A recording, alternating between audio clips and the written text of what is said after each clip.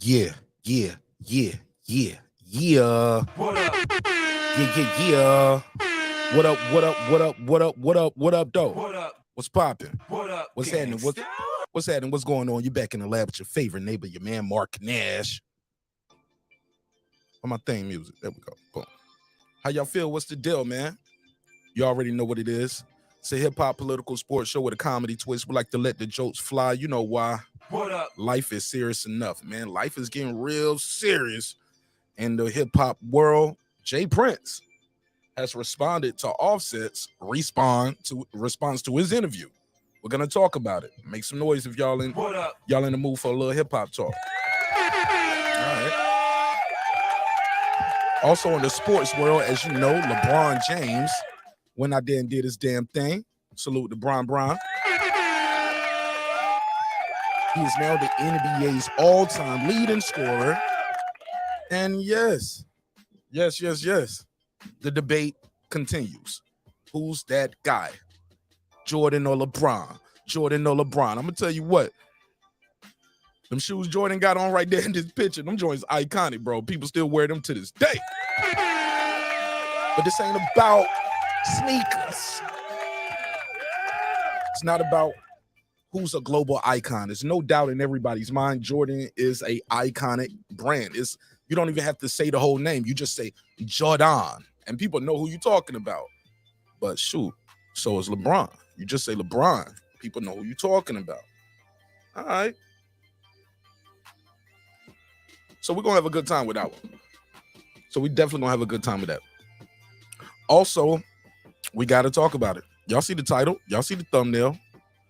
We got to talk about the phase. Yeah, the phase.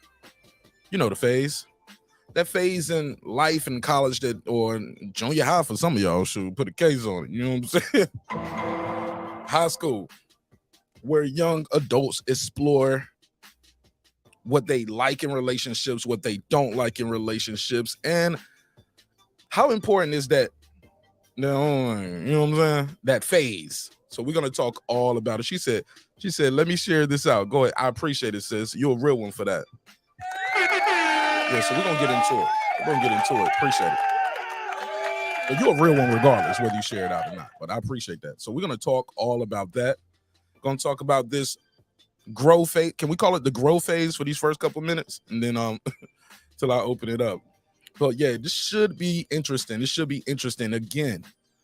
Again. Oh, in other news, word on the street is, and we got to put a case on this. I'll probably cover this last, if I do cover it at all on this live. Ryan Garcia, my boy, King Ra, and my other boy, Baltimore native, Javante Tank Davis. You know what Tank said? Yo, Ryan said, look, they hitting Al Heyman with the Al Heyman. They said, look, Ryan Garcia gonna make eight figures with or without you. Take it or leave it. We ain't playing with y'all about this rematch clause. It's non-negotiable, baby. It's non-negotiable. I will not bend the knee. So all that stuff Steven Espinosa was talking about when he said, hey, it's a lot of things we can do. You better start figuring out them other things, because they saying, hey, look, we're not going to give you guys all the rights on the first one. And then if our guy wins, we got to do that again? Oh, no. He said the zone has invested millions of dollars into Ryan Garcia over these last few years. And that's just not what we're going to do. We have an obligation to the zone. Not just renting our guy out to you for 2 fights, especially if we win that first fight. No. We're not going to bend the knee. We will not capitulate. We will not acquiesce. All right. He said, we're going to fight Regis program with or without you. You want to be a part of this Ryan Garcia brand? Because I'm going to let you know Ryan Garcia going to be all right. He's been doing all right and ain't even had a title yet. And he's doing pretty doggone good. They need this fight, man. Tank needs this fight. I'm sorry. I hate when people say he don't. I'm sorry. He needs this fight. So yeah, we got a packed docket on the show tonight, man. It's gonna be a doggone good one. Baby's at the babysitter. Hey, baby with the grandma going to get her hair braided tomorrow morning. So yeah. In the words of the good homie, Moneybag Yo, I just looked at my wrist. I got time today. time today. Yeah. So this should be a good one. Rock from Brockton said Jordan the only GOAT. Got to put a case on that. That's debatable. Some would say Bill Russell's the GOAT if we're talking about championships. But you know, people will push the goalpost. They were like, well, Bill Russell was playing with a bunch of 5'7" white boys. Hey, look, the ball still got to go into the hoop. They changed rules for Wilt Chamberlain. Like, no more dunk in front of free throw line. You got to shoot the ball. Wilt Chamberlain would take 2 steps back and just run and glide from the free throw line and dunk. Yeah, it's like, no, you got to shoot the ball, bro. Who said no dunk? Well, I think Kareem was the one they made the rule in college, no dunking in college. Then they brought it back. Yeah. So, you know you the GOAT when they change the rules for you. So we'll talk about it. And with that said, I'm going to run the intro. I ain't going to run the long intro. I'm going to run the short intro. Actually, I'm going to run the long intro just for it, but I ain't going to run it all the way. I just need to go grab some water. So give me about a minute. Give me a minute. Actually, I'll just run the short one twice. Yeah, I'll run the short intro. No, I'll just come right back. Look at me. I'm so excited about this shit. I don't even know where I want to start. I just know it's going to be a lot of crazy stuff going on this one. Probably going to be a lot of sex talk, a lot of cussing, and I just know these first 5 to 6 minutes of YouTube needed to be clean for the monetization purposes. So, got to clean my act up. So, all right, let's get into it. It's your man Nash, breaking beats. Let's get it. Bang. This is my passion. This is what I love to do. But some days, sometimes, I'm just like you, man. I hate this job. Damn, I hate this job. Damn, I hate this job. Damn, I hate my job. Damn, I hate this job. I'm just like you. Damn, I hate this job. Man, I hate this job. Man, I hate my job. From a good dream I wake, sun rays on my face, planning out my day, hoping this ain't the one that I catch your case. I feel so good, I feel so straight. My manager keep calling me saying, hurry up, you late. Hurry up, you lay off. Yo, man, I hate this job. Man, I hate this job. Been trying to play it cool, but it's hard to play it off. I've been hanging on to this bullshit, cause my car still ain't paid off. I know I'm on my way up. My boy just got laid off, so y'all, man, I hate this job. Man, I hate this job. These hoes here so ratchet. These hoes here so sneaky. Y'all don't even really pay enough for y'all to only pay bi-weekly. I'm trying to double up my cash. Take this job, shove it up your ass. Yo, man, I hate this job. Sometimes I wanna say, walk in and slap my boss. This shit is getting hard. Damn, I hate this job. Gotta make it out of this struggle, bruh. And I don't really mean to take it out on you. You just a customer, but damn, I hate this job.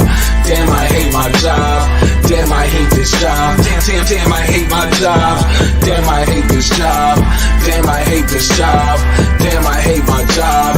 Damn, I hate this job. We're the reason why your stockholders always stay afloat. Yet I'm asking, are they hiring? Like everywhere I go, schedule will say 9, but I think it's fine if I clock in at 9:04. I work 40 hours a week plus overtime just to be bro. So y'all, man, I hate this job. Hate that I applied. So much has transpired since the day that I was high. Told me I could advance, but you were telling me lies. Gotta give your notice before I quit, but you don't say shit right before I'm fired. Damn, man, I hate this job. Sometimes I wanna say, walk in and slap my boss. This shit is getting hard. Damn, I hate this job. Gotta make it out of this struggle, bruh. And I don't really mean to take it out on you. You just a customer, but damn, I hate this job. Damn, I hate my job. Damn, I hate this job. Damn, I hate my job. Damn, I hate this job. Damn, I hate this job. Damn, I hate my job. Damn, I hate this job. You and your procedures, you and your protocol, you and your policies, none of that shit don't apply to me. You and your quotas, you and your standards, you and your 2 sick days a year. Y'all niggas bananas. Wonder why the postman's posted with hammers, going postal with Popo on camera. His wage got him enraged, stressed out, it's hard to maintain. He flips the middle, grabs his. He said, if you don't get the picture, I quit, you ain't shoot. Mother, man, I hate this job. Sometimes I wanna say, walk in and slap my boss. This shit is getting hard. Damn, I hate this job. Gotta make it out of this struggle, bruh. And I don't really mean to take it out on you. You just a customer, but damn, I hate this job. Damn, I hate my job.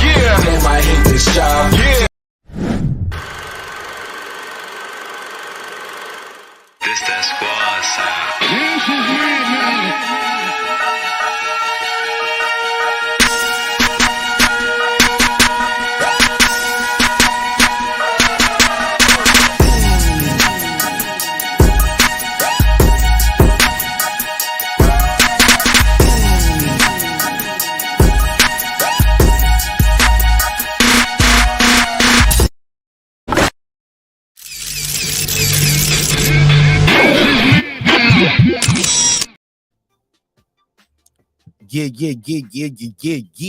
What up? What up, though? What's popping? What's happening? What's going on? You back in the lab with your favorite neighbor, your man Marq Nash. He is I am he. Another great episode of Breaking Beats. What's the deal? How y'all feel? Y'all already know it's my hope, my wish, my dream, my prayer that this episode finds you all in good spirits, good health, good prosperity. God knows we all need it. All right. Got a good show planned for y'all this evening, man. I got a damn good show planned for y'all this evening. In the meantime, in between time, definitely check out the survey. I got a survey in the chat. Got a survey in the chat. Asking y'all who's the GOAT or who's the best between those two players I mentioned. Now, I get it. Some of y'all going to be like, Marq Nash, I don't want to hear that. Kobe's the GOAT.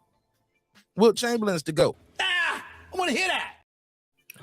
I'm asking about the two players that are mentioned. That's it. I don't even feel like it's fair to put Kobe in there because I feel like Kobe might win just because he's Kobe. And not to mention, he's no longer with us.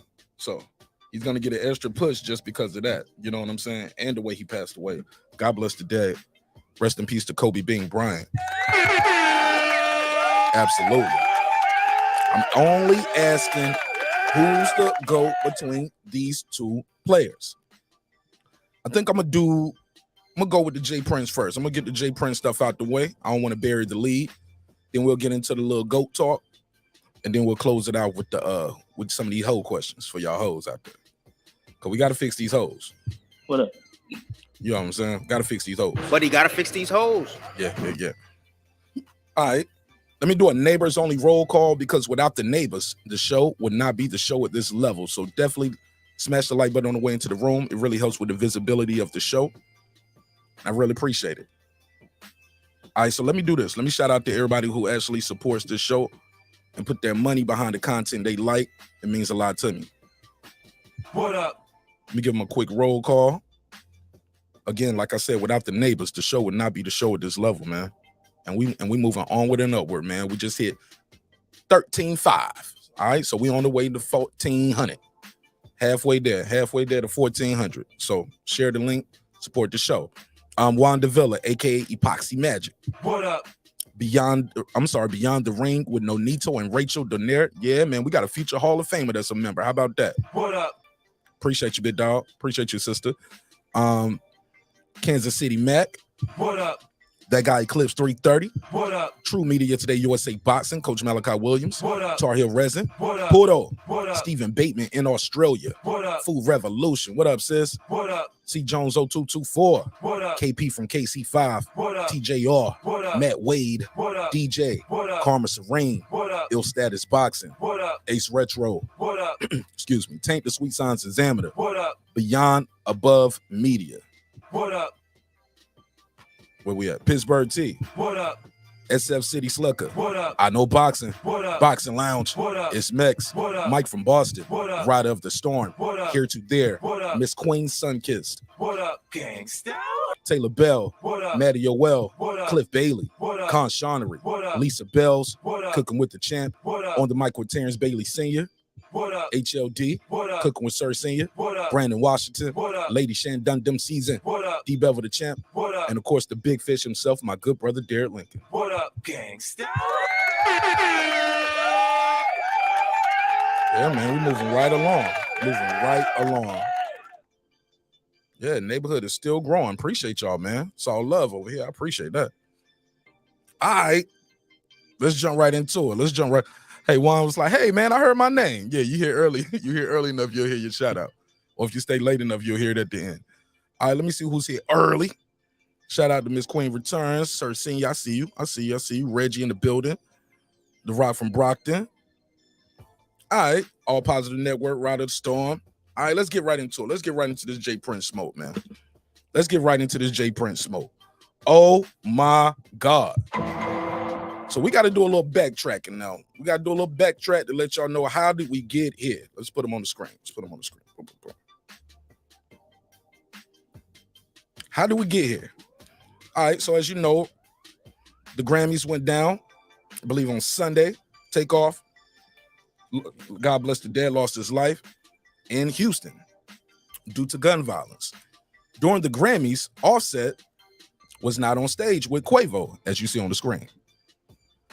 Quavo went on stage and he did a tribute to his nephew, aka and his band member, aka Takeoff. Now, during the performance, many fans was like, okay, we see Quavo, we see Takeoff. We was thinking, hey, maybe this would bring the relatives back together because they are all blood related. The two you see on the screen are uncle and nephew. The one on the left who lost his life, that's Takeoff. Quavo is his uncle on the right. Yeah, his sister is Takeoff's mom. All right, just giving y'all some information because everybody might not know. All right, so put a case on me. All right, so boom. Now, it was rumors that they got into a fight after the Grammys. My man Offset said, y'all crazy. I wouldn't be fighting my cousin. But you can clearly hear audio and see some video. Well, the video's blurry, but you can hear Cardi B's voice. Oh, my goodness, both of y'all wrong. You know Cardi B voice when you hear it. All right. So let me play what Takeoff had to say. I'm sorry, what Offset had to say first. We're going to play J Prince's response. No, so we're going to play J Prince's response.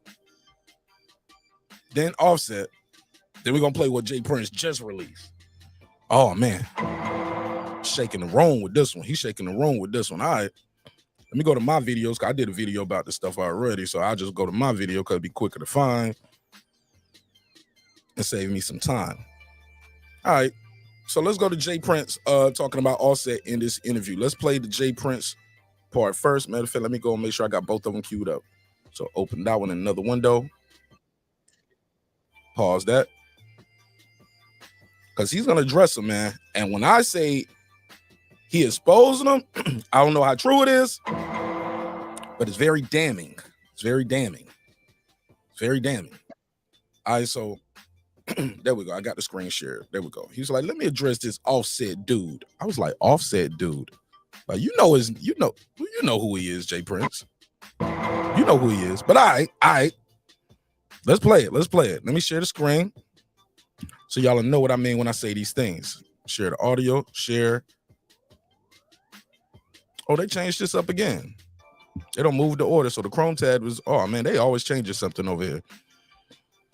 All right, so this is him sending a warning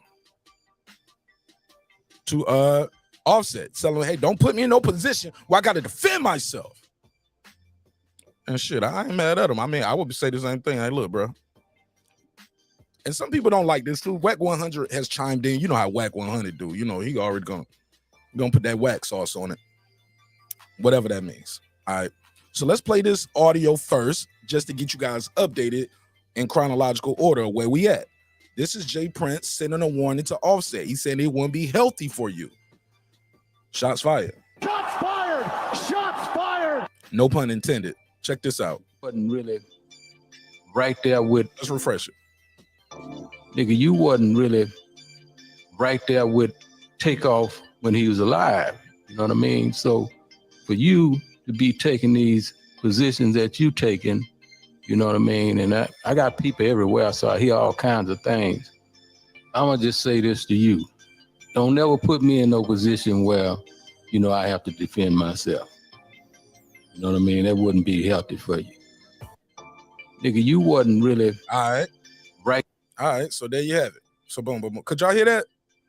I realized the beat that I got playing in the background now is the same beat I had playing on the video, so I don't know how the audio sounds to y'all. Could y'all hear that? Kaz, what up? KDR, what up? Rock from Brockton, salute. My brother Mega's on the building. What up, bro? Full Revolution. What up, my sister? You heard about Ryan saying, hey, look, I'm moving on to regions if y'all keep playing. All right. All right, so boom, boom, boom. He said, and there's no GOAT in team sports. Not possible. They keep trying to crown him out here, all positive. So we just got a show to do, man. We just got some content to put out. Somebody said, he said, I'm the only one here. No, you're not the only one here. There's a lot of people in here, man. All right, so boom, boom, boom. Let's go to the next one. So y'all can hear the audio, right? Okay. Yes, we hear. Thank you, Clips. Thank you, Ride of the Storm. C. Thank you, Kaz. Thank y'all. Crowd participation. All right, so boom. I'm going to end this one. And let me go over here and share the screen so y'all can hear the other audio. Because that third one I'm going to play. Oh, my God. Shots fired! Shots fired! All right, so to be fair, we got to play how Offset responded to the Jay Prince interview. Let's hear that. Just keeping y'all up. We got to hear it all together so we know where we at. Myself. You know what I mean? That wouldn't be healthy for you. First off, y'all niggas speaking on my real brother. I don't know what y'all niggas got, what the fuck y'all niggas got going on. Y'all niggas speaking on my real brother. How dare one of y'all niggas even speak on me and Tate relationship, nigga? I don't know you niggas from a can of paint, nigga. Y'all niggas don't know how me and my brother rock, nigga. You trying to clear your face, nigga. This your 5th interview, nigga. You done did about my brother, nigga. You ain't think about his mama. You ain't think about the family, nigga. We ain't said nothing. Ain't nobody said nothing but you niggas. You niggas, man, who y'all niggas think y'all nigga is? John Gotti, nigga? Ain't nobody going for none of that, bro. I ain't studying none of that y'all niggas talking about either. And if you heard something from me, I'ma tell you it's gonna come from me. Call my phone. Y'all nigga going off of he say, she say. Then y'all nigga supposed to be this is who y'all supposed to be. And y'all nigga on interviews and it out on an interview. Talking about, I said that, nigga, call my phone, homie. You call my phone, we'll have a conversation. They gonna talk about all that plant internet. In myself. Okay. I had to turn the background beat off so it didn't clash. Let me put the background music back on. All right. So you've heard Jay Prince. You've heard Offset. And Jay Prince is back at it again. Yeah, he won't done. Yeah, he doubled back like a camel. He was like, I got some more shit to say. All right, let me get that audio queued up for y'all. Because this is the part of the show where they say he exposed them. Shout out to the people watching on the backup channel. Y'all like, hold on. Matter of fact, let me rent you. Oh, Ride of the Storm, you on the backup channel. You on the backup channel. He said I'm the only one here. Oh no, you on the backup channel. But stay right there. I'm gonna mod you up over there on the backup channel. Matter of fact, I'll do it after the show. I appreciate that though. But everybody else on the main channel, Ride of the Storm. Marq Nash, not Marq Nash Live. So boom. Damn, I forgot about this clip. This is a clip of Young Chop said he tried to tell us about him. Okay, nah, I ain't gonna play that one. All right, here we go. All right, let me share the screen so y'all can hear this one. And this is where Jay Prince like, what you mean you don't know me from a can of paint? Won't you out there getting your ass beat? Then you call me for protection? Oh. Shots fired! Shots fired! I didn't say that. He said that. Let's play it. Let's play it. Where we at? Boom. Let me cover the screen up though, because I don't want to get no trouble when I do this shit. You know what I'm saying? All right. Let's play it. Let's play it. Where is the audio? Man, one day I'm gonna have me a co-producer for real, man. They're gonna be doing all this stuff. I'm like, play the clip. They're like, I got you right here, bro. Here you go. This clown Offset suffering from being a fake mother. Whoa, stop right there. That's how I start off. That's how you start off. This clown Offset suffers from being a fake mother. Shut your mouth. Let's hear it. This clown Offset suffering from being a fake mother disease. Okay, fake motherfucker disease. He want to play victim now, but he was a volunteer when he spoke threats about me and my family name in his mouth about what he gonna do. Why you didn't call me to talk is the twist he want to use. Tell lies in your woman ear, nigga. I don't have time to listen to weak shit. Now you want to fake in front of a camera, trying to hide behind takeoff mother when I've shown nothing but respect for her and family. See, boy, you acting like you a part of a family that don't really fuck with you because you're a snake. You're a snake. Now you don't know me from a can of paint. Let me see if I can refresh your memory. Bro, my man said, he said, you trying to be a part of the, man, let me rewind this shit, man. Let's take this shit back from the top. Man, what a rewind button. Somebody hit the rewind button for me, please. Hit the rewind button. I need to hear this again. I need it from the top. Play it again. He want to play. This clown Offset suffering from being a fake mother disease. He want to play victim now, but he was a volunteer when he spoke threats about me and my family name in his mouth about what he gonna do. Why you didn't call me to talk is the twist he want to use. Rachel, what up? Tell lies in your woman ear, nigga. I don't have time to listen to weak shit. Okay. Now you want to fake in front of a camera, trying to hide behind takeoff mother when I've shown nothing but respect for her and family. See, boy, you acting like you a part of a family that don't really fuck with you because you're a snake. Now you don't know me from a can of paint. Let me see if I can refresh your memory. Bombshell, watch this. Remember we talked when you got your ass whooped in Atlanta? Woo! You forgot? Shots fired! Shots fired! He said, remember we talked when you got your ass whooped in Atlanta? Oh, man, let's hear that again. See if I can refresh your memory. Remember we talked when you got your ass whooped in Atlanta? You forgot? Remember when you called up on me and I came to LA and met with you because you was nervous about your wife performing because she had them issues about using the word fluke? He said, okay, did y'all hear that? He said, you remember you called me and I came out to LA because your wife was performing and you was nervous because she had issues about using that word flu. If you know, you know. And I came to LA and met with you because you was nervous about your wife performing because she had them issues about using the word flu. You forgot? Remember when you and Sauce Walker was beefing and you wanted me to stamp that bullshit? You forgot that too? Hold up. So you don't call the man. You said you don't know him from a can of paint, but according to him, you called me when you got beat up in Atlanta. You called me when you was out in California, your wife was performing. You called me when Sauce Walker and y'all had beef and you need me to squash that too. Let's hear it. I can go on, but I think you remember now. He said, I can go on, but I think you remember now. Let him go. Let him go, marqnash. marqnash, stop pausing it. I got to pause it. marqnash, stop pausing it. Man, I'll take it from the top. You better not tell me to stop pausing. I'll start this whole shit over. Let's go. See, this is the reason I say blood make you kin and loyalty make you family because of... Like that. Say that again. Blood make you kin, but loyalty make you family. I can go on, but I think you remember now. I remember now. See, this is the reason I say blood make you kin. I don't remember. I and was loyalty make you family because of motherfuckers like you that have stuck a knife in the back of the ones you call your brother. You don't stuck a back. People like you have stuck a knife in the back of the ones you call your brother. Let him go. Let him go. Explain. Since you're a real ass nigga, explain to the people the real reason why you weren't on that stage at the Grammys with Quavo, who you call your brother, for the tribute. Lisa Bell, what up?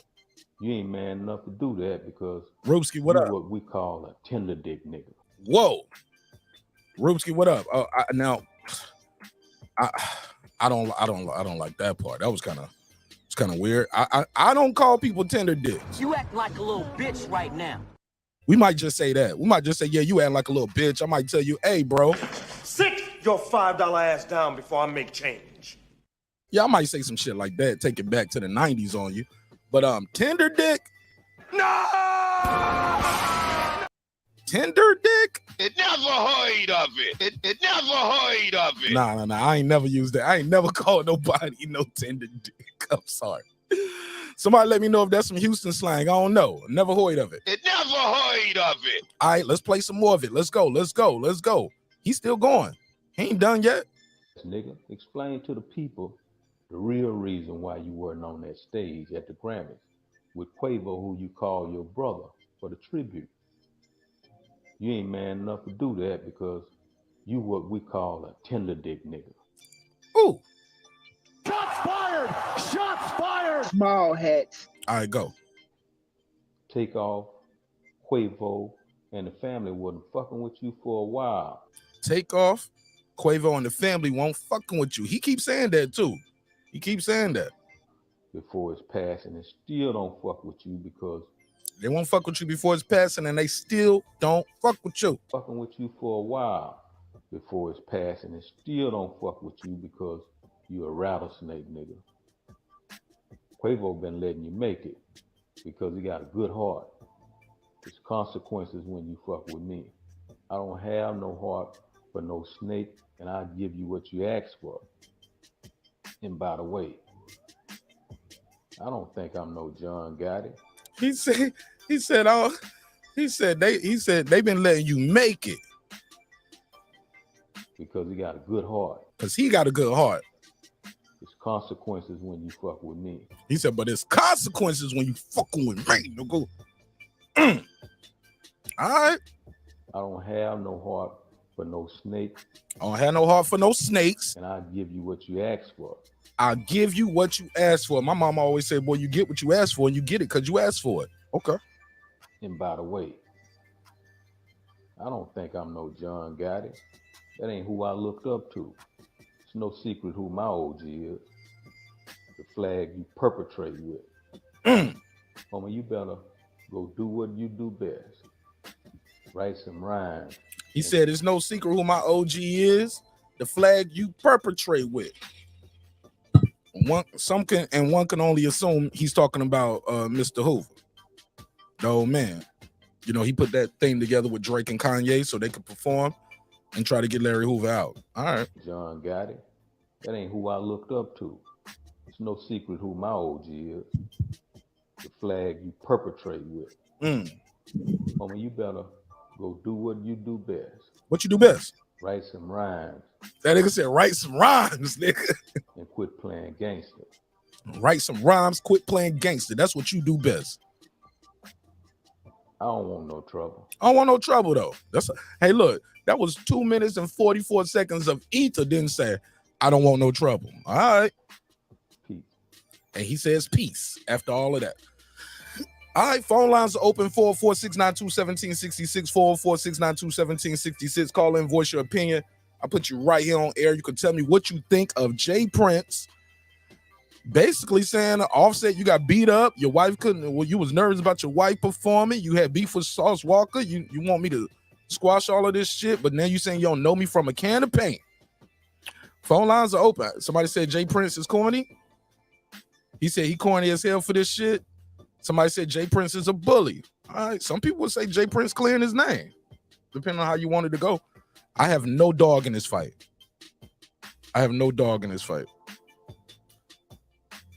Just curious of what you guys saying. Somebody said if you keep campaigning, you will get elected. Jay Prince. Oh, that's his quote? Because I've said that before. I didn't know that was his quote. He made that up. Yeah. You keep campaigning, eventually you will get elected, though. He ain't right about that. That's the story of Richard Milhouse Nixon. That nigga just kept trying. He just kept trying. And you see what happened to Nixon. Okay. He lied. Yeah. Y'all niggas worship him. Yeah, he lied. All right, let me see what they said in the chat. Somebody say Jay Prince fire, no filter. Somebody said, nah, being a tender dick is real gangster talk for a man who crashes out over women. I use the term tender dick all the time. To be honest, I've heard the word tender dick on this show before. I just never used it. But yeah, I've heard people say it. Yeah, shout out to my brother Pac-Man Tay. He said that's old school. He said that's old school Houston slang. All right, I'm gonna let y'all call in. I'll beam y'all in one. I'm trying to get y'all in one. She said it's in English, bro.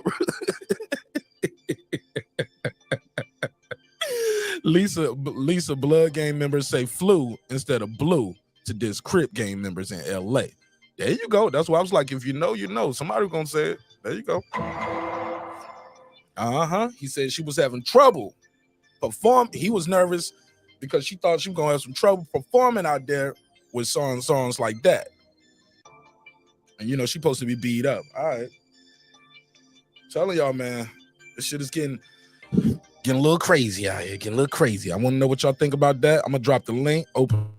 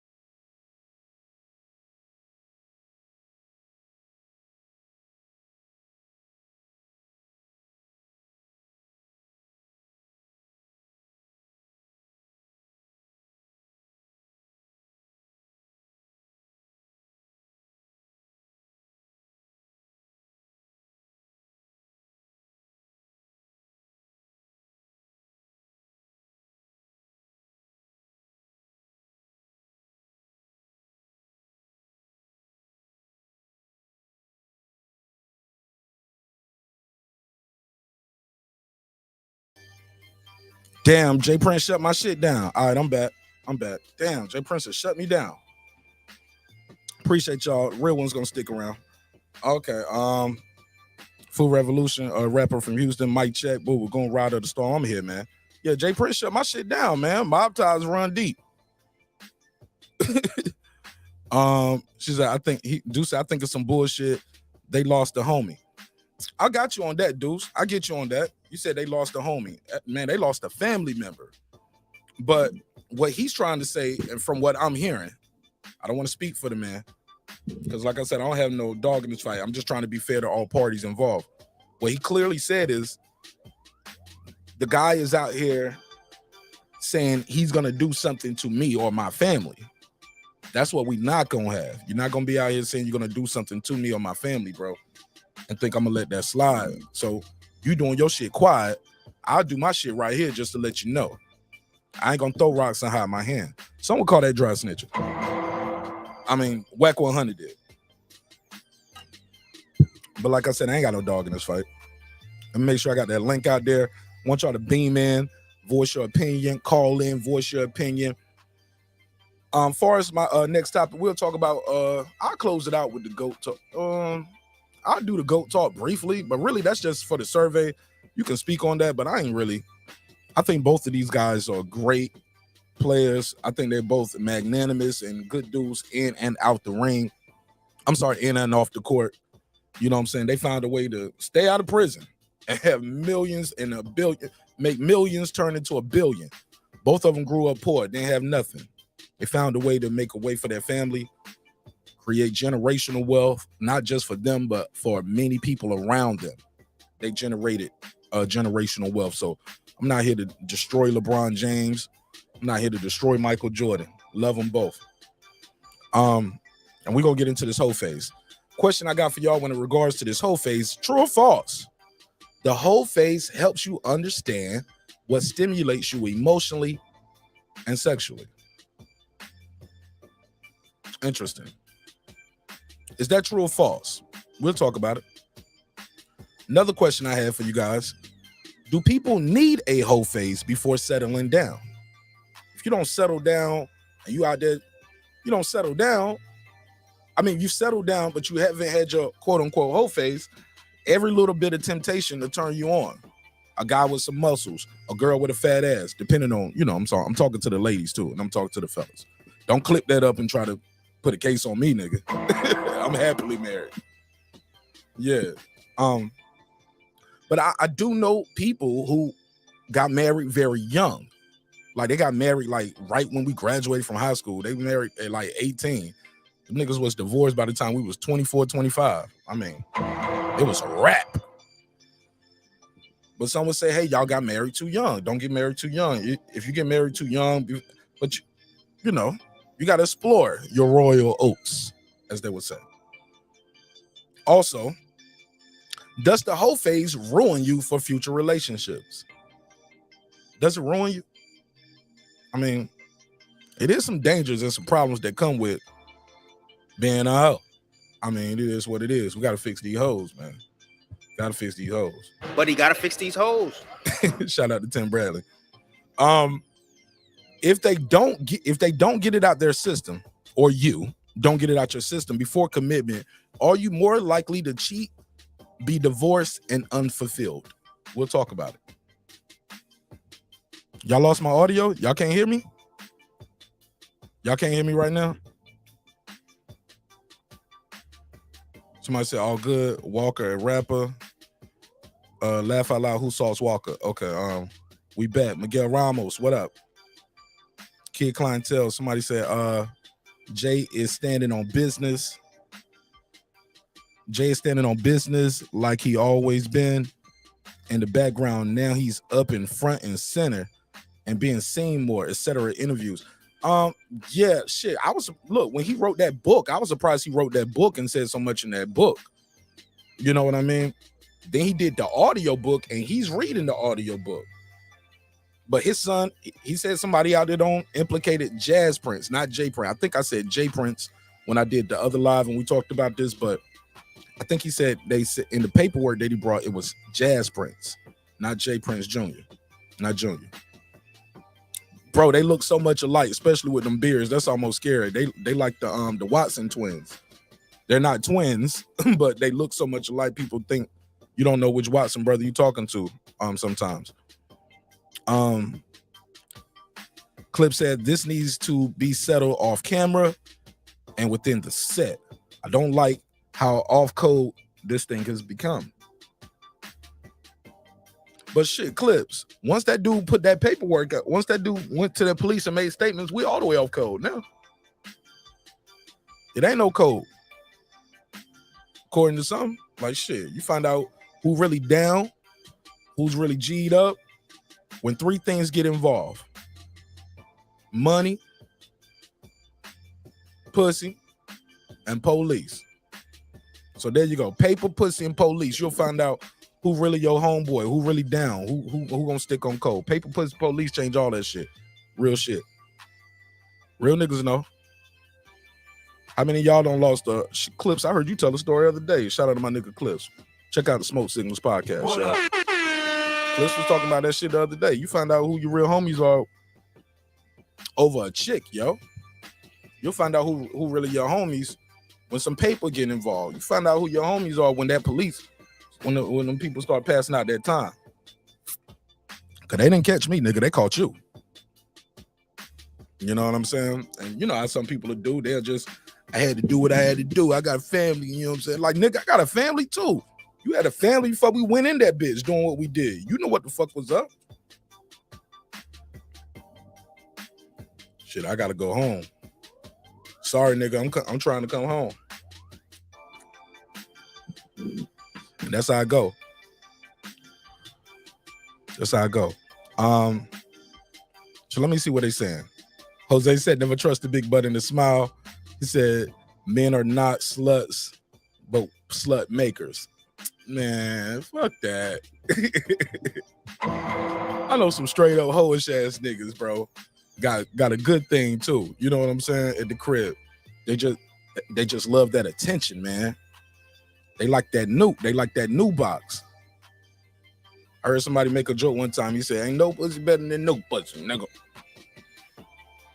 Told y'all it's an adult show, so please don't play this show out loud at your job and around your coworkers. You might get fired, nigga. Shots fired! No, you fired. Shots fired! No, you fired, nigga. She said, Cam, never mind. I got you. Peace. Mic check. Okay, boom, your audio. Lost your audio. So this is back. This is back a while ago. Shout out to my boy Reggie. He said, whole phases are very necessary. I couldn't agree more. I could agree more because some of the girls, I ain't about to marry you anyway, shorty. I came for one team. You know what I'm saying?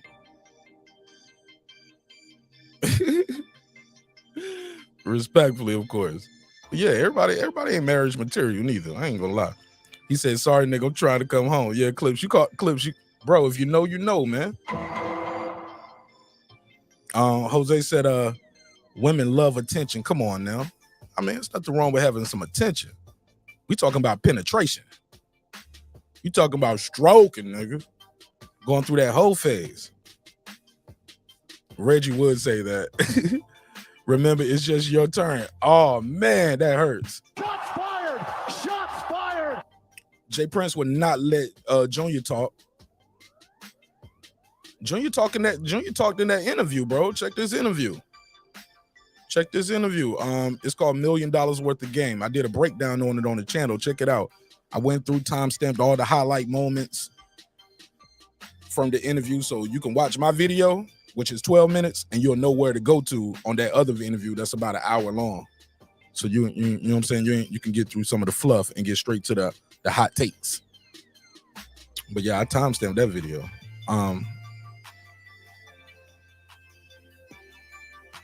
Somebody said, remember your turn. Y'all niggas tripping. What's up, Lisa? So this where we at with it. Damn. So this where we at with it. Let me plug this in real quick. I hope I don't lose the audio. Plug this in right here. Oh, the phone line was about to die. There we go. All right, I'm back. Somebody said, I be stroking. That's the funniest song ever, right? That's what I be doing. I be stroking. I remember that commercial used to come on when they sell them old CDs. I used to let the commercial run just to hear that song. Clip said, I was always taught that being a hoe isn't as much about what you do in the bedroom or who you do it with, how many times you do it. What matters is how you act before and after all that. Right. Clips, I like that.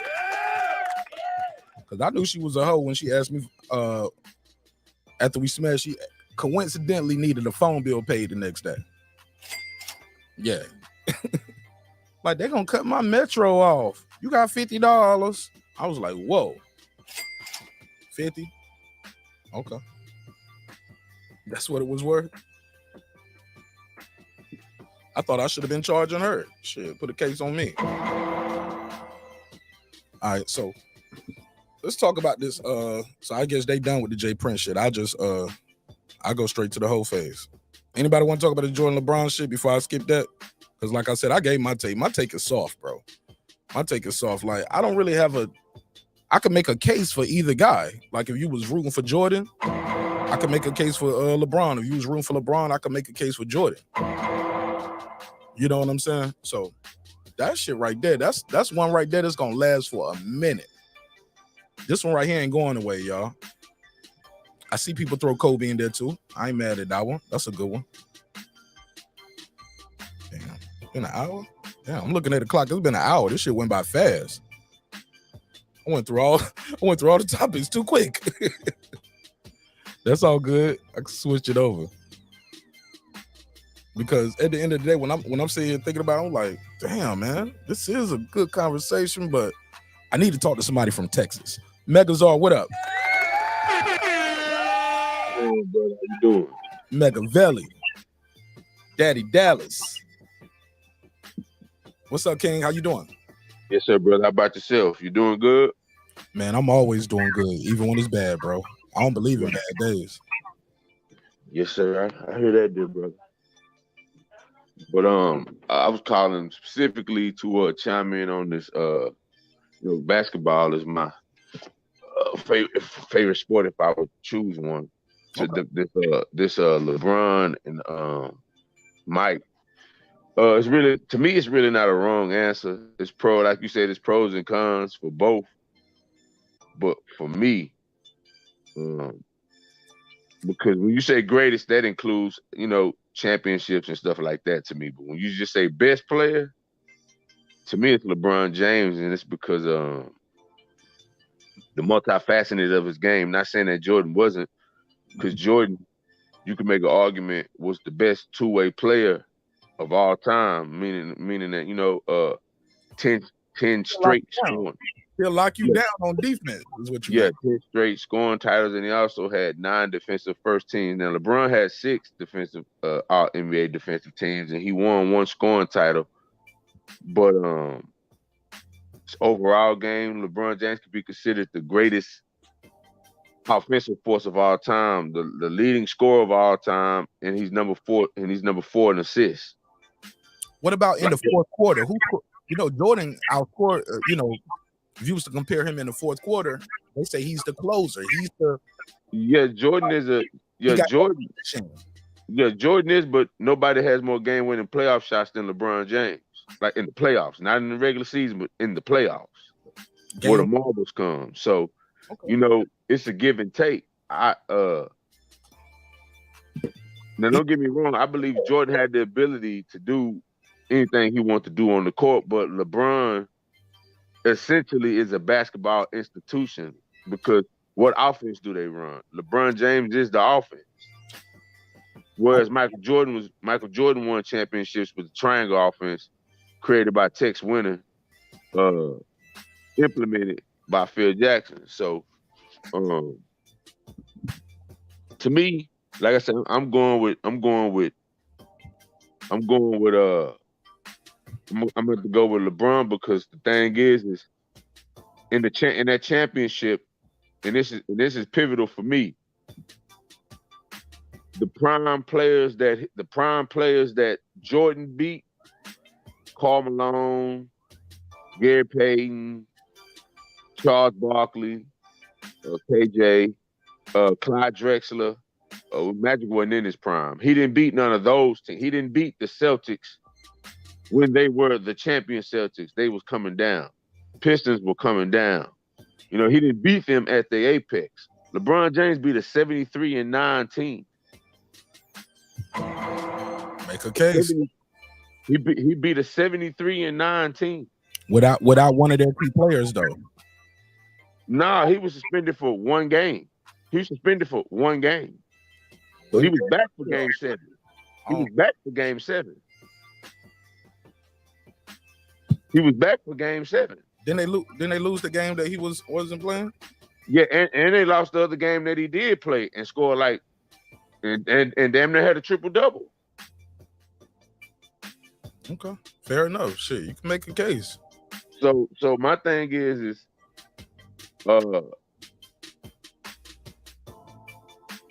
if you say LeBron, if you say Jordan won more or less, name me the defensive stopper that's Dennis Rodman's equivalent that LeBron James played with. You can't name him. Hold on, Deuce said, but they gave him that championship. They gave who what championship? No, they don't give nobody championships. Yeah, like you win championships, you know, you're not giving those. Hey man, I ain't riding with that shit. I ain't riding with that shit. Somebody said that 72 team for the Bulls. Hey, Megazord, I'm hearing like you got me on speaker? Yes, sir. Yeah, change where is that? Because I can hear myself bleeding back through. Okay. Or take it off speaker or something like that. You might have to take it off speaker. Or put some earbuds in. I got some headphones. All right. Audio snob. I was watching on Ari Melber the other day. They were talking. I'm gonna mute your mic while I'm talking. I was watching Ari Melber the other day, and somebody was on his show, and I was like, "Oh, is he gonna let this bad audio ride?" And sure enough, he was like, "Ma'am, I'm gonna have to fix your audio." I was like, "Yes." Hey, look, I felt like Eddie Murphy in Coming to America. When he checked him for the bad audio, he was like, "Hey, sister, hey, look. I know we're talking about police brutality. You the only black woman on the panel." He didn't say it like that, but I was like, "Yeah, man, you got to fix these hoes." You know what I'm saying? Got to fix them hoes. Yeah, but I feel like yes. Vindication. Is that better? Perfect, bro. Perfect. There you go. Go ahead. You see, they don't give away championships. Go ahead.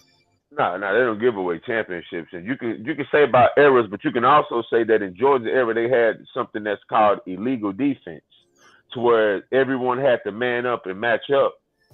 In today's NBA, you can actually play the weak side, whereas in Jordan's era, that would be called illegal defense. So you can stack an extra person.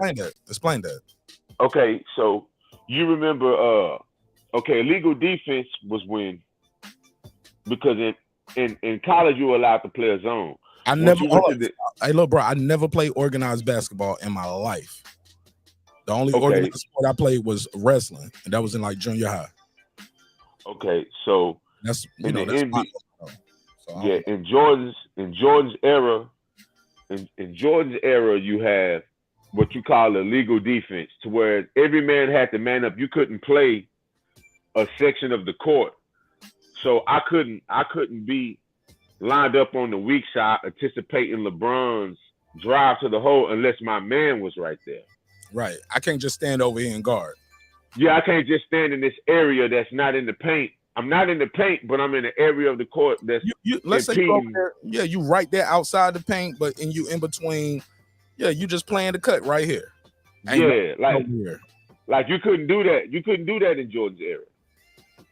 But in LeBron's era, they introduced what is like a soft zone to where you can actually play an area where your man isn't at, as long as you within an X amount of feet of him. Which is So everyone talks about these rules and these changes to these rules. You got to understand, they changed the rules for Jordan. Like Jordan wasn't the only one getting his ass pounded when he went to the hole. He wasn't the only one. It's just that it was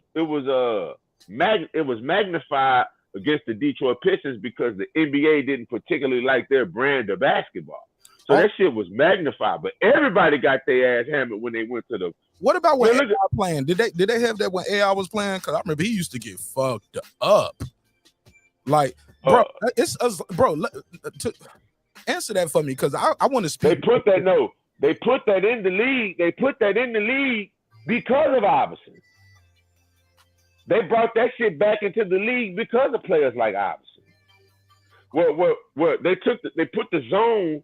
That's a form of a soft zone where you could play an area of the court and not the actual player. They put that in the league because of Iverson. You remember Jada Kiss Reebok commercial? They even put a zone in the league to try to stop him. You remember when that infamous commercial, the Reebok commercial where they dribbling and Jada Kiss rapping? Oh yeah, and the beat is the ball and the sneakers. Yeah, the beat. Yeah, and he was like, they even put a zone in the league to try to stop. Like everyone was saying, because of guards like Allen Iverson, Stephon Marbury, those type of scoring point guards who at that time wasn't really prominent in the NBA. Marbury, Iverson, of course, but Marbury, these type of 20 and 8 type of point guards wasn't that prominent in the NBA. I'm just trying to get some clarity. So you saying they added this rule to stop certain guys? I thought you meant they added this rule where they changed that rule to allow these guys to score. Like that rule was changed so Jordan could score more. Well, no, that was no. Jordan could score easily. No, Jordan could score more because he only had one defender to beat unless they outright double teamed him. But in LeBron's case, they put an extra that you could guard with a player like LeBron before he developed a jump shot. All he could do was beat you off the dribble, go to the hole. So now you got someone that's playing help side defense, but their help side defense is actually shadowing him. So it's like they playing this part of the court, like literally just standing there like a zone, like a zone defense. You know, no different than a zone defense in the NFL where players play parts of the field and not the actual player. So, yeah, like LeBron had to contend with that, and I just throw that argument just for people who want to contend with the different eras. There's always different eras in type of sports. It's a different era of boxing than it is. Like this is how it is. Bro, I want to add something to that. Hey, look at you out of all people. You don't brought it back to boxing. He was like, yo, hey, look, I was trying to give him a break and give him a healthy alternative tonight. But I still had to bring that slime in here. I brought it. You know what I'm saying? Whole phases. But but I want to speak about that. What you said was very interesting because the rules have changed. I did a YouTube short once, and it was a viral clip going around, and people saying the Euro step been around. And it's a clip of my boy Dominique Wilkins. Shout out to D. My boy Dominique Wilkins comes down. He stole the ball as they throwing it to Larry Bird. He jumped. Larry Bird had him posted. He pulled a chair, and bro, you know how fast and how quick you got to be to do that. Where you pull the chair and anticipate the pass and steals the ball. And a professional. Nah, they got clips. Of Dominique Euro stepping on the break. Bro, that's what I'm talking about. That's what I'm saying. Yeah. I'm leading to it. I did a short about it. He pulled the chair, stole the ball. He's running down the court. Gets up there to Kevin McHale, Euro steps, finger rolls the shit in. Referee waves it off. Traveling. They called it traveling. That's why guys like Dominique was like, shit, if we could Euro step in my day, shit, I have an extra 1,000 points. We couldn't Euro step. They have more than 1,000. Bro, like the hand checking. These guys can't hand check now. Back then, these dudes used to hand check. And they was aggressive with these hand checks. They shifting your body. These 6'8", 250 type dudes are shipped, or 6'10", 6'8", whatever. They hand check. The overall physicality of the game. The overall physicality of the game has changed. Way higher, but you got to understand there was way less possessions. There was way less possessions also. They wanted high. They wanted scoring. I think the NBA, if I'm not mistaken, they changed the rules to make the games more entertaining. some certain foul, like they stopped. Look, the breakaway foul. They didn't like that shit. It was like it's injuring players, but also more importantly, it's slowing and stopping the game. Where you just you can't just foul a dude on the breakaway a certain way. They be like, that's flagrant. We're like flagrant too, man. They would snatch you out there. Man, Charles Oakley and them dudes, Mason, they would grab you mid-air and slam you down like a Marvel comic type shit. Well, no, I mean it definitely. But you got to understand that was the NBA Finals was on tape delay for a long time. You know what I'm saying? So that's just with the 90s is when the NBA became prominent. You know what I'm saying? Like in the 80s, it was building. Once it got to the 90s, that's when it was at its highest prominence. Like, because remember in '79 was the great game between Magic and Larry Bird in the college. Yeah. Then the next year, 80s, and that 10-year run built the NBA into the machine that it was in the 90s. But the 2000s is what made it the global. The 2000s is what made the NBA the multi-billion, borderline trillion entity that it is today. And if we being honest, from 2003 on till today, LeBron James is the number one reason why it is like it is. I'm not taking nothing away from Kobe Bean, nothing away from the great Kobe Bean, nothing from Tim Duncan. Kind of did. I'm not though, but I'm not. But I'm not though. Like, you know what I'm saying? I'm not. When you look at it, 20 years of this, who can say that? Like I said, you can't take nothing away from the Bean. I'm gonna give you something right here. When it comes to well, go ahead. I don't want to cut you off. Go ahead. Well, no, I was just saying I ain't taking nothing away from Kobe. Kobe is in a top 5 player for me, but I won't argue if someone says Kobe is a top 5 player for them. You know what I'm saying? Like I won't argue that. I won't argue Tim Duncan, Shaq. I've seen more than Kobe than LeBron. Like like personal accolades is one thing, right? Right. But the it's a team sport. It's the overall goal is to win the chip. Kobe got 5 things. Yeah, he also played with Shaq. Jordan got 3 of them things. Jordan got 6 of them things. I mean, got 6 of them. I mean, LeBron played with D Wade. LeBron always had another apex predator with him, arguably. Yeah, no, he always had, but he never had Shaq. He never had Kareem Abdul-Jabbar. Hey, look, but guys he did have a Shaq, and he still didn't win. Didn't Shaq go to Cleveland? Oh yeah, you talking about that? Yeah, that Shaq and he retired the next year. You talking about that Shaq? 2 feet tall. He still can. He's still a dominant force. No, he not. No, he not. Was Muhammad Ali a dominant force when he fought Larry Holmes? That's what Shaq was. No. That's not fair. I'm talking about. No, it definitely is fair. No, Shaq was that in basketball years. Shaq was that in basketball years. Though. I ain't gonna do this with you. I ain't gonna do that. I ain't gonna. He was. Hey, you can go look at the like if you look at the punches. Bro, the height matters, bro. The presence matter. But when you can't move, when you can't get up and down the court, though, you got to understand, Shaq was in his like 17th, 18th. He couldn't get up and down the court no more. Fair enough. It was times that Shaq played with other teams before that, though. Yeah, and guess what? That was like 2000. That was like 2005. Yeah. He played with LeBron in 2009, and he came in the league in 1991. Never gonna say Shaq ain't shit. No, I'm saying Shaq was way past his prime. But bro, in his infancy, bro, he wasn't winning. Shaq came straight out of college, came to the damn motherfucking did the Magic win with Shaq? Oh no, they lost to the great Akeem Olajuwon. So more excuses though. It's not more excuses. I'm just saying it, but too though. Then how's that an excuse? That's not an excuse. Then they lose to other people before they got there, bro. They wasn't winning every single game just because you had Shaq, and that's when he was slim, trim, and breaking bad boys, bro. Stop it. Get off the gas. Look, but you got to understand, it's a shelf life for everything.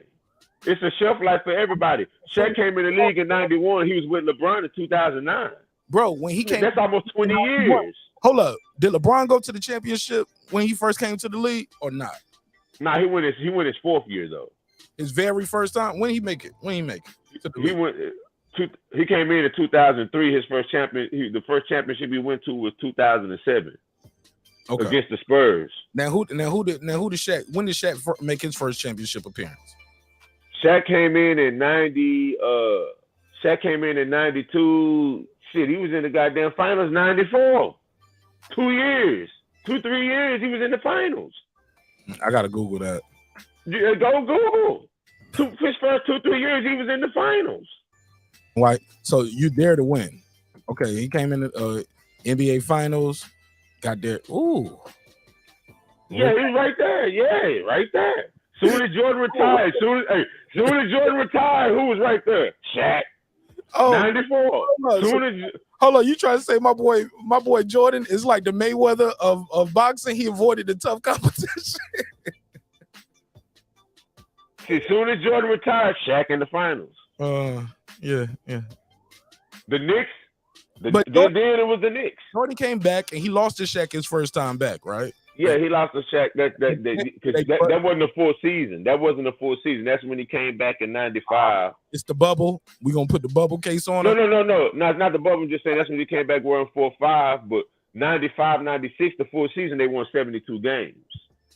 And the big reason why they won 72 games was because of the acquisition of Dennis Rodman, one of the greatest defensive players of all time, to add along with what some consider the greatest, the top 3 greatest wing defender in Scottie Pippen, coupled with one of the greatest defensive guards of all time, Michael Jordan. So you looking across the board, he didn't have a dominant big man. Well, hey, you had Michael Jordan, which I said, to me, if someone says Michael Jordan is the best, I would just be arguing tit for tat, because for me, Michael Jordan was the best until I seen LeBron James. And it's just nothing. I'd rather have a player that, if I had Shaq on my team in his prime, Shaq would have to alter his game, or Jordan would have to alter their game in order to play together. Playing with LeBron, they wouldn't have to alter their game, because LeBron also is 4th all-time in assists, and he's number 1 in points. So you can't. That's a rare combination. Like that's a rare combination. What do you say to the people who say, "Hey, 10 final appearances, you're not even 50-50 with it"? Like, I would say he crumbled under the big lights. That's a valid argument, but then we have to look at the teams that he faced. Was the team superior when he faced Tim Duncan in 2007? Hey, look, to me, every time, even though some championships he won, I'm like, I don't know how you did this shit tonight, bro. You know what I'm saying? Hey, man, so I'm saying, like, I watched all 10 of them series, bro. Every time he went to the series, bro, I watched all of them. Jordan, all of them. Shaq, all of them. You know what I'm saying? This is my era. But unlike you, my brother, I don't know. I didn't know what was quote unquote illegal defense. You get what I'm saying? Because I keep up with the mid-season or off-season, watching all the college shit. I only watched, the shit I like. And I watched Carolina and Duke. Every time they played, just being a Carolina nigga, I watched Wake Forest. So I knew who Tim Duncan was before a lot of people. You know what I'm saying? And I followed his whole career. But shit, man, Tim Duncan is my guy. That's Wake Forest. You know what I'm saying? Like Duke, NC, like, bro, Carolina. I don't care what none of y'all say. Carolina got college basketball still, bro. They produce the biggest of the biggest every year. They did not anymore. It's not really like historically, bro. Well, I mean, up until I give Carolina up until I would say Vince Carter. No, that's Duke. Kyrie Irving. That's Duke. Kyrie Irving with the Duke. The state, the whole state, North Carolina as a state. Not quite. Kyrie. NC, Carolina, Duke, Wake Forest, like, bro. Yeah, CP3, Kyrie. Going to the NBA, get off the gas, man. Get that whole. Well, I mean, yeah, in the 90s for sure, and a little bit into the 2000s. You know what I'm saying? But that was more so because that's what kind of built that 90s era of basketball with the great Duke teams, the great North Carolina teams, even North Carolina teams dating back to when Jordan Worthy and Sam Perkins and those brothers was there. Vince Carter was the last one, bro. I was done. I checked out. No, I'm saying North Carolina. Okay, name me a Hall of Fame player that came out of North Carolina after Vince Carter. Shit, and Antoine Jameson. Kyrie Irving gonna go to. Well, I was talking about the actual college. I wasn't talking about the state, because they're just going to college there. It ain't like the state is producing that. Kyrie's from New Jersey, so they're going there to go to college. The state of North Carolina isn't producing those They chose athletes. to go there. No, because you know why? Because those were the prominent schools for basketball. Absolutely. That's what I'm saying, Mega.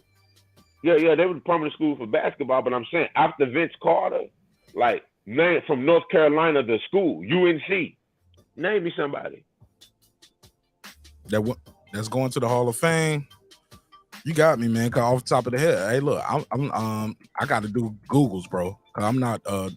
I never claimed to be a basketball aficionado. I love playing basketball. It's fun for me. It's good for working out. You know what I'm saying? I like to watch the sport. I think it's a beautiful game. You know what I'm saying? But you know what I'm saying? You got Sean May. Sean May was good, but he wasn't shit in the NBA. I don't know about he said Hall of Fame, G Funky. That's what yeah, Sean May not a Hall of Famer at all. He fuck around, don't even make North Carolina Hall of Fame. But you got Raymond Felton, good in the pros. Nah. You got Rashad McCants. He flamed out. Rasheed Wallace was there with them dudes. That was Rasheed. Bro, he was there before Vince. Vince. Bro, I had an autographed picture as a kid, bro, of that whole team. It was Eric Montross, Rasheed Wallace, Vince. Everybody was there on that picture, bro. And we had a house fire as a kid, and that picture got lost in the sauce, bro. No, they had Jerry Stackhouse, bro. You talking about Stack? They had Jerry Stackhouse. Bro, everybody signed that picture by signed that. It was an 8x10 team photo. Everybody signed their name by their picture, bro. Are you kidding me, bro? I had this shit. I had that too young to even know what I had right there. You know what I'm saying? But somebody in my class got it, but bro, somebody still got their version because their mama or dad knew what that meant and they framed it and put it up. You know what I'm saying? Or they didn't have a house fire, so they can go back and get it. Yeah, but man, that shit was valuable right now. It's gone, bro. Nah, Harrison Barnes is a good player, but he's not seeing no Hall of Fame. No, I'm just saying, I'm just reading out the chat. He's nowhere near no Hall of Fame, bro. Like he'll make the Warriors Hall of Fame, maybe. They may put him on, the Ring of Honor in the old Oracle. But you know what I'm saying? Like, nah, man, like Kyrie for Duke, Kyrie is the first ballot Hall of Fame. First ballot. You know what I'm saying? You know what I'm saying? And they had some. If Jay Williams don't get hurt, different story. Oh, that Jay Williams was a bad boy. Won't he though? Jay Will was a bad boy. I think he in the College Hall of Fame though. I think somebody already done put him in there. Yeah, you got on that team. You know that was a great team. Trajan Langdon, goddamn, Mike Dunleavy Jr., Carlos Booth. Like, come on, bro. Like I said, basketball is really my shit. But I don't want, you know what I'm saying. I'm just passing away the time so you can get on to the next subject, bro. I appreciate you, man. We kicking it. Shit, I'll probably wrap up when you leave. Like I said, man, I kind of blew through my topic so quick in the first hour, and I'm cool with that too. You know what I'm saying? I ain't got to be here all night, every night. You know what I'm saying? Get my bars off, wrap this shit up, go on to the next episode. You know what I'm saying? It's all love. You know what I'm saying? Playback is always better when it's a shorter episode too. You know what I'm saying? Right. You can get through it. But yeah, I would hope somebody pull up so, you know what I'm saying, I could debate stat for stat this LeBron. You want to smoke? Oh yeah, man, come on, bro. I do this. So you get LeBron. So you need somebody who say Jordan is the GOAT to.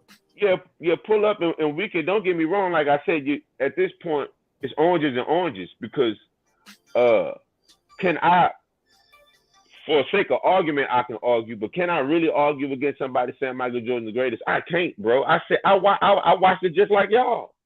I was in all of that shit just like y'all were. But as my basketball acumen grew and my knowledge grew, the shit that LeBron is doing, we'll never see it again, bro. We'll never see, just like we never saw Mike again. We saw glimpses in Kobe, but we never seen Mike again. You'll never see LeBron again. You'll never see this shit again, bro. You'll never see a dude in his 20th year averaging 30 points a game. In his 20th year, averaging 30 points a game. 20th year. Averaging 30 a game. You know, that's kind of like what Floyd was doing, bro. Which they don't bring up enough. Floyd was dominating in his 20th year. Looking better than he did in his earlier years. Now, I'm not saying LeBron looks better than he did earlier. You can see some slight slippage, some slight slippage in the athleticism, but he's still a top 15 in terms of being athletic in the league. So, you know, man, hey, I love Mike. I could rattle off his, you know, I could rattle off his stats like yesterday. Like, don't get me wrong, like Jordan, had he played 20 seasons, but he didn't. He played for the Wizards, and we seen that. Like, come on, y'all niggas arguing like y'all didn't see Mike with the Wizards. I seen that. The same age LeBron is at right now. But LeBron was scoring 30 and Mike was scoring 20 on 42% shooting. Now, to be fair, Michael Jordan, like you said, the rules changed. Michael Jordan played in a league where you could foul and, like I said, you could snatch him out the air and throw him to the ground. You could hand check. It was a lot of things that was going on. Not to mention in his personal life. Let's be clear. I mean, of course. The man's father was murdered, bro. We don't know how that affected him, but we know it affected him enough. He said, "Man, fuck this shit. I'm gonna go away for this shit for a while. I'm gonna go back to my first love, man. I'm gonna take a matter of fact. He took a break at first, and he's like, I'm gonna just go to my first love. You know what I'm saying? Baseball. I'm gonna do this for a little bit, but that itch came back, and he came back off of being on a layoff, went back to his same team, went back and three-peated. That's not easy to do. Some would say Jordan made his teammates better. He was aggressive. He wasn't nice to him like LeBron. LeBron tried a different approach. He got four of them things, though. Shout out to LeBron James. He got four of them motherfuckers. You know what I'm saying? And let me also say this, Mark. When did you ever see an athlete? I didn't finish. Shit on my point real quick. Let me finish my point. I'm sorry. Go ahead. I'm sorry. Let me give him the flowers for you shit on it. No, not at all. Not at all. But to come in the league, right? Also, he had a head start. LeBron could play in the league where you can join the league at 18. Now, to be fair, if Jordan joined the league at 18, was he Jordan at that time? Probably not. LeBron was ready because he had guys to look at and study. Nobody's game is like Jordan's game before Jordan with the way he does this shit. You know what I'm saying? LeBron is like a fucking phenom. He's built like Magic, can pass and shoot like Bird, and can be go in the air and do crazy shit like Jordan. Like this guy, you ever heard the phrase he's built different? He's built different. Shout out to Shannon Sharp. He said, yo, when LeBron James left the hospital that night, he took all the blessings. LeBron James had to be born on a Saturday because God took Sunday off. Everybody took a day off. Like, hey, look, man, we tired, boss. We just made LeBron James in there. Left the hospital, all the blessings. That's all I'm trying to say, man. The dude is, and keep in mind the immense pressure. They was calling him the chosen one. We're witnessing history right here. And wow! Whoa! Hey! I hate to cut you off. Hey, I hate team, bro. No, listen, Mark. The fucking Suns are trading for Kevin Durant, bro. Oh, you didn't see that? I saw. Yeah, look, my ESPN shit went off right then when you said it. Phoenix. You didn't hear that? I seen it. Wow, the Nets are wow. A blockbuster trade acquiring Brooklyn Nets star Kevin Durant. Yep. Wow. I probably got that message a couple minutes ago. As soon as you said it, they bleeped it again. But you get what I'm saying, right? The dude don't get in no kind of trouble, bro. Everybody else in his position, for the most part, crashed out, or they didn't do this. Kevin Durant was supposed to. Kevin Garnett was supposed to be this guy. Remember that? This dude could on the free throw line, he could shoot free throws. The NBA changes your game sometimes. I hear guys say that. I would just tell you like this. All I'm trying to say is this guy, LeBron James, is everything he said he was, bro. And you prove, and that's why you proving my point, because we have never seen a player.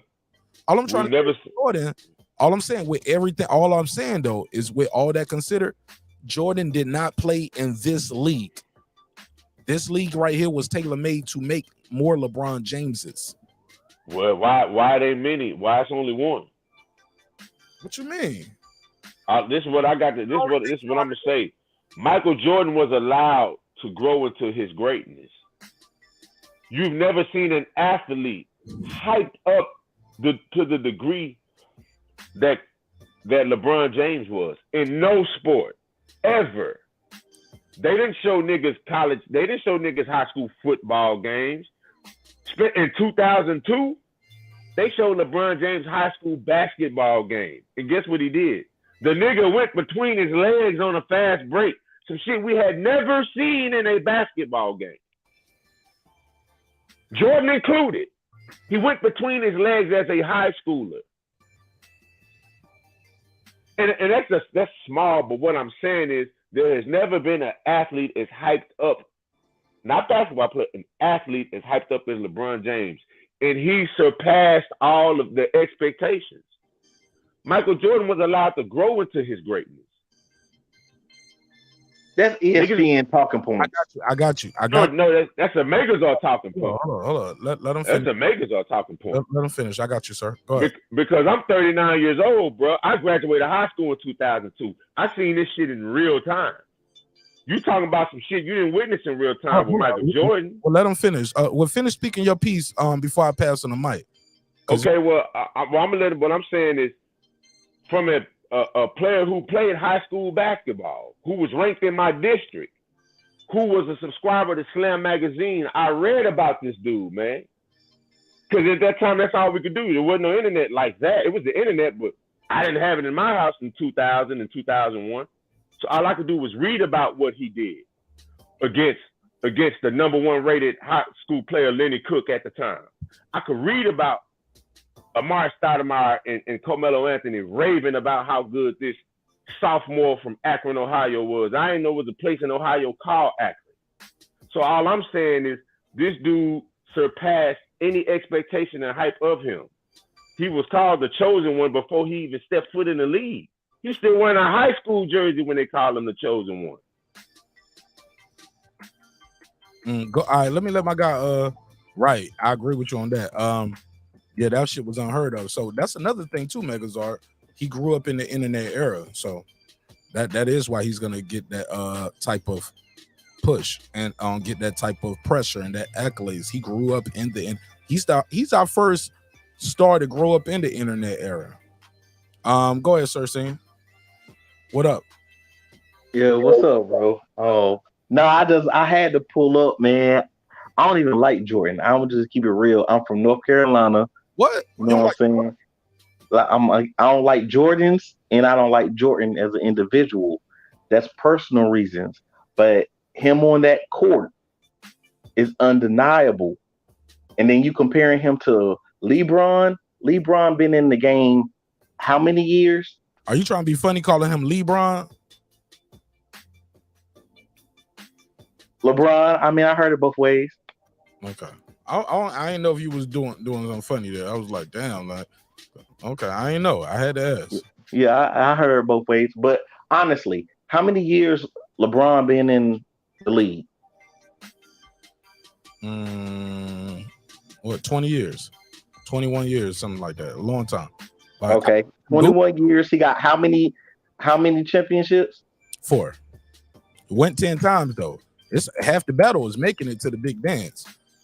That's a lot. And he lost the whole rest of the battle. That's not, hey, bro. It's hard to even get to a championship team. Get to a championship. Yeah, it's even harder when people could literally ride your back all the way down the court, and sometimes they may not call that a foul. Y'all can have a boxing match in the middle of the court and not even get a technical or a flagrant foul. So the game was different then. And Jordan had how many championships after leaving to play baseball and coming back? How many championships he had?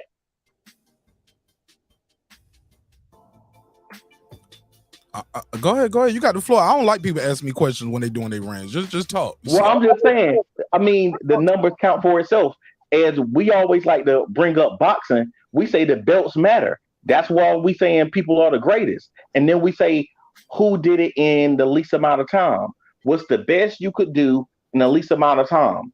What Jordan could do in his least amount of time outdid LeBron, and he had longer amount of time to do it. Shoot, let me go to the NBA and get to stay there 20 years. I'm going to break some records myself, and all I can do is shoot threes. Respectfully.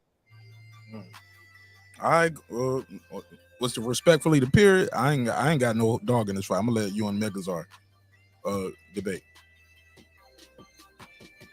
All right, he muted. Go ahead, Megazar. It's on you.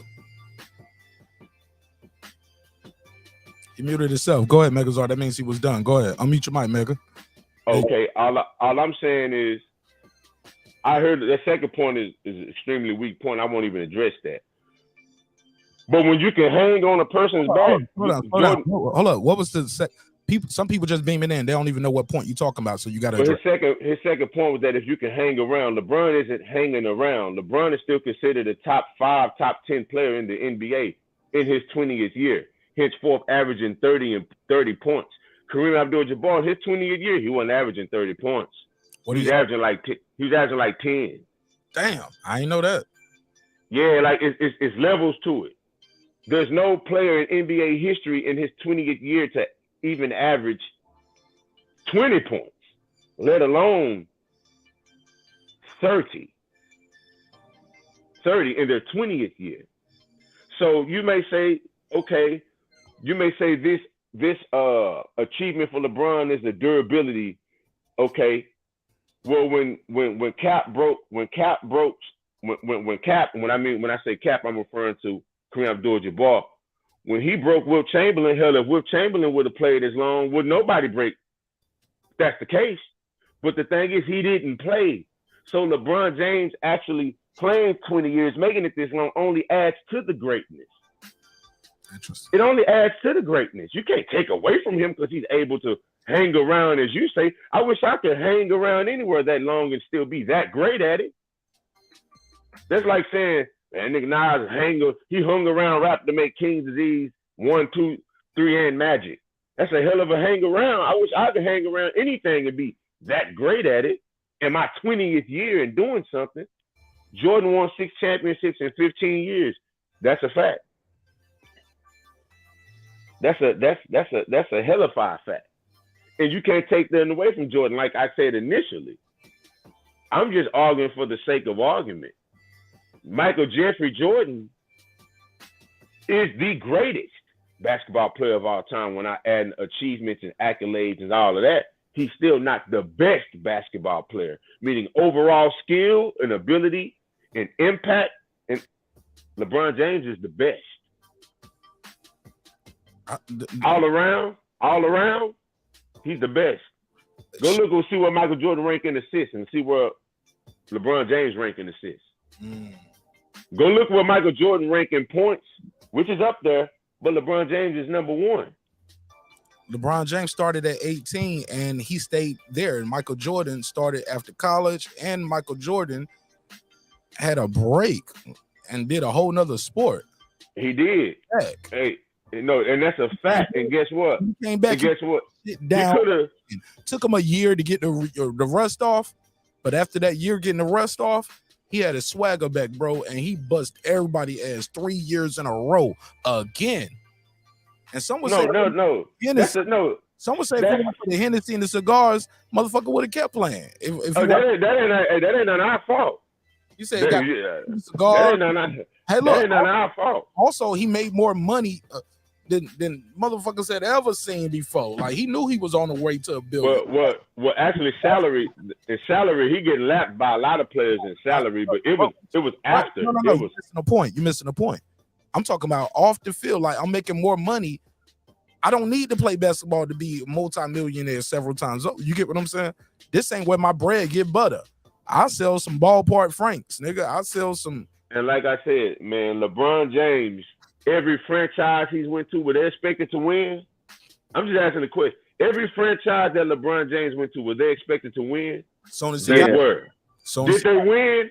Did they win? But he left though. Like no. It doesn't matter. Why it don't matter? He had to jump around from team to team to team to team to become LeBron James to finally get those rings.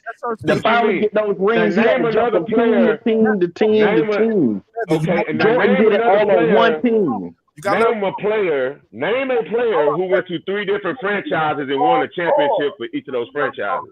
You ain't even let him talk. You ain't even let him talk before you asked another question after you had the floor for so long. You cut him off just to ask another question. Let him speak to that first argument you made. Go ahead, sir. Yeah, LeBron had to jump from team to team to team to team to be able to get his rings. And every team he went on was an all-star team. He didn't go on the team with a bunch of bums. He went on an all-star team. Plus, he had rules that were changed to make him an all-star, to make everybody around him to look more glamorous. So you can't sit here and compare. You can't compare. They're like touch fouls now. You could barely cast a shadow over LeBron, and don't talk about how much he flopped. How much LeBron flopped. They'll say, oh, well, Jordan will be in the ref ear. LeBron is in everybody's ear. He flopping around. He done rolled into the stands because the dude cast his shadow on him. So stop the cap. Yes, LeBron is good. Yes, LeBron is good. Yes, he beat the record. Yes, you give honor where honor is due. But don't act like it's the same thing. That's like if I'm fighting little kids just because we the same height. That means, oh, well, I'm a master kung fu man. No. I don't even know what argument you're making now, but this is what I'm saying right here. And he was like, hey, look, because Sir Senior is about 4'7". You know what I'm saying? 4'11". He said if I was about 2 inches shorter, they could pay me for being a little person. But he said basically, he's like, you can't compare. Like LeBron was a grown man playing with kids, is what he's saying. LeBron James was an 18-year-old. No, sir, let me fit. Mega, damn, bro, that's not what I meant. Literally, what he's talking about is the rules and how the game changed to have higher scoring. The rules changed, like you said. You didn't. They had illegal defense back then. LeBron James, that's just the zone. You get what I'm saying?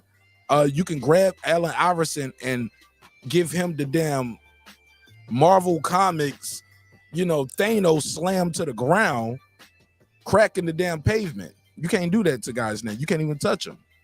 Like the game has changed. That's all he's saying.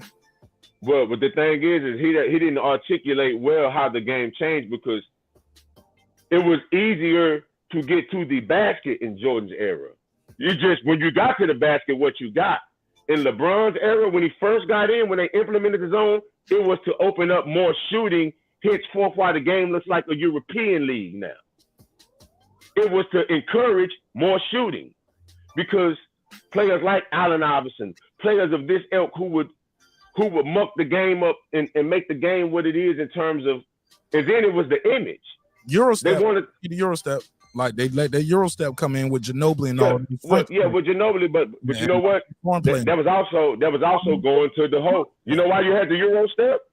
Because it's a nigga standing in your way. Because it wasn't like that before. Now it's a nigga. Once you get past the dude, it's another nigga in your way now.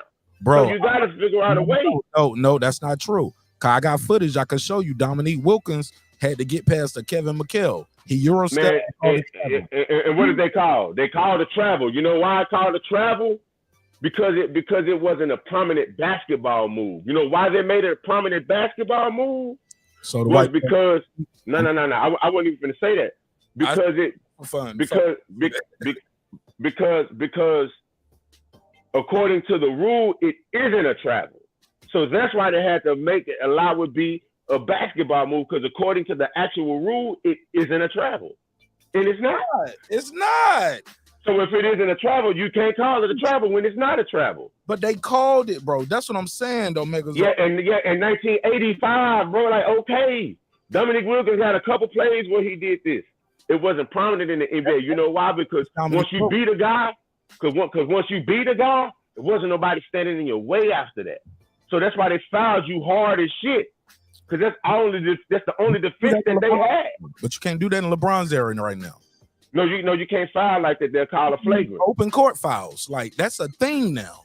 Well, yeah, it is because they wanted to make. It's not LeBron James' fault if they're encouraging European rules. I never said no. that. I never. Listen, I'm gonna tell you. I'm gonna ask you this, brother. I'm gonna ask you this, brother. All I'm trying to say is the rules change for higher scoring. That is public record.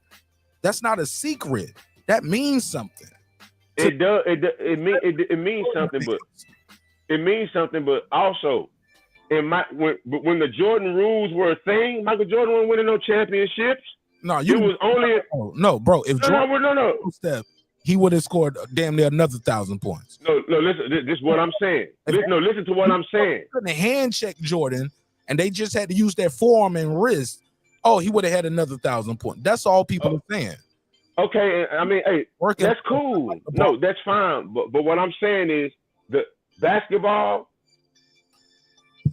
if this and if that, we wouldn't have what we have. So you can if it all day, every day. But what I'm saying is when they had the Jordan rules, Jordan wasn't winning championships.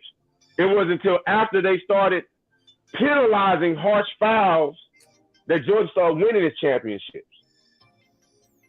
So all I'm saying is don't call it beneficial for one side and not the other. Don't call it beneficial for one side and not the other. That's all I'm saying. But that counts though, bro. You can't take that. No. I'm not taking nothing away. But Sir Senior is taking away the fact that LeBron James is able to capitalize off of the fact that the NBA is where it is. No, Sir Senior is saying just factor it in. That counts. I mean, you have to factor it in. With all of that, he made it there 10 times, and he's not even 50-50 when he get there. No, he's not. But he's the only player in NBA history to take 3 franchises.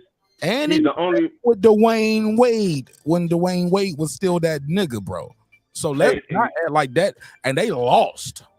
Yeah, they lost to the Mavericks. They lost to the Mavericks. They lost to the Mavericks. But during that Mavericks game, and you know what everybody complained about when they watched that first game? They were like, motherfuckers giving Dirk Dirk was getting 3-point plays every time we looked around. Even if he missed a shot, he would turn around and kick the person. He'll kick him. Oh, you fouled me. Remember that Dirk Nowitzki that Dirk Nowitzki shot? They allowed Dirk to score all them points, man. They changed the rules. So Dirk can get away with kicking motherfuckers and fouling. They made it a European league. They changed it right there at the end when niggas started doing it. They made it a European. They made it resemble European basketball for a reason. They said you got to stop doing that shit. Kevin Durant did the same shit Dirk Nowitzki did to become an all-time great. They was like, you can't do it no more. Am I lying? Well, the thing about it was Dirk Nowitzki was 7 foot, and he would put it like Karl Malone used to do the same thing, driving to the hole, put his knee up. They never changed that with him. So the thing is man, you gotta if you can find a way around the rules, you can find a way around the rules, man. I can't take that from Dirk. But all I'm saying is, when we look at this capsule of greatness that LeBron James has given us for 20 years, you can't find the shit nowhere else. Now, you can say Jordan this, Jordan that, all that shit is great. Can't take that from Mike. But when Mike was 38, he didn't look like this. He didn't look how LeBron looked when he was 38. You see what Mike looked like at 38. Yeah, I can't deny that. LeBron won't doing drugs. Can y'all hear me? Hold on, let me mute your mic. Can y'all hear me? I said I got a call. Respectfully. Brandon Washington, talk to me. Peace, what up? Salute to everybody. I just heard my little brother on the line, and I just want to say, breaking news. I think Kevin Durant just got traded to the Suns. I don't know if that's breaking news. I'm at work. We already talked about it. Okay, well, I didn't know. I'm at work. Outside of that, I just want to see if my brother needed some help, because, it sounds like Sir Senior, you need some help, little bro, because I watch Sir Senior every night. So he easy work. Man, so I just want to know. You need. I'm letting him get his bars off, man. But he not even making cohesive points. You're trying to jump, Brandon. That's what y'all be on in Dallas. Y'all be jumping niggas. They got a Oh, yeah, we one-on-one fight fight. together. Y'all a one. That's a No, one-on-one we fight. fight together. Okay, straight up. No, I'm just telling you, we fight together. You Right, I ass, know. no, but I'm saying you ass. I'm glad you told me that because I knew y'all was in collaboration with killing JFK. That shit didn't happen by no coincidence in Dallas. It gotta happen in Dallas. Dallas sticks together and they dick together. Respect. I don't know this brother. I hate y'all, man. I just want to say what's up to everybody. You know, but yeah, we'll jump you. Outside of that, salute to everybody, man. I'm gonna get back in the chat and just hey, bro, Damn, you know I'm gonna take the way. Just let me know. Yeah, I ain't gonna hold it up. No. I gotta get you on one question though before I let you go. Because I'll actually to your powers. I bet you do. I bet you do. Let me say this: true or false, Brandon? Before I let you go, hey, question of the night. This is part one. I'm gonna do a whole episode on this whole phase shit. I got to do a whole episode on it. Hey, brothers, I gotta go. I'm in the country. I gotta go, y'all. So that's the whole. Megazar said I gotta go. All right, man. Oh man, I want to hear him cook, bro. I wanted him to answer. Megazar. All right, wait, hold up, Megazar. Hold up. You stay right there, Brandon. Stay where you at, Megazar. Before I let you go, true or false? The whole phase helps you understand what stimulates you emotionally and sexually. Do women need a whole phase? Do guys need a whole phase before they get married? What's your take, Brandon? I would say the framing of the question, it should, like with how the question is framed, it should. Do you actually need one? Now you don't need one. Hell, now you don't need one. Do you think? Do you think the whole people? So you said people don't need a whole phase. So you answered second question already. Yeah, you don't need one. Third question: does the whole phase ruin you for future relationships? It could. It's a great chance, a great possibility, a greater possibility that it will ruin you than it would help you. Example, like what? Pregnancy, STDs, emotional, all that shit, all of the emotional residue from the sexual contact, all of that dysfunction just piled the fuck up. That shit just don't go away. Most people ain't gonna go seek counseling. When they do seek counseling, they really being helped, or just niggas just talking through shit to go and make the same mistakes. If you look at the marriage rates, I'm pretty sure most people who haven't been married had more whole phases than they had matrimony phases. So I mean, the statistics is right there for us to research. So I like that one. Good answer. Last question: if they don't get it out their system before commitment, are they more likely to cheat, be divorced, or unfulfilled in their relationship? If they don't have a whole phase, how would they miss something they never had? No, I said get it out their system, as in, being approached by beautiful women. Like, bro, I've been fucking beautiful women since I was 18, 19, 20 years old. I'm 40, bro. I know what it feels like to tell a bad bitch, no, I'm good.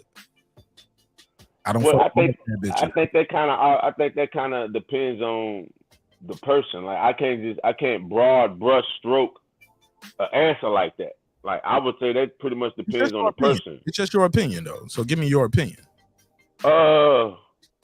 Yeah, no, that's like 50-50. I would say 50-50. I'm gonna do no. Let me say this. For people in our time that grew up how we grew up, that's a 50-50. Today, as weak as these motherfuckers is, I would lean like 70% of motherfuckers wrecking their shit because they didn't experience that. Because of the propaganda, because of the suggestion that you shouldn't miss out, you should be happy at every cost, and all this bullshit that they tell people and the shit they run across on social media and all, you know what I'm saying? You shouldn't settle, you should go get, you know what I'm saying? All this shit that we wasn't told, we was pretty much given reality and what you have to do with reality, whereas a lot of these people run from reality.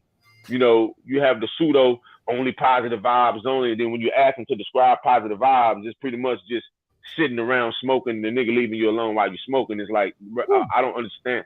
I don't understand what you mean by positive vibes, bro. Like, what does that even fucking mean? You know what I'm saying? Like, karma coming back, karma coming. To do Megazord. That's what they mean by positive vibes. Let me do what I want to do and don't. Yeah, pretty much. Don't critique me when I'm like. Don't critique me or have words for me when I don't meet a certain standard that I supposedly set for myself. So, nah, I mean, but yeah, I got to go, bro. It's past my bedtime. Good night, my brother. Thank you. All right, Brandon Washington, talk to me. What you got, bro? All right. What you got? Before I let you go, let's go to it. True or false? The whole phase helps you understand what stimulates you emotionally or sexually. True or false? Okay, can I ask a question? I know you don't. You not. I don't. What does whole phase mean? Like, you mean promiscuous? You mean sleep with a lot of people, or you go through a phase where you promiscuous? Is that? Can we describe that? That way we got an understanding of what whole phase is. With it. Whole phase, as described by Google. The Urban Dictionary defines this as a phase in your life that occurs frequently when you are fine with exploring promiscuous activities concerning or connecting with random people. These activities do not always involve sex, but it could lead to sex. Did you hear it? Does not always involve sex, but could lead to sex. So it's promiscuous. Okay, so basically, also in something else, when you Googled it, something else piqued my interest. Yes, sir. It's the Urban Dictionary. So I just played around. Look, don't nitpick me. I can find another one, like, because only in urban language, like we the only one that call our women hoes. Let's be clear. Yeah, I'm not gonna do that. So, but I'll say this. Hold on, here we go. Hold on, let's break it down a little bit more. Then I just clicked on it. I got a detailed version. These activities do not always end in sex, but can lead to it. You have a high tendency to dance provocatively with strangers. I'm a hoe. I dance with strangers at a club. Women, I dance with strange women. Your wife mind you dancing with women? My wife don't go to the club with me every time I go. I went to the club back when I was first getting married. No, that's not what I asked. That's not what I asked you. That's definitely not what I asked. In her presence, in my presence, it never hurt. She was like, "Nigga, if anybody gonna be putting that ass on that dick print, it better be me, motherfucker. Like, you ain't gonna be putting that dick print on all these bitches' booty all night, cause that's how we dance. You know what I'm saying? She's like, you dance with her, how you dance with me? You let her put her hands on her knees and you simulated sexual acts, showing her, putting your back into it, working that muscle. Oh shit! If so, my wife gonna dance with me right afterward. Did you get hard, nigga? I wouldn't have never. I don't think I wouldn't be comfortable watching my woman do that with another man. So I respect you for that. That's something that, you know. Look, I know my wife go to the club, and I know my wife got a fat ass. You know what I'm saying? Some big titties, big lips, light skin, chinky eyes. You know what I'm saying? I know she's smelling good. She looking good. Them titties sitting up right. She put the little sprinkles and the glitter on the titties, so when she walk in the club, she shine. You know what I'm saying? All I do is tell her, "Hey, look, IG me from the club. Do you got the jewelry on I bought?" Because if so, I got some divorce papers here if I see you on the screen fucking up. So you don't mind your wife dance with another man in your face and nothing like that? Man, that's secure, bro. I'm not that secure. I'm gonna be honest. My wife has danced with at the club, danced with people, but she danced with other people at our wedding. But she didn't put her hands on her knees and put her ass on them. You get what I'm saying? That's what I mean. Nah, my wife didn't dance like that with him, and my wife has seen me dance. Matter of fact, let me stop lying, because we've been in Jamaica, we've been in other countries where we kicked it and party, and the guy who works at the hotel at the resort we at, he'll grab my wife, come on, let's dance. And, you know, he just holding her hands and they two-stepping. You know what I'm saying? Oh, okay. He might even grab their clothes like when we was in Mexico. He might have grabbed their clothes and tried to do the damn Magarena with my bitch. You know what I'm saying? But far as hands on your knees, put your buttocks on his dick print and simulate sexual activity. It never heard of it. I never heard of it, bro.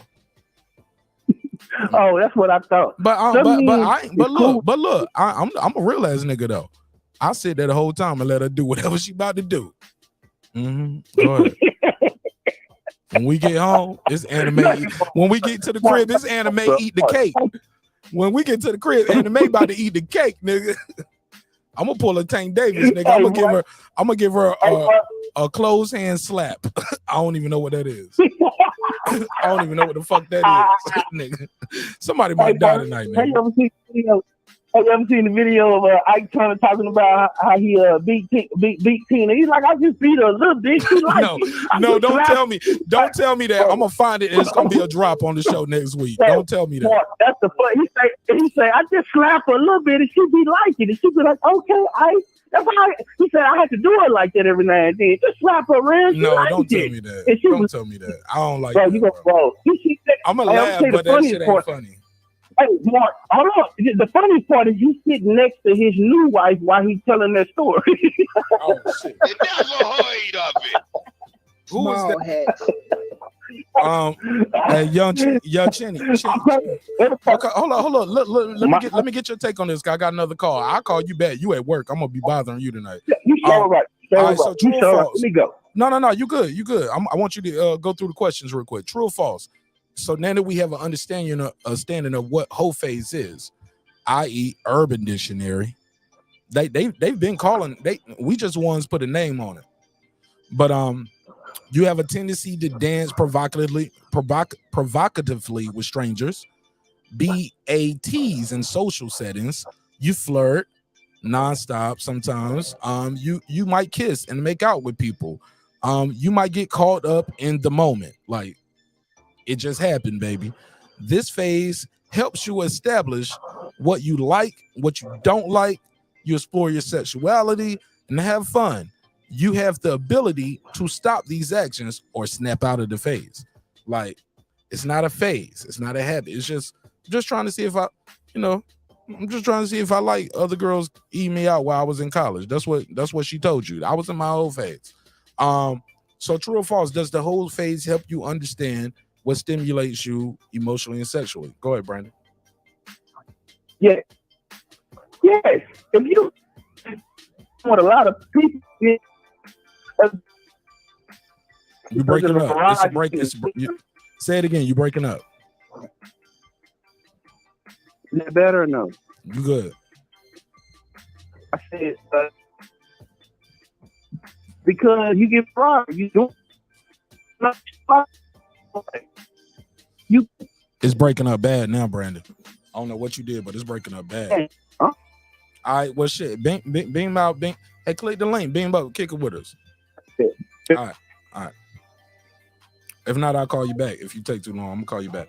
When we look at this caption, all right, talk to me, Sir Senior. What's your take on this whole phase shit? I would say, my personal opinion is that you don't need a whole phase.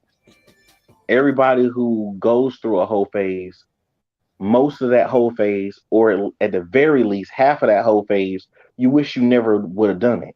Yeah, you like I got these experiences. Yeah, I lived through it. I had fun or whatever else. But all that so-called having fun was simply you risking your life and doing something stupid. If you went and you met your wife and you and your wife explored your sexuality from the beginning, you're going to like it more because this is your wife. You can trust her more because this is your wife. You have more respect for her because this is your wife.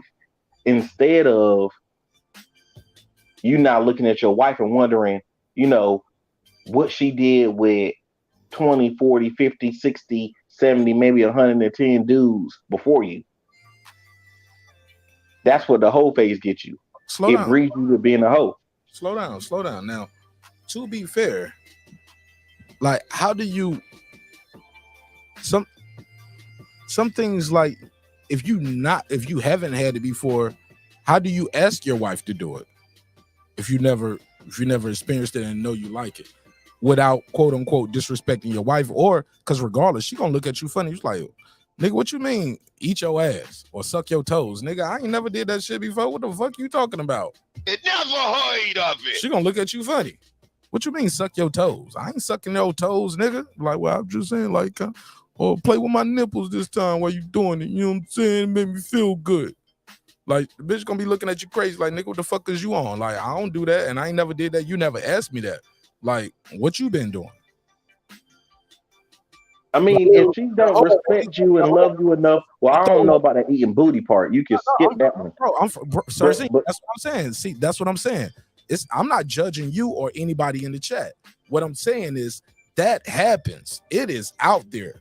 I was talking to one of my good friends today, a good sister. Well, not today, a couple of days ago. One of my good friends told me her child is in sex ed and they talking about anal sex and she feel uncomfortable about it. The child is uncomfortable about it. You get what I'm saying? Like, so they talk about anal sex. So whatever it is, but you get what I'm saying? My brother, like the whole phase, some would say it's important to know what you do and don't like. So when you get with a motherfucker, you can already say, hey, nah, that's the red line for me. What do you say to that? I would say that's a good argument if you're not using common sense, because you could say the same thing with anything. You could say, well, I need to try every drug in the world so I know what drug I don't like. We all know drugs change, like drug. Come on, bro. I don't want to say that. Like, no, I'm just saying, like, people will take that same narrative, and that's what they do. They use that for everything. Well, you don't knock it till you try it type crap. And that's no. You can do a drug by yourself and it don't involve another person that know you know what I'm saying? I can do do some lean, do some cocaine, do some crack, some heroin. I ain't advocating it, never. But I can do that by myself. It doesn't involve another person. Once you involved another person, it's different. These are human beings. You get what I'm saying? Yeah, most definitely. I definitely understand.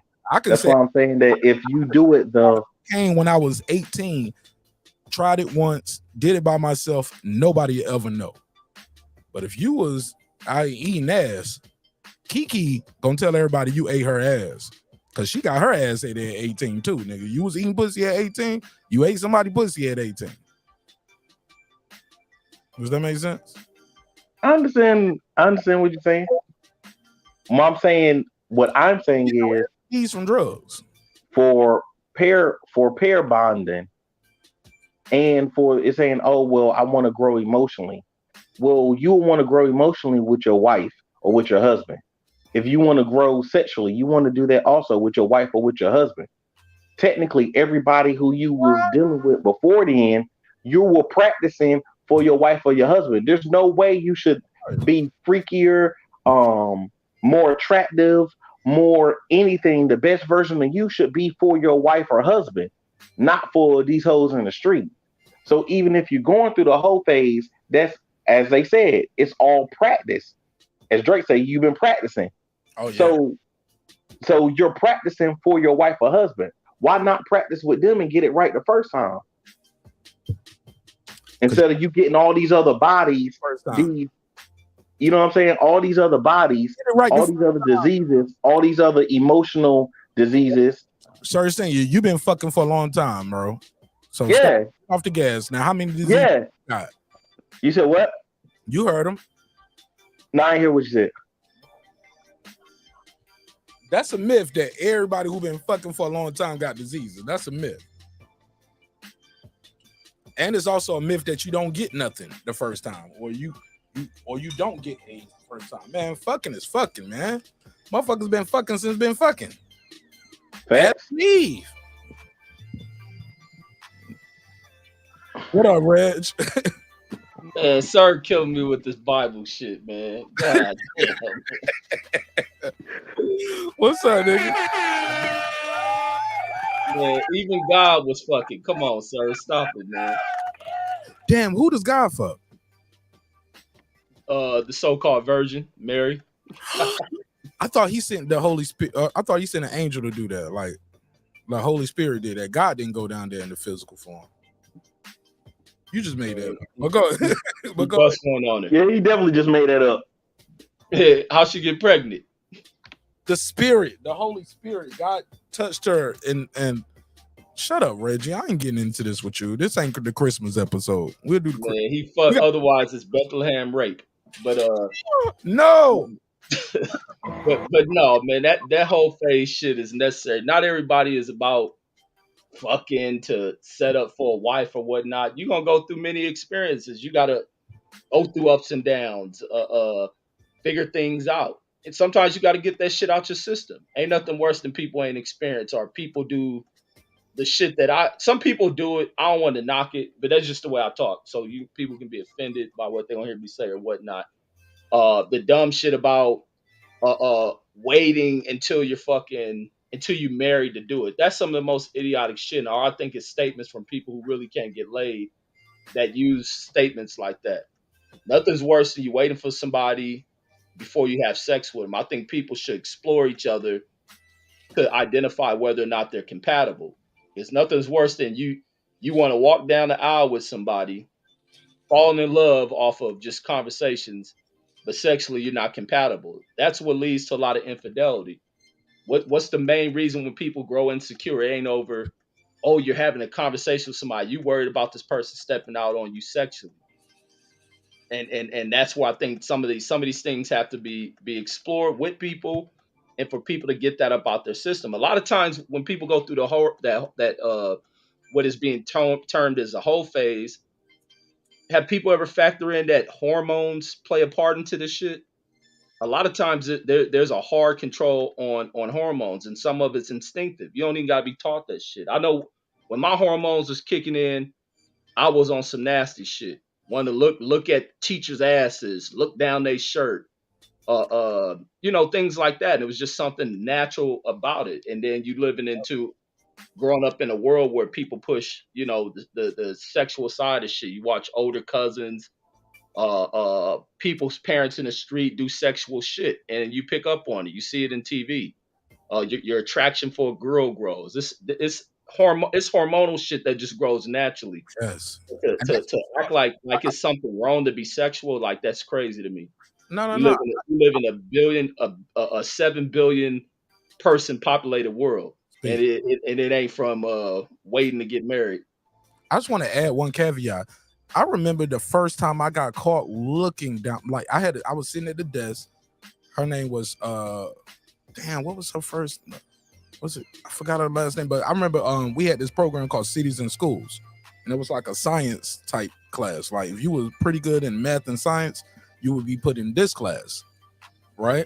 And you would have industry professionals from banks, Stallions Oil Company, like oil companies and shit like that. They would come and they would be like your mentor, right? Miss Trudy, I want to say her name was Trudy Gathers. Somebody from North Carolina know. Her name was Miss Trudy. Miss Trudy caught me looking down her shirt, like in like 4th grade, bro. Like she would come sit beside me at the desk, and I'll never forget that one time she finally called me. She moved. I was looking while we was talking, and I see her hand go up and close her shirt. Then my eyes went up, and I saw her look at me like, bro. Like, you in 4th grade, you looking at my titties? Yes. And she was an older lady, Reggie. I was looking at her titties then. I was like, this bitch got a rack. Like, god damn, look at you know what I'm saying? 4th grade, bro. So that shit starts early. That's all I was trying to say, but I passed the mic. Yeah, that's when that hormonal shit starts a lot. Where a lot of dudes have this story about being in class and being told to stand up and read, and you got to hide the book in front of your shit. Like, you go through these hormonal things. Girls are very secretive. Some girls are very secretive about their sexual arousals, but they go through it. Like, it's one thing that hard to control the body, or where a woman is developing. Damn, she got the body of a sex fiend. Like, hormones are rushing at a certain age. Sometimes you got to get that shit off. Otherwise, some people fucking go somewhere and masturbate to get the damn feelings and urges out. That's one of the things I think assists people. But people get taught that shit is wrong, and I think that's some dumb shit. But some people to save themselves from having multiple partners or this and that shit. Maybe they need to just play around, or women go buy fucking toys so that they don't have high body counts if they need to get it off. But the hormones is another side of shit. Some people just gotta have it.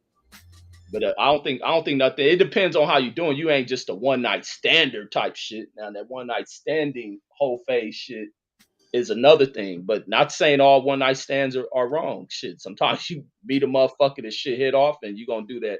You're gonna do what you do. But not every sexual encounter is like hell no. All right, go ahead, sir, senior. You want to reply?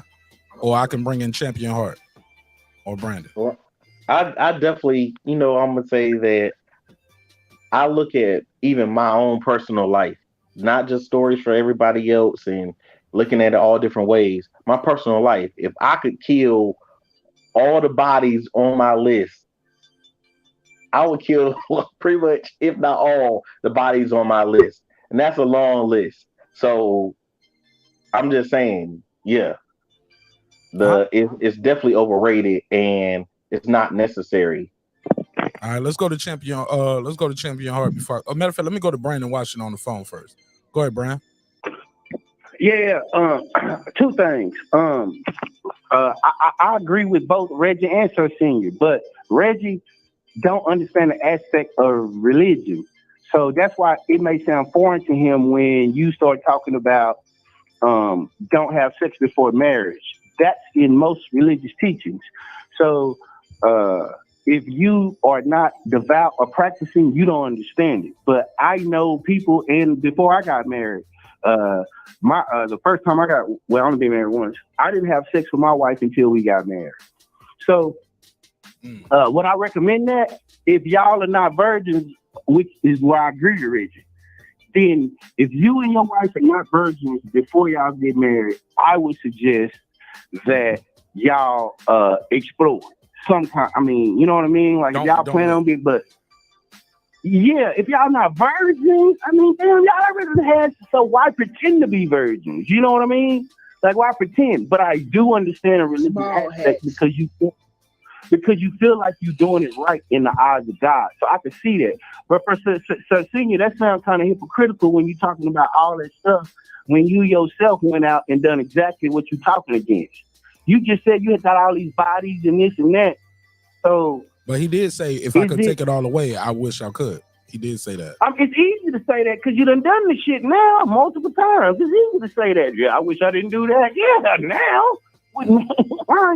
So men can't have a whole phase, Brandon. You agree? I wouldn't. If I was talking to my son, I wouldn't tell my son to go out and have a whole phase. Yeah. But like, no matter how the verbiage, and you wouldn't tell your daughter that either. No. No. Well, let's be clear. We do have a double standard. I wouldn't tell my son the same thing I would tell my daughter. Neither. You know what I'm saying? Put that out there. Oh yeah. I mean, God bless the dead, my unborn son. But you know what I'm saying? Like, I wouldn't teach him the same thing I tell baby Nash. And if my wife and I have a son, I'm gonna tell my son, if somebody ever disrespect you, nigga, snuff him off gate.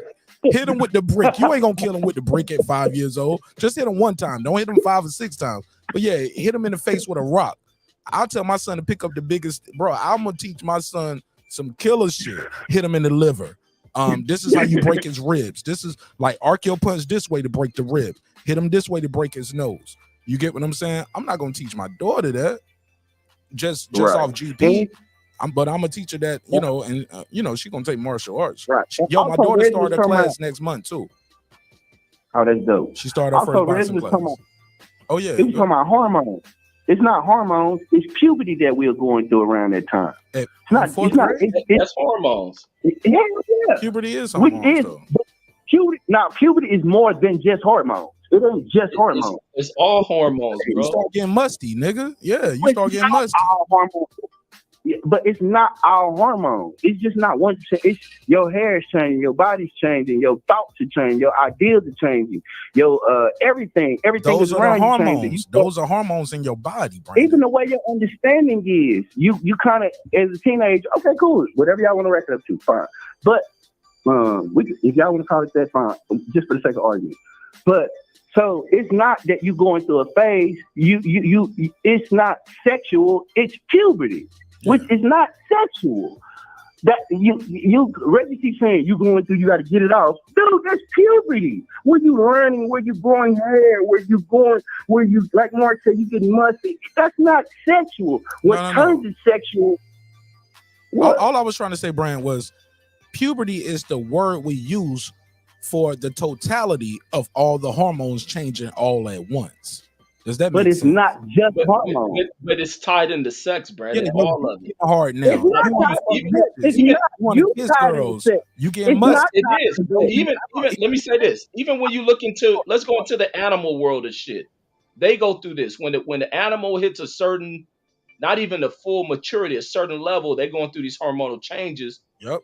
A male is kicking them the fuck out of there because of sexual reasonings. We got these women around. You ready to fuck your nuts? You ready to fuck your nuts and drop? You gotta go. Hey, look, hello. Let me add to that. Brandon, let me add to the person. Brandon, I just want to add to it. No, he understands. Behavior is what he's describing. No, he didn't. He didn't because he described his lower level animal behavior. That's not for humans. That's animal behavior. That's why he described it like that. He compared it to that. It's no different, bro. No, that's the lowest. That's the lowest level. Bro, I'm telling you. No. I'm gonna just add to it, Brandon. If your 13-year-old son keep trying to fuck his new stepmom, you know what I'm saying? Y'all gonna have some problems. The big lion gonna have some problems with the young lion. That's animalistic behavior. That's the lowest level. See, y'all talking about the lowest level of human existence. No. I'm adding it all. Let's go deeper then, Brandon. That's just the way y'all relate. Brandon, because that's animalistic behavior. Brandon, let's go deeper. Why did the Finks have the human head on the animal body? I don't know. Because your human nature and your human intellect is supposed to rise above your animal instincts. That's a fact. That's the point I'm getting to. Your human, let me say it again for the dumb niggas out there, because you know it's a late night show. Niggas be up late, smoking weed, popping pills, sniffing cocaine, drinking liquor, whatever y'all into. I ain't judging nobody. Shit, I might take a shot every now and then too. Might hit the joint with you too. But let's be clear. Your human intellect is supposed to rise above your animal instinct. And a lot of times that is not how we as people live. We do let our animal instincts rise above our human intellect. If so, the prisons will be empty. Not taught how to control it. No, not all of us. No, there's a certain segment of society who doesn't do this. Y'all just think that because y'all do it, that's the way people are do. People don't do this. Because there's 7 billion motherfuckers on this planet. What are you talking about? You gotta get your pussy wet. That's stupid. People don't behave like that across the world. That's just the shit that we come in contact with because that's the way we're bred, because we deal with the lowest level. The first thing came out of your mouth is how animals react, and that's what he equated to. That's fucking animalistic behavior, and that's the shit that we be talking about when it comes to black people, because that's the first thing we go to, which is our lower nature. Brandon. Sex ain't a black thing, bro. And after this, I gotta let Champion Heart get in. Go ahead, Reg. Finish your thought. Sorry, bro. Yeah, sex ain't just a black thing. Europeans do it. The Chinese showing the fuck do it. Indians showing the fuck do it. Africans showing the fuck do it. The thing with the animal comparison is that we all have these hormonal instincts. It ain't got nothing to do with just trying to go to the lowest level. We got 7 billion people on the planet. So at some level, I think we're at 9. We might be at 9. At 9 billion. People think sexually as fuck. And then we try to control things in society through the fear of trying to talk people away from sexual instincts.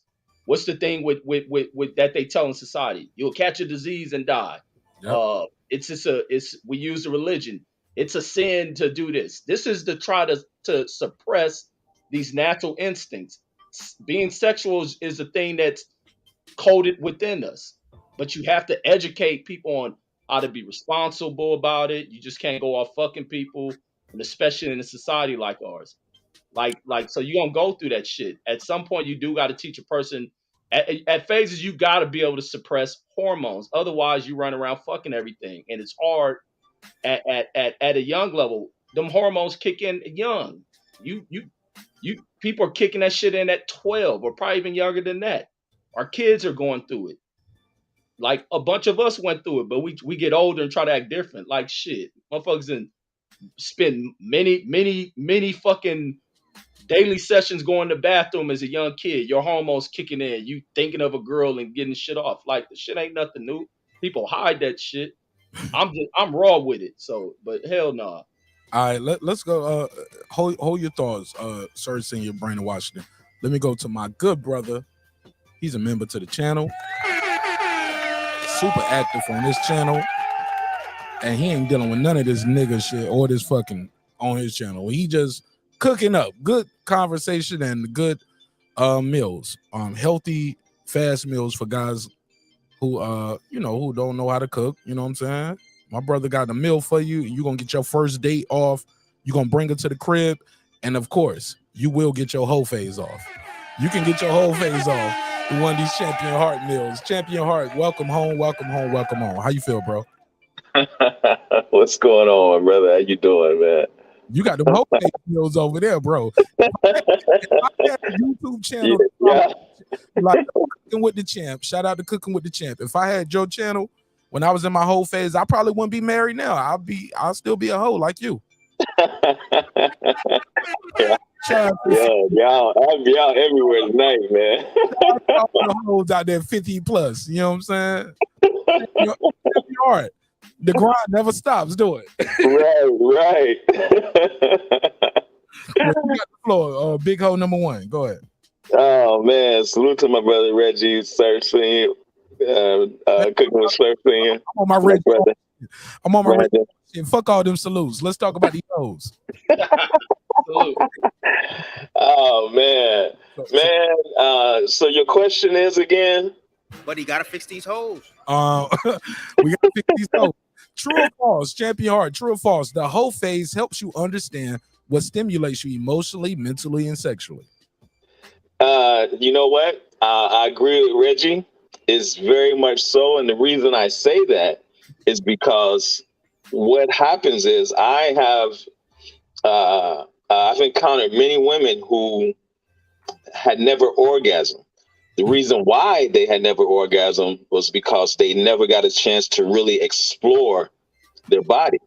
You know what I'm saying? Guys orgasm really easy. It's really easy, for us. But a woman, she can, of course, herself, you know what I'm saying? She could, do it herself. But the thing is that, it's even more effective with a partner.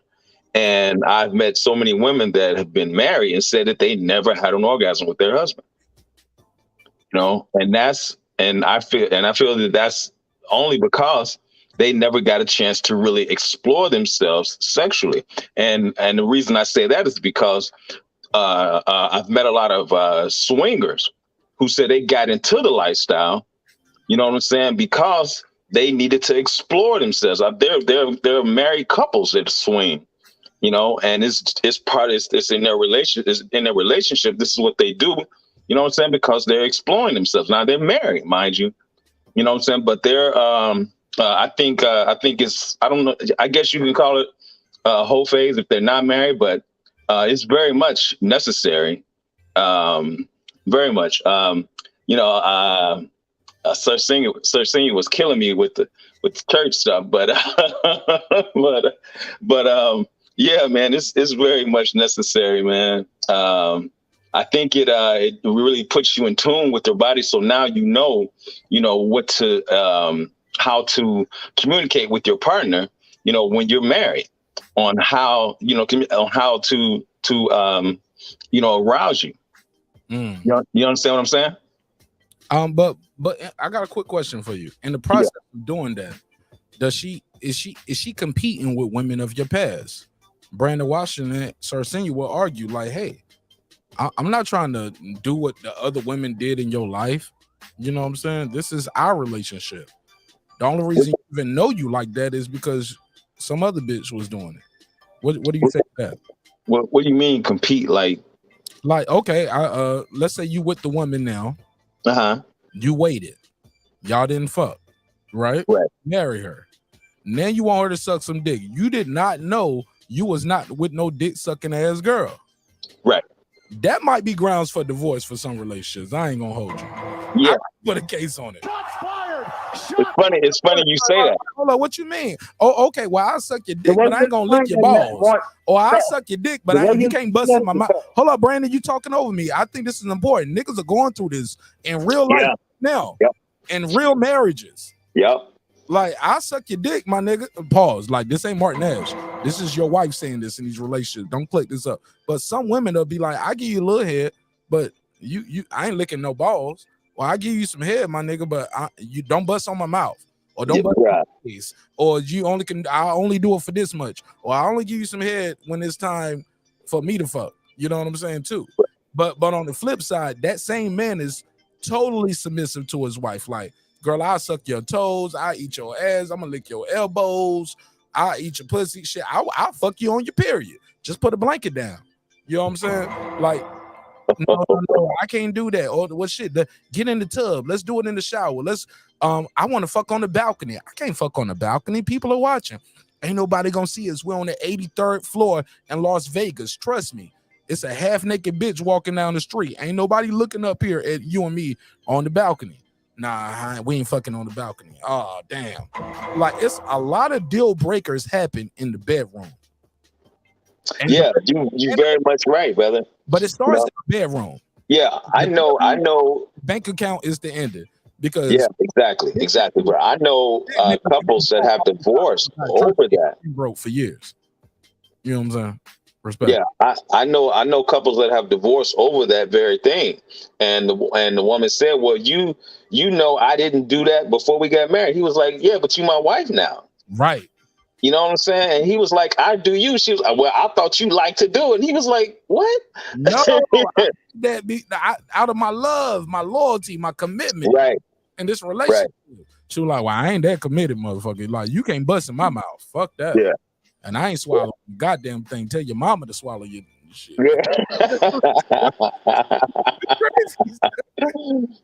Yeah, man. It's crazy. That's why I said that, you know, it's best to explore, you know what I'm saying, and understand your sexuality before, you know, you go in that direction. I mean, would you buy a car without test driving it? I never heard of it. Yeah. All right. Go ahead, Brandon.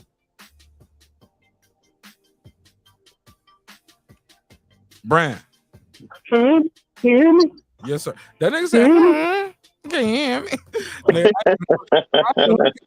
I had to look at the phone. I didn't even think that was you. You sound like a different person. That nigga said, oh, my bad. Yeah. Put some bass no, you ain't lying. Here's the thing. Like I said, I'm gonna reiterate. If you're not raising your child as a virgin, which how most of us, I know that's how I tried to raise my daughter. I don't know about everybody else. And I'm also will be trying to raise my son up also in that. I'm not telling my son, I'm not going to be teaching my son that he should go out and have different sexual experiences now. Here's the thing. But if my son decides that this ain't the way for him, like, hey, Pop, you know, hey, man, this, you know, then I will sit there and do my best to try to teach the dude. Like, I taught my girls sex education. We had a class. It was called life class. Every Saturday, I would sit down with them. I had a whiteboard. I don't know if I spoke about this before, but I taught them about sex and sex education. I taught them about using the restroom, cleaning themselves, that kind of thing. Yep. That's what I think proper education is when you teaching your children and you, like, I drew it on the board. What's this? And then they'll give me the street term for it. I'll be like, no, that's a penis. These are breasts. These are not. You teach them where, and then we watch stuff like Roots and shit like that, where they'll see the naked women in Africa, and I'll be like, hey, that's natural. Like some things, but what happens in this society, sex is perverted. So we think at 13 and 14 and 12, oh yeah, get it off. Hell yeah, you supposed to, oh no, that's, if you trying to have sex, no. And Reggie said something about not wanting sex control, but then in the next breath, he talked about how you have to control it. Sex in this world is controlled. I know you don't believe that, but it's controlled. Because you even said it. He said, oh, you can't control it, but you do got to control it, or else people will go fuck everybody. So which one is it? It's that it's controlled. The thing about it is we just don't want it in our face control. The sex is controlled. I got a good question for the good brother Reg, because I'm sorry, I'm sorry, go. No, finish. No, I'm through. I just want to drop some points, but go ahead, man. When you Hang get out with us. a thought, Man, click that link, okay. bro. Join with us, man, so I can I'm open the finna, phone line all back right, up. I'm finna Or hang call up. I'm finna hang up. I'm hang up. Brandon, call the Okay. other line so I can have the computer open too. Cause my question, my good. I disagree with my brother Brandon. But go ahead. Hold on. I just got one. Don't forget it. I'll keep it real short. Hopefully Reggie can get it straight to the point too. So I don't want you to lose your thought, champ. Reg, you are probably the only person that I know on this panel, probably in the chat. Personally, I met you personally. You have a set of twins, fraternal twins, girl and boy. How do you talk to your son? How do you talk to your daughter?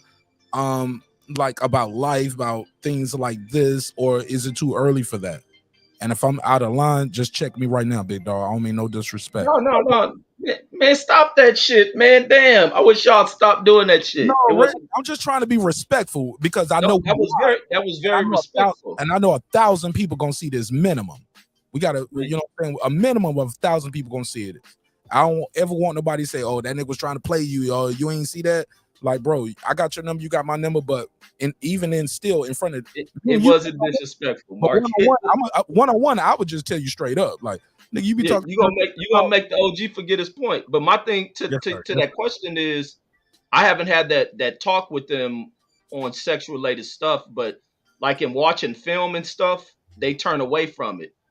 But in conversations, I hear my daughter speaks about boys that may like her, have a crush on her, and things like that. So at some point, the conversation is probably going to near that conversation being it's with her. I prefer, if she has questions for me, I'm always open, and they know that I'm like super. They hear crazy stories. They may overhear me talking with people, so they know they can come to anything. But as far as her being a woman, I prefer her mom to be open. I don't want her mom to, be one of these fear mongers that teaches her that shit. Her mom keeps herself up.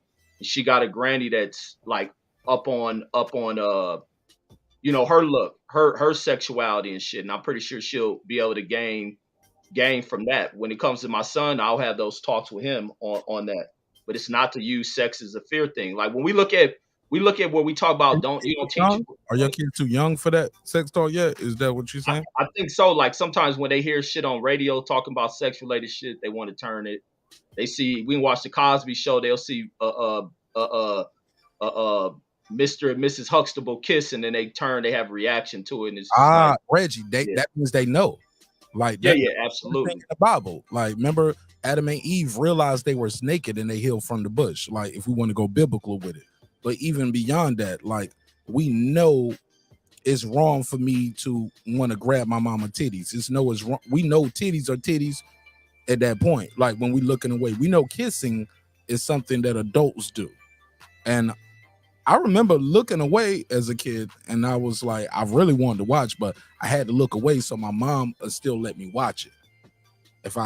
If she see me too into it, she might turn away. So even as a child, I thought I was playing mind games on my mom, and I was, like I said, I was young, trying to fuck something. You know what I'm saying? Didn't know what the hell I was doing. Parents monitor that shit from afar, like. They look from afar to see where their kids are growing in that area, and some kids suppress it. But it's like them sexual things. Like even I think some parents got to realize who they were as young kids. I'll start being wanting to explore sex and looking at that shit in like the second grade or some shit, or I could have even been younger than that. No, it might have been kindergarten we was on that shit.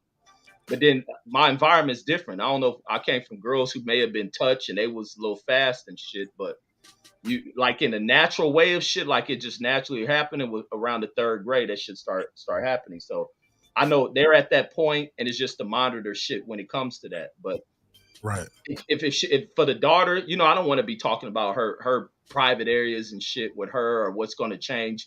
But she's going to change as a woman. She's going to begin to grow breasts, her hips to expand. Don't forget. I'm gonna write something down in the private chats. It ain't for you to reply now, but it's so I don't. Or you probably about to ask about the period. She gonna go through that phase. I ain't asked that because I know your daughter hasn't went through that, but it's just something. It's probably gonna come up, but it's something I'm glad that she has a mom and a granny like her both of them on their shit, like on their feminist shit. And they're gonna be taught that, and I'm pretty sure they have sexual conversations with a young girl and what to look out for. So, and I'm gonna have the same thing with my son. Go ahead, Champion Heart. I hope you didn't forget your point. No, I I didn't forget my point. I think Brandon is I mean I get what he's saying is, but this is not the subject matter that we're talking about right now. Brandon is speaking more on the society that we live in where they're sexualizing children. On that aspect, I agree with him. You know, I think kids should be kids. You know, and I don't like the fact that they are sexualizing, you know, these kids at such a young age. Let a child be a child. Why are you trying to teach this child about sex at, you know, 5 and 6 years old? You know what I'm saying? 7 years old. That's no, man. Let the child is going to lose his innocence soon enough. No point in sexualizing the child, you know. But because of this society that we're living in, where they're trying to, they're going to eventually try and normalize pedophilia. That's a whole nother subject, though. But you know, this is just part of what they're doing with the agenda. I wanted to piggyback off of what Reggie said concerning his children, you know, and having that conversation with them. I've got 2 girls, you know, and I had to have that conversation, you know, with my daughters. And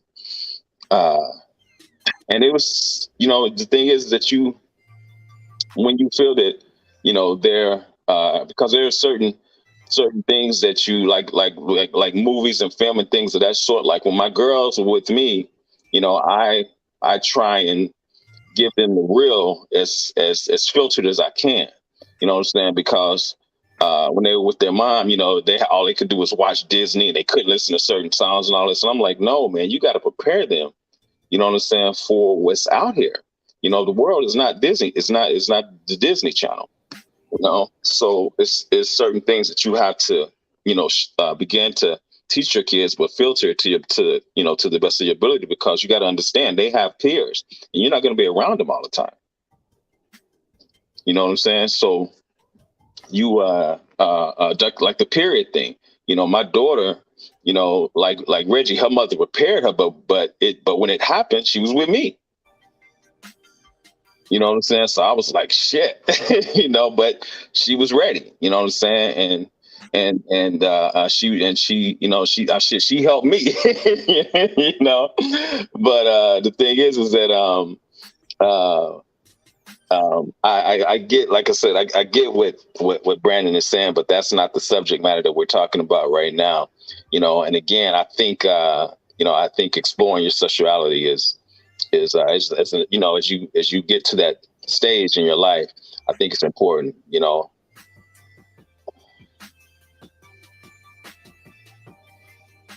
You just cut me off. Oh yeah, we all listening. Oh, okay. QBR says this shit on. I'm used to niggas. Yeah.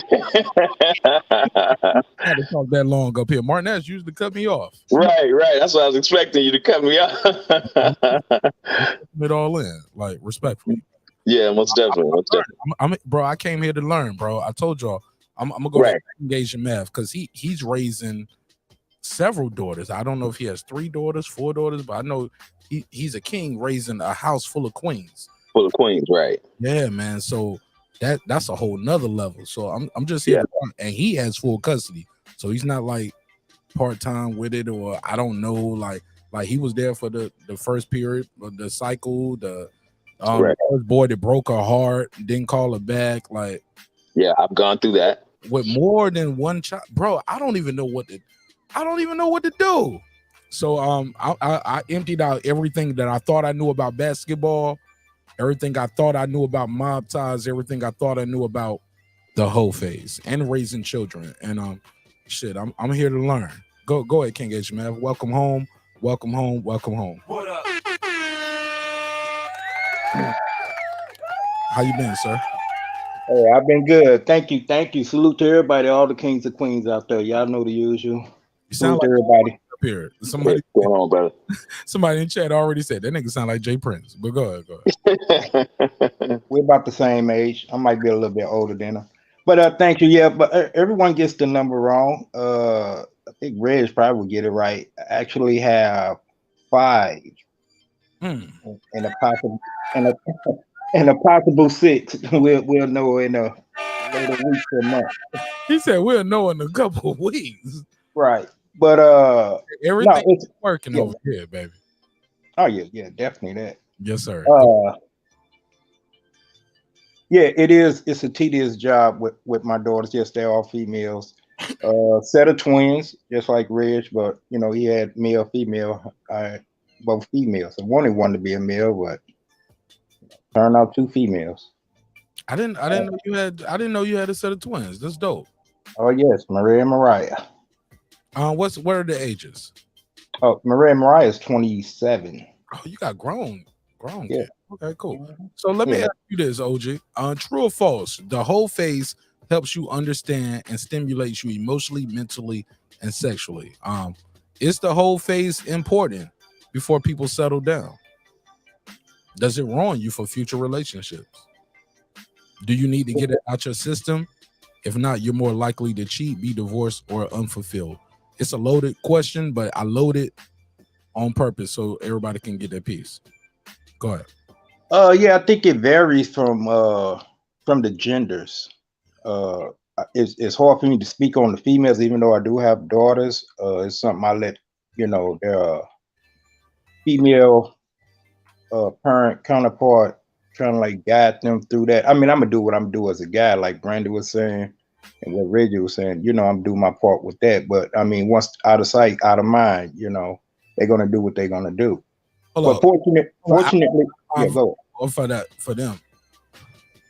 You say what? When you say out of sight, out of mind, nobody said that tonight. Like that was new for me. Out of sight, out of mind for you, or like once daddy out of sight, he's out of mind, and everything. Right. Yeah, I don't fool myself. I know when I'm out of sight, they think about me, they love me, but they still gonna make some choices in opposition of what I taught. I'm not that vain. I'm not that narcissistic. My ego is not that big. I already know. You know what I'm saying? The first time your kid lie to you, expect worse. You know what I'm saying? Woo! You brought my heart with that one, because my daughter don't lie to me already. Okay, then. So, and you think that's the worst it's gonna get? Bro, she lied to me at 2 years old. I know I set that food down. She was like, "Hot, daddy." I'm like, "No, you just don't want to eat this shit tonight." But she up there telling, "Hot, daddy. It's hot. It's Right. hot." I was like, "Nah, you just want to keep watching cartoons and you want some snacks." Right. Eat the bullshit. You don't want to eat the chicken, the rice, the green beans, yeah. Okay, I'm with you. Go ahead. Yeah, well, I'm gonna get to the thing, but just landing the plane on that. Take your time. It might get a little worse, but I mean, I have been blessed. When I say her, when my kids was when I finally got full custody, oh my God, you got to keep a shotgun, yada yada yada, this, that, and the third, and I could go on and on about the accolades that they done graciously made me so proud of. So I really had no real hiccups as far as the sex thing goes, by the grace of God. But when I say it gets worse than that, it's they could still make you a lot proud. They ain't gonna, you ain't gonna be bailing them out of jail. But with the guys, I feel it's important that if they are going to go through it's almost like how you got raised, depending on if you really need to get it out of your system. Because I think if you got raised right, and I don't have the parenting plan for raising a son, I got nephews, but being brutally honest, I encourage the whole phase with them. I mean, this to show this is where you get views. Yeah, we done went to strip clubs. I'm talking about my nephews. We done went to strip clubs before he went to the Navy. We went to a strip club. Fought all the bitches, yada yada yada, and had the time of our lives. So I guess, and he's married now, living in Texas. Just bought a house, doing good. So I think it was instrumental that he got that out of his system. He lived in California for a while. I don't know why he was living there, based in San Diego, because he's in the Navy. He saw a lot there. But now he's happily married, living in a nice home, and there's no turbulence within his marriage. And it's probably due to he got a lot of that out of his system. Fair enough. Go ahead. I was going to do a little bit on the female side, but we could go ahead past. No. Go ahead. I didn't mean to cut you off. I thought you was rapping. Go ahead. Yeah, now the females, that's real tricky. Like I say, I can't say, hey, a chick needs to do it, and it will be as beneficial to her. 'Cause what I do know, I think it would be more detrimental to her, because females are the receivers, we are the givers. We are pretty much the hunters, they're the prey. And everybody give STDs though. I'm about to say HODs. My bad. Shout out to my brother HOD. But I meant to say STDs, but they wanted this thing though. Right. But they receive the energy that the male put out and put into them, and you got to be careful about the energies, the females that they receive. Yes, they can give out something as well that we receive from them, but I'm talking about more on the spiritual and conscious level. And people take that for granted. I believe in that. I think a little piece of a guy goes into a female every time that type of that scenario goes on. So a female going through a whole phase, can she shake it? Could she be mentally strong enough, emotionally strong enough to shake it?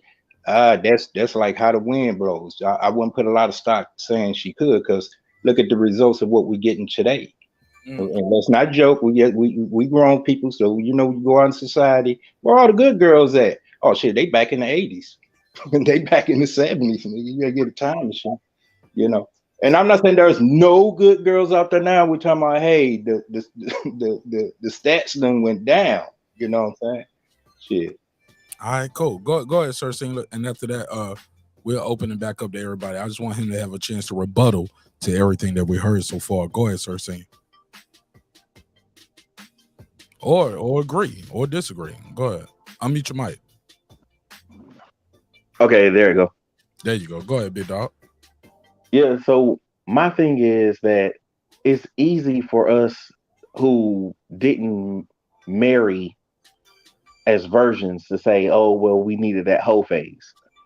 But if you're thinking about it, if you can compartmentalize that essence, you're just learning sex with someone, and that person's just learning sex with you. You're not comparing it to all the other people they been with. You're not comparing it to all the other people you've been with. It will definitely make it it'll be better for you. Plus, when you go back to teach your children, because that's where we're at in the conversation, what we're going to do with our legacy, what we're going to teach our little girls and our little boys. We could easily say, oh, well, do what I say and not as I did, but which most of us have to do. But if we actually was able to do that ourselves, it'll be so much easier to tell our sons, hey, be careful, because you don't want to sleep with the wrong woman and something unsavourily come from it.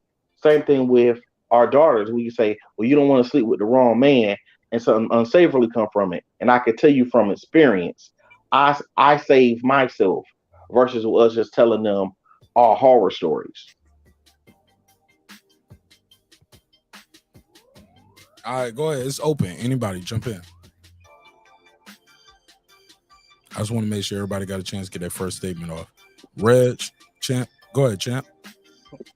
Yeah. I wouldn't say that it's easy to say that because you didn't marry. Is that what you were saying, Sir Senior? Yeah, so if you only had sex with one person and that's the person you married, then it will respond different. You will respond different. You'll think about it different, and you could tell the story different as well. Man, that's some boring fucking shit, man. Okay. Let's keep it real, my nigga. You don't know, and I don't know because we never experienced that. Right. Okay, I get what he's saying. I get what he's saying now. That's just some boring shit. And the curiosity would slaughter the cat in that thing, because it's thrown in our face. You can't even go on Disney channels without it being thrown in your face. So it pressure bust pipes at some time. Elaborate. You brought in the conglomerate of Disney. Specific. Well, like that was the small thing. That was the small. That's like the least place you should find it. But shit, you look at every magazine, you go to damn near every commercial. Right, you're gonna get the sexual content thrown in your face, and then you're gonna start feeling like what I done missed out on. Let me go and investigate this. You're gonna get the male and the female gonna be curious. Brandon Washington disagrees with y'all. He said, "I can't believe this, but I actually agree with Sir Senior on this." These niggas. Hold up, Mark. But let me be clear. Let me just ask. Brandon, let me get my funny takeoff real quick. We about to end the Muslim versus Christian war right here on Breaking Bad. Muslim versus Christian war over 1,000 years. We about to set respectfully. Go ahead, big dog. Go ahead. He said, I agree with Brandon. I never agree. He said, never heard of it. Small hats, never agree. It never heard of it. Oh, you about to hear it right now. Go ahead, Brandon Washington. I'm about to give you the business. Tell me why Sir Senior made so much sense. Because I'm gonna tell you why. Oh, go ahead. I just gotta meet everybody else. Because what you got to say, I'm okay. You the one with the loud background noise, Brandon. That's you. Yeah, I'm gonna get out. I'm going into the office. Is that better? Yeah, it's perfect now. Go ahead. I want to clip what he said with what you said, and I need this. I need this, my brother. Basically, why I agree with Sir Senior is because when both of y'all are virgins, there's nothing to compare it to.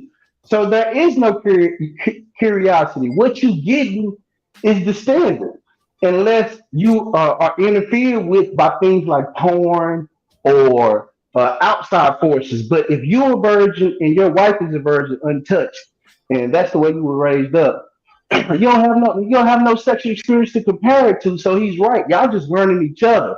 When you having sex with other people, y'all just learning sex. That's why you be like, well, do this move on me. Well, do that move on me. Well, stick it in my finger, stick it in my ear, stick it in my leg, whatever. That's where that freaky shit come from. So to somebody who's sexually experienced, they're gonna be like, oh, that's boring. But to those two people, they're having the best sex of their life because it's with each other and it's no other interference. They have nothing to compare it to but each other. So that's what I agree with. He's right. Make some noise.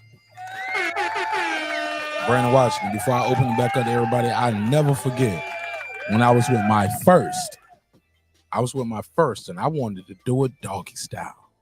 And she was like, I ain't doing it like that. That's how animals do it. That's doggy, you know. I ain't doing that. I ain't no dog, nigga. You ain't about to fuck me like no dog. Bro, I left for the army, came back. I'm for the dog shit. She couldn't wait to bend over. She couldn't wait. Oh, pull my hair, slap that ass, all this shit from the back that I wanted to do when we was younger in high school and shit. She was like, nah, I ain't doing it that way. She wanted the missionary style. But once we came back, oh shit, that bitch wanted the 69, but now I don't want to eat no pussy no more. Not yours, at least. You know what I'm saying? Smash the like button. Respectfully. I'm just keeping it a buck on me. Like, no. Hit that like button, everybody. But you just proved that point of why. But I ain't about to eat no more pussy. I will hit it from the back. I will pull your hair and slap your ass. I'll spit on your back. I do all that shit, but no, I ain't no pussy no more, short. But she was the first girl I did that to. You know what I'm saying? And I wanted to do it to her.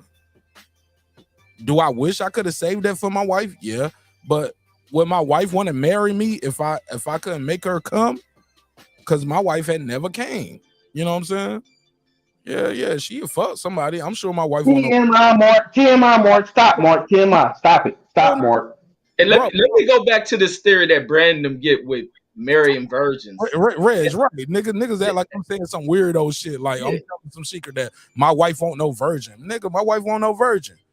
Yeah, I wouldn't want no virgin. I try to fuck with a virgin chicken that she was with. How about that, nigga?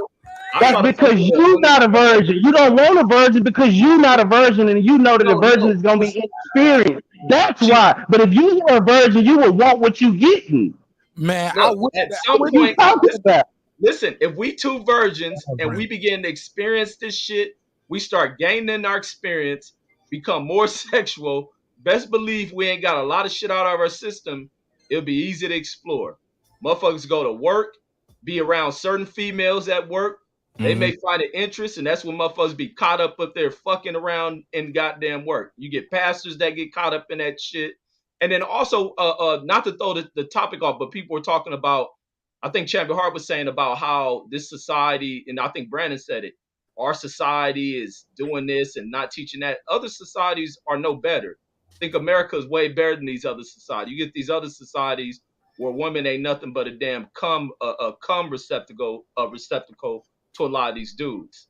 So I think America's in a better standard than a lot of these other countries. I don't know which country y'all talking about we should follow the standards of, but when we look into these countries, women have a very bad fucking situation over there.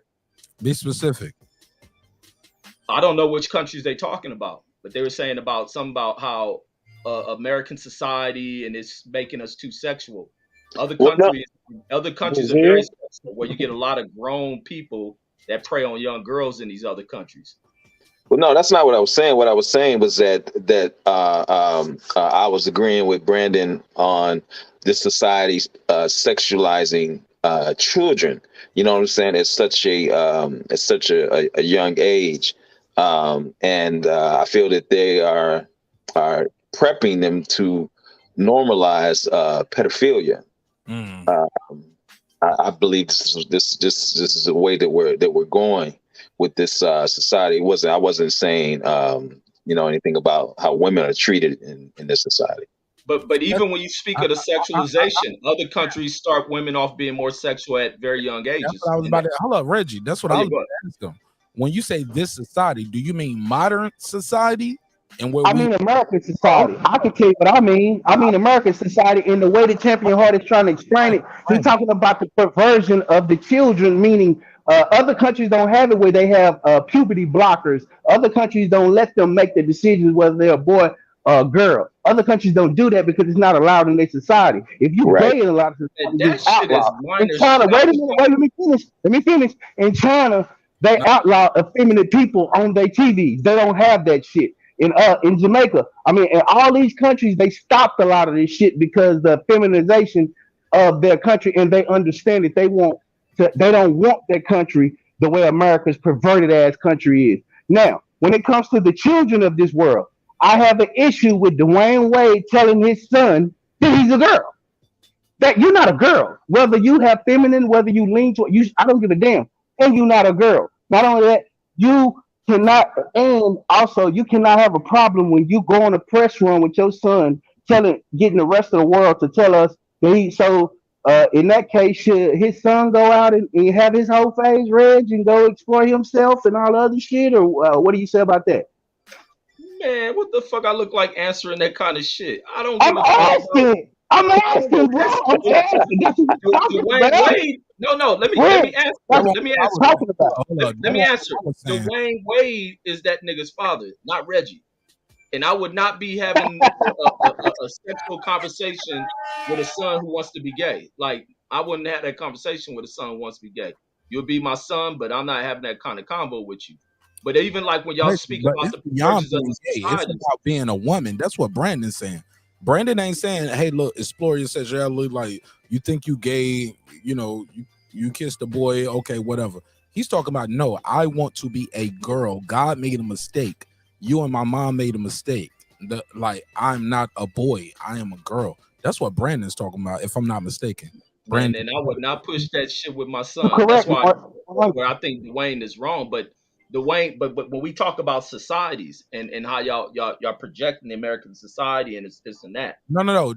What we saying is that child could not be allowed to do what he does in another country. But man, have you ever seen other countries? Brandon, a lot of other countries have a lot of zesty motherfuckers. Go ahead. I agree with you 1,000%.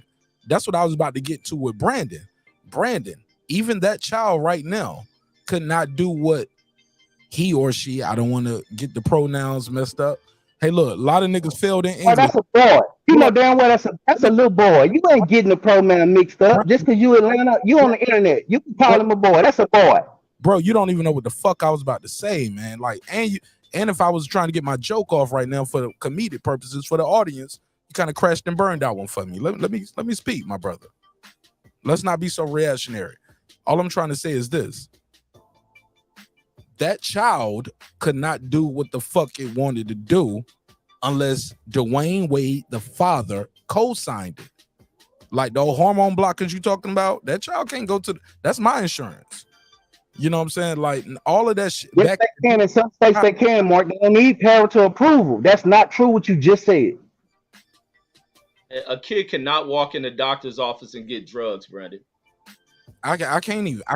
Look it up. No, Look it up. Y'all think I'm lying. Look it up. You a look kid it up. cannot go to any doctor in America and make an appointment. Brandon, all I'm asking you is before you have the reactionary thing and you jump in like that, I got a private chat there. You on the panel. Put it there. Tell me the state. Tell me the case. Let me put it on the screen for the audience instead of just interjecting sometimes. And I say that with the much love and respect. You know what I'm saying? Like, give us the facts. Give us the case study. Tell us that. Like, because I'm all for it. I don't walk into this shit thinking I know everything. But if you tell me Marq Nash, check the private chat. I just put up Idaho. A kid went in there 12 years old, started getting hormone blockers, and had a sex change at 13. I'd be like, I am wrong. I am sorry. Shout out to Brandon Washington for this new information. But let's just not interject without something I can put on screen to the audience. You get what I'm saying? They got to hear that. They got to see that because that child is not in control.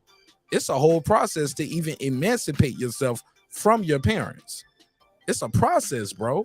Now, have people got emancipated? Yes. Is it special cases? And chances are that like those kids are usually worth millions of dollars, and they can prove that the family is doing this is wrong and that's wrong and that. Yeah. I'm with you on that. But all I'm trying to say is, give me the stats, give me the facts, give me the data, give me the state. When you say it's certain states, because I'm gonna lose my spot. I'm gonna forget what I was talking about sometimes. So yeah. I think we off the subject now. That's what I'm saying. Before we had knee-jerk reactions, just put that shit in the private chat so I can put it on the screen and say, Marq, check the private chat. You know what I'm saying? Because we'll lose our spot, and now we just cutting each other off, going back and forth about a certain spot. Because I damn sure lost what I was trying to say before he cut in. Yeah, I don't mean to cut in, Marq. It did go kind of like go down a rabbit hole. It was about the whole phase. And and what children out of it. Let's leave that out of it. But I got it though. I got it. I get where you're coming from, but it like what Reg was trying to say. If you check other countries, it's not just America. When we're talking about people as far as that gay and trans shit that Brand was bringing up, like that shit is a global thing. It's not just in Atlanta. It's not just in LA. It's not just in Texas, New York, Miami, Chi-Town. You know what I'm saying? That shit is global. Have gays in Texas. Bro, I'm done. I'll pass the mic. Go ahead. I can.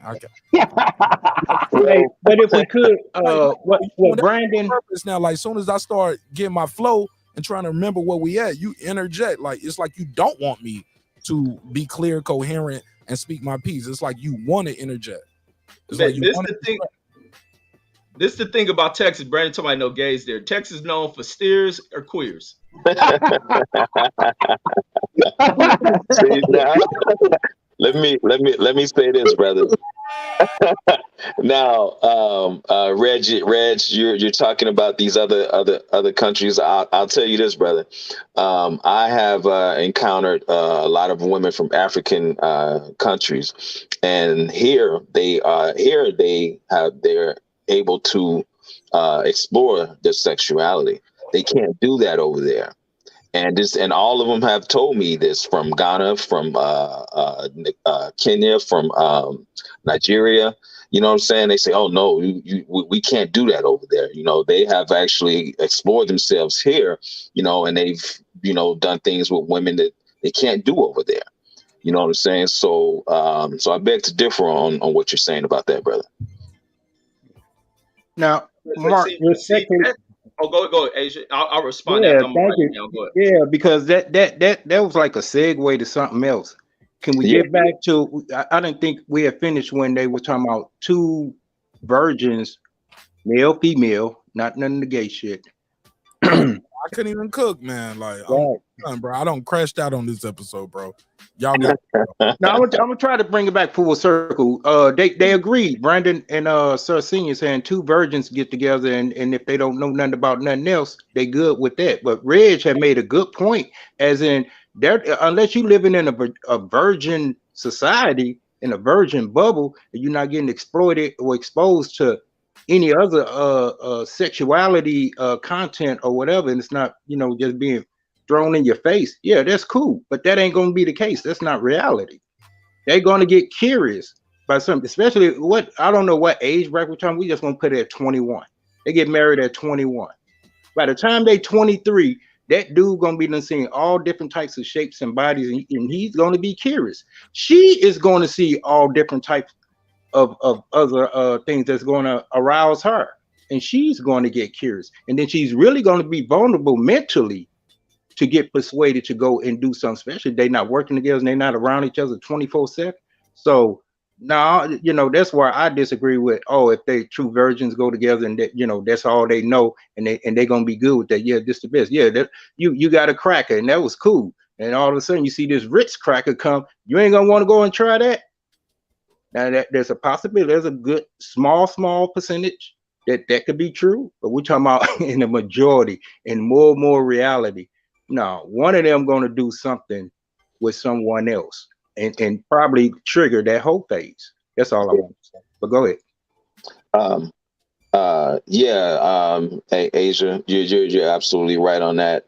I have encountered many women who, like Sir and Brandon, talking about, who married and was virgins when they married and had only been with their husband, and then when they divorced, it was as if they felt as if they had missed out on so much, and the curiosity, like you said, took over, and they went through that phase, but it was after their marriage.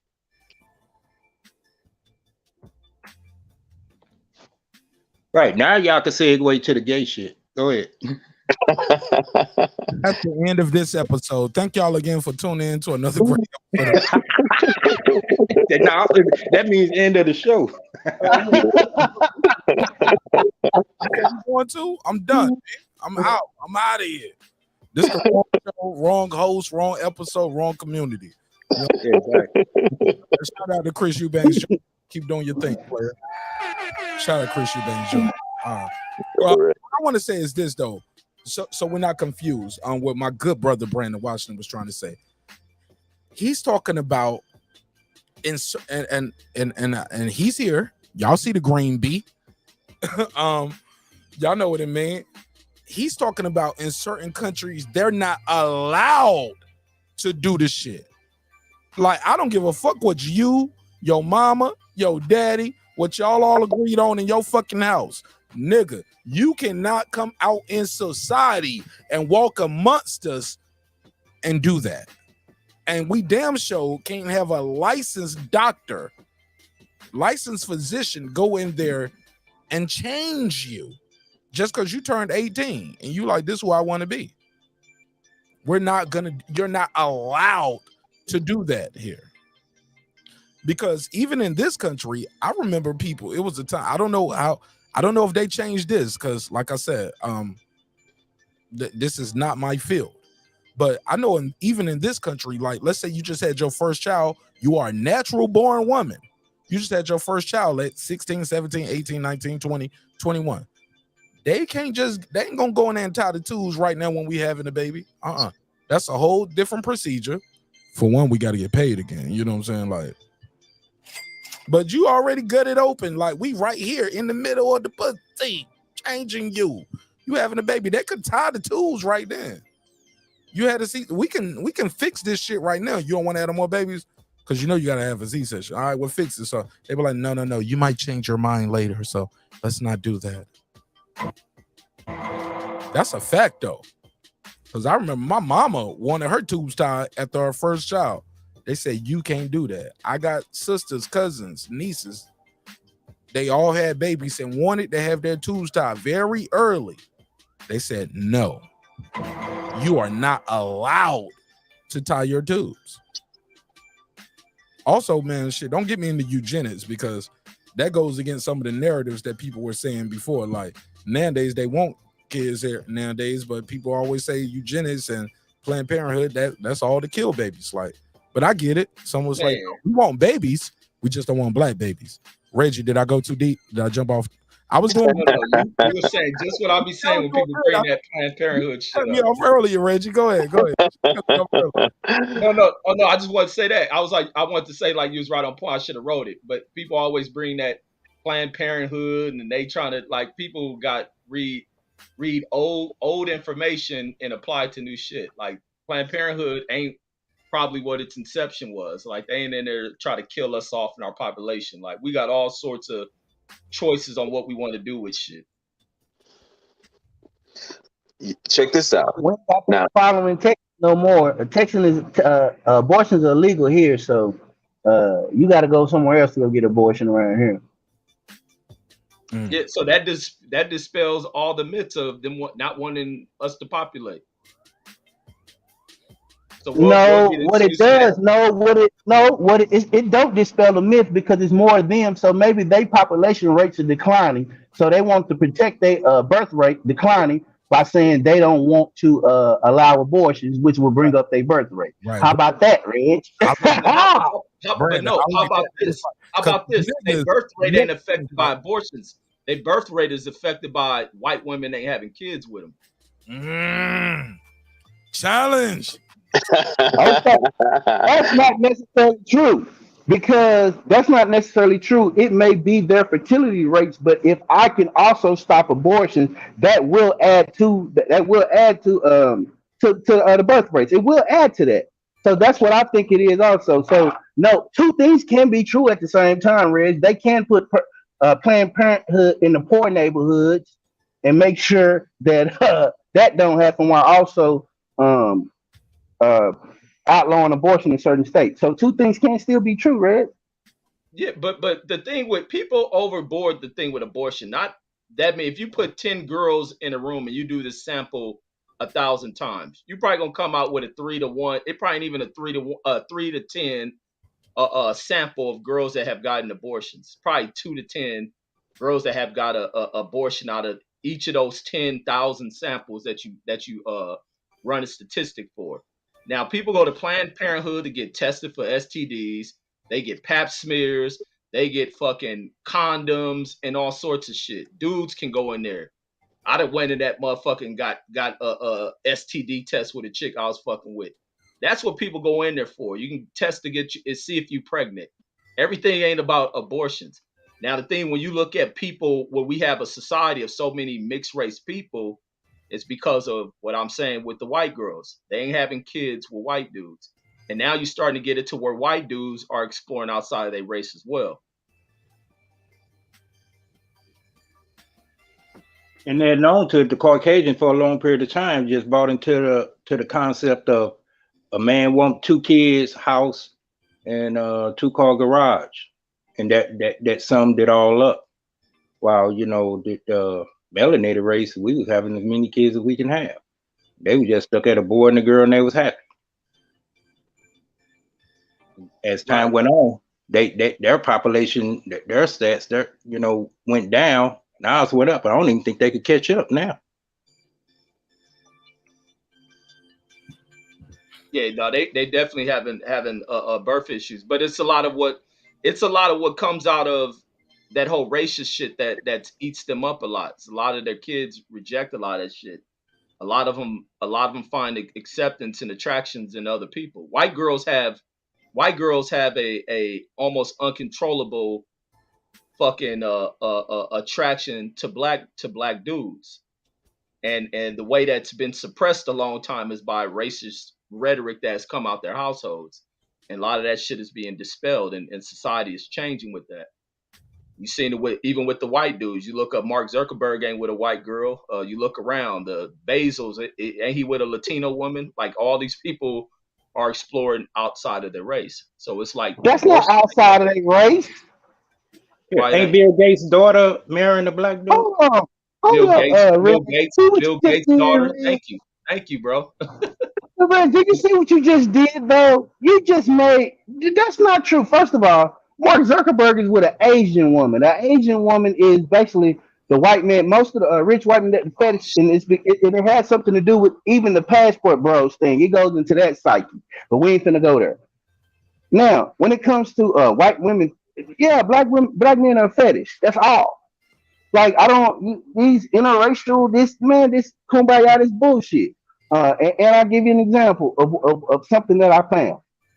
Uh, when Paris Hilton was doing her thing with Nicole Richie and they all over there acting like they down with the hip hop crowd and they trying to get into that market and all that, you would think she acted like but she didn't like black men. I've read it, and she probably slept with a bunch of them. They talk about how she slept with them, but she talks about black men like they're trash. See, the thing about it, it's a difference to be fetishized than to be respected. A fetish is just something. It's like domination. It's like something. Oh, I would like to sleep with her. That's a fetish of mine.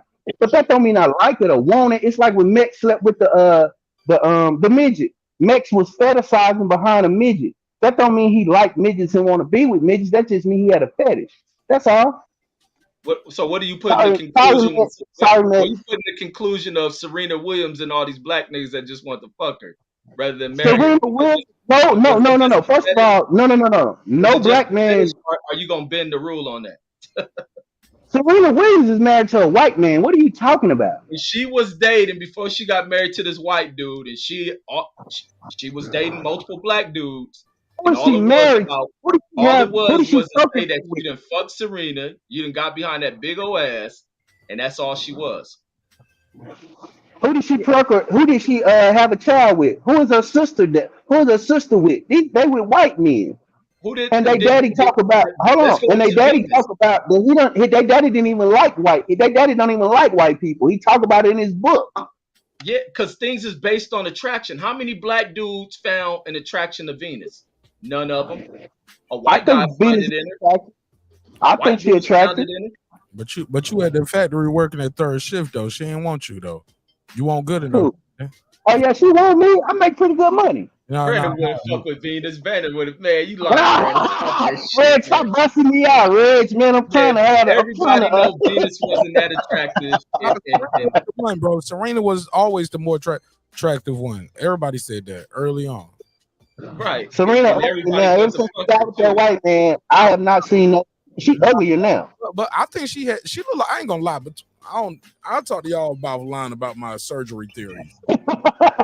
She fucked up now. She got that little Kim face with them cheekbones. Them doctors fucked her up on purpose. I don't know what they did trying to bring her do the snapback shit, but she got the little Kim features. Like she got them. Y'all ever seen No, Mark, you gotta use Madonna now. No, fuck that. Madonna don't even look like this shit. Y'all ever seen what's that movie, man? With the motherfucker was like, I want to play a game. It's called Planet of the Apes. No. You talking about Saw. She got the Saw face. Yep, she got the Saw face / Joker face. Yo, her Saw. You wanna know how I got these scars? Yeah. Yo, and her chin look like the motherfucking Jigsaw nigga sometimes. I'm like, yo, that ain't my baby that I grew up with. And I ain't trying to hear that she had a baby and then she looked like this. No, that's what was going on, in my opinion. Put a case on me. Don't put a Tasha K case on me, though. Man, you remember... He didn't look like this before. I don't blame the white guy. I don't blame the baby. That shit got some little Kim shit going on. Like you mean bleach her skin? You mean bleach her skin too? Because that's what Lil Kim did. You mean bleach her skin? Is that what you're saying? I'm talking about the cheekbones and the chin. Man, you remember that episode of SpongeBob when Squidward got surgery or some shit? That's what, bro. I'm out of here though. I don't think I crossed. I think I crossed the line tonight. That's what. Nah, man. Serena, I love her, but she really fucked herself up. I can't prove it. I ain't got no documents. Put a case on me. I'm just saying that shit look Lil Kim-ish. It looked like the first version of Lil Kim of Kim K that we got at the Ray J. Like, the fuck is up with your cheekbones and your chin? You know what I'm saying? They went in there and shaved that shit down some and adjusted the skin meat. I don't know. Nigga, I ain't got all the answers. I'll just know. She don't look the same. I was like, what the fuck is up? Why Serena look different? It was like when she had a baby. I was like, that ain't what a baby do. Right. I've been with bitches that had babies before. I fucked bitches. Nigga. Her shit look altered, bro. And it look altered like somebody tried to change some shit and fixed it. But the joke was on you, though. Like, nah, we ain't gonna never make you a bad bitch again, nigga. Like, them days over. You know what I'm saying? We finally got her under the needle. Ladies and gentlemen, we got her. You know what I'm saying? Like, that shit look botched. I ain't gonna lie, man. Fuck it. Put a case on her. She got some botched work done, yo. Do I still love her? Hell yeah. Do I think she's the best tennis player, male women, or whatever? Yeah. Am I a big tennis player follower? No. She better than Billie Jean King, though, bitch. On God. She better than McElroy, all of that shit to me. I don't know. I don't follow the sport that much. I'm talking about her face and the woman I used to look at and fantasize about. She looks different. And it looks altered. I ain't saying she did or didn't do it. And if they send me a cease and desist letter, I comply. But Marq is triggered. I love it. Let's go. In the meantime, in between time, yeah, that bitch got a little Kim phase going on right now. Put a case on me. Fuck it. I'm just saying, don't make me put the side by side up. Jigsaw. Put it up. Put it up. You know how we do on the Marq Nash show. Put it on the fucking screen. Well, do all three of them. Put Madonna's, Lil Kim's, and hers. I want to play a game. Which one of these bitches had surgery? Oh shit, I'm losing all my clout. What's Madonna King agent, man? That broad ain't never been about nothing. She can't even fucking sing for real. Fuck Madonna. No, Madonna used to be fine, homie. Madonna was fine. For white girl, Madonna was fine as fuck. White trash. Hell no, Brad. You can't hate. You can't just have you pushing too much of your white hate. Madonna ain't never been no bad bitch, nigga. Yeah, right. Madonna was it. Y'all tripping. No, she was popular. She was rich. She was slutty. She'll fuck you, your homegirl at the same damn time. She was hoish. She was a bad bitch. What girl ain't hoish? Marq Nash. Hell yeah. We were just talking about the aesthetics then and now. That's all. At the same time, part of my vernacular, I'm using the word bitch, but nigga, it is what it is. Madonna ain't never been the baddest bitch in the game. Man, you tripping. Madonna was my fine. mama, nigga. Smoking. No, you tripping. Man, Cyndi Lauper better than her. Oh man, stop it, Brandon. About that, nigga. Come on. That nigga didn't say Cyndi Lauper. Exactly. I got my white women wrong. I got Cyndi Lauper, not the one that played on Baywatch. Crawford. You mean Cindy Crawford? Oh, one of them. Jennifer Cindy Crawford Anderson or something. What's her name? Pamela Anderson was the bad bitch in her time. Yeah. Madonna ain't never been no bad bitch like Pamela Anderson. No, Pamela was trying to be like Madonna. She just got the breast. That's all she did is got the breast. Cindy Crawford. Cindy Crawford influenced Crawford. Cold as fuck, nigga. She always been bad. Madonna influenced white girls to get on their shit. No, she told them how to be hoes, and we accepted it. Shit, what you think get pushed? I ain't mad about it. I'm talking about women who act like hoes move up in society. You talking about her message. Like, that's body positive shit, nigga. You might as well say Lizzo the coldest BBW bitch. She ain't. I'm talking about how Madonna looked. I'm just saying Jill Scott looked better than Lizzo. But He's cooking, Marq. Marq is cooking. Cook, Marq. Push the body positive. So just because you push some whole shit, you push that message, don't mean you the coldest bitch, though. I can name some BBW bitches that blow Lizzo out the water. She ain't the baddest bitch. That's why people be fussing. It ain't, she a fat girl wearing it. No. She ain't even that cold, nigga. Look at her face. Madonna wasn't the baddest, but she was good. Nigga, like, don't get me on it, bro.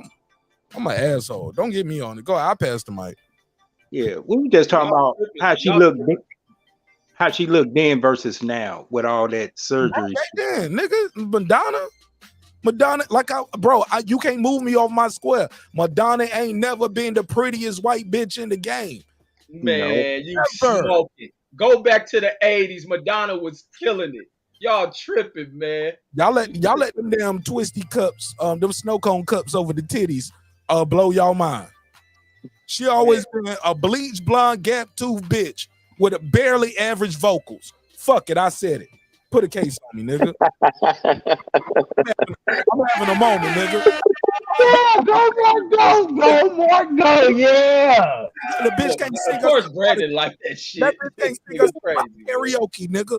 Couldn't sing herself out of karaoke bar. All she gonna do is eat some pussy, suck a nigga dick, whatever, nigga. Don't get me on it. That bitch ain't that hot, nigga. That's right. Go, Marq. Definitely not now. I'll take Cyndi Lauper over her right now. Go ahead, Marq. Ruin your career. I love it. I've been waiting for you to do this. Y'all gonna make Madonna pull up. Man, Madonna ain't the baddest bitch ever, man. She never been, never was, never could be. That's why she had to do all, bro. Madonna up. Y'all tripping, man. Bro, that's why she had to do all that extra shit. She wasn't doing extra shit like that. The bitch was nice. She been doing extra shit from the beginning. She had the most smoking. Bro, she's famous for all her antics more than she is for her vocal ability, and she's a fucking singer. Tell me I'm lying. I never listened to her music, but Madonna was on her shit. What checkmate, nigga? Ain't no checkmate, nigga. Madonna knew how to market herself. That's what that was.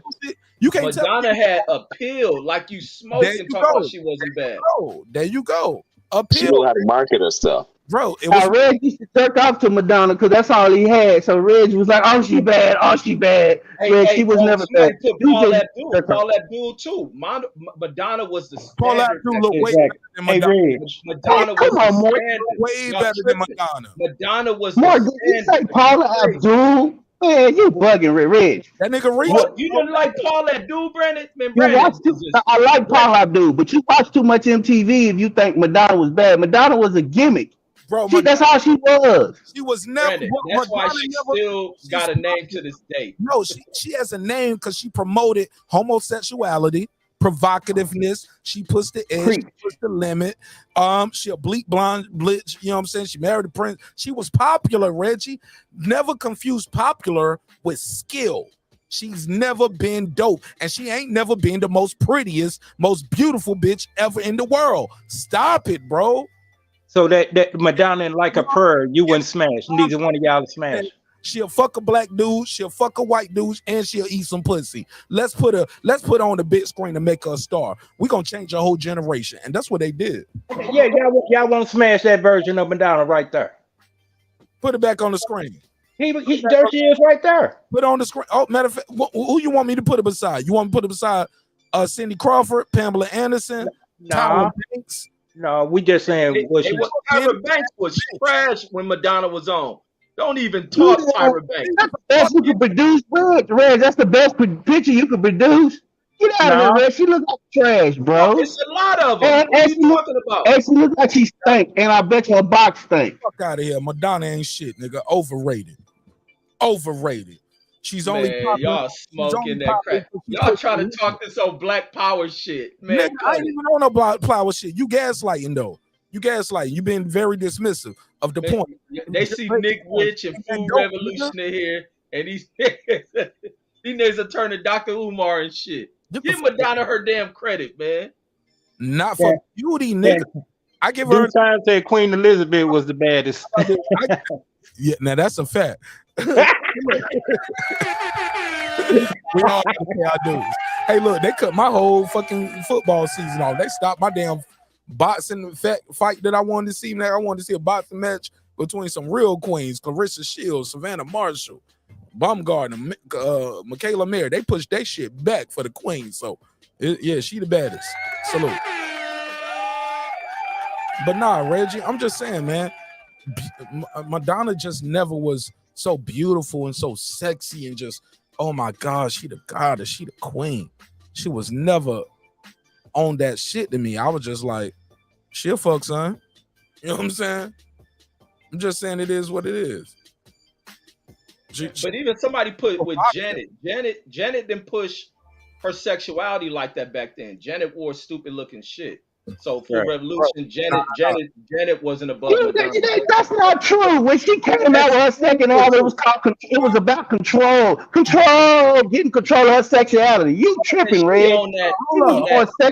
Nigga, she was more sexually provocative and everything. You tripping, Red? You tripping? No, she was not. The most she had was that old rock and roll style look. No. Going in that control shit. Like, stop it. No, bro. Do y'all?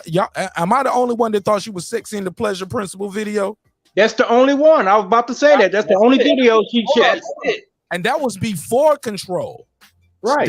She was that was Control. That was Control. That was on the Control album.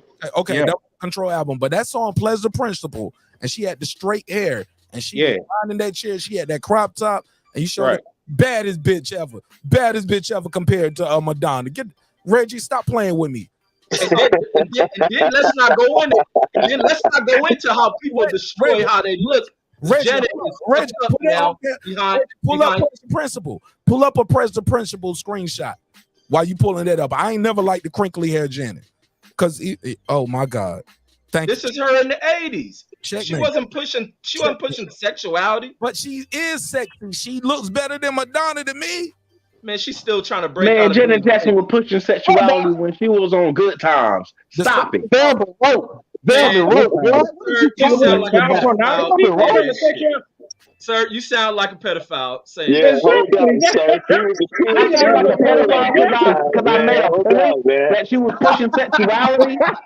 Hold up on that, sir. She was y'all don't over here molesting yourself too with pictures of her. But I'm sitting here telling you that you're wrong, and now I sound like a pedophile. Nigga, miss me with that. Y'all the ones who saying that Aaliyah and all of them was hot, and all of them were like 16.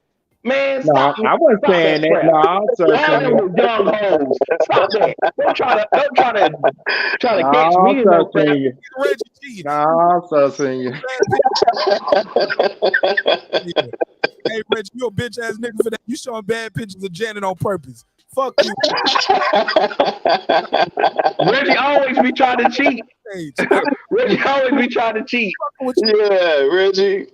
But no, I'm telling the truth. You know she took better pictures. Hold on, this nigga just showed a picture of Janet looking like Mike Jackson in Thriller, yo. Like, yo, Reggie, you ain't being fair, bro. You taking up for it's super fair. No, y'all talking about Janet wasn't pushing sexuality. Like I said, when Madonna was on, Janet was not on. I never said that. What I've been telling you is that's all she pushed. It's sexuality. We talking about, was she the coldest bitch ever? She never been the baddest bitch ever.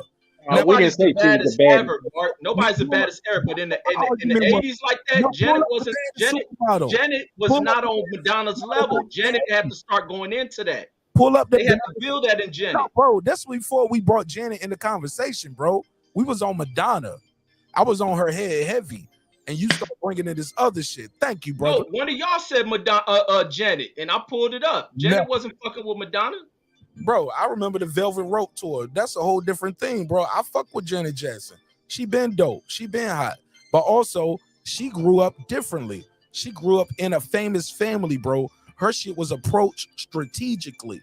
And it was a time where let's be clear, if you ever watch any of her documentaries, you'll hear her talking about things she wanted to do, and the people and the labels were telling her, no, you're not allowed to.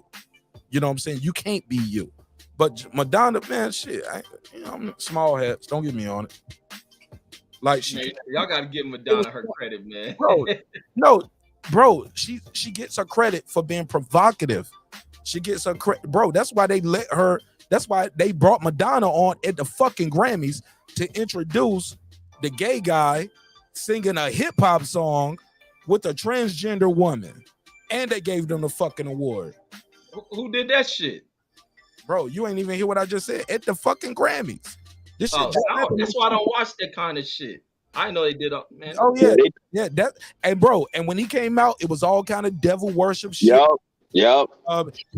He had men bending on their knees, all surrounding him like all of us, either trying to suck your dick or eat your ass. Bunch of men, black men too, white men, Mexicans, Hispanic, whatever.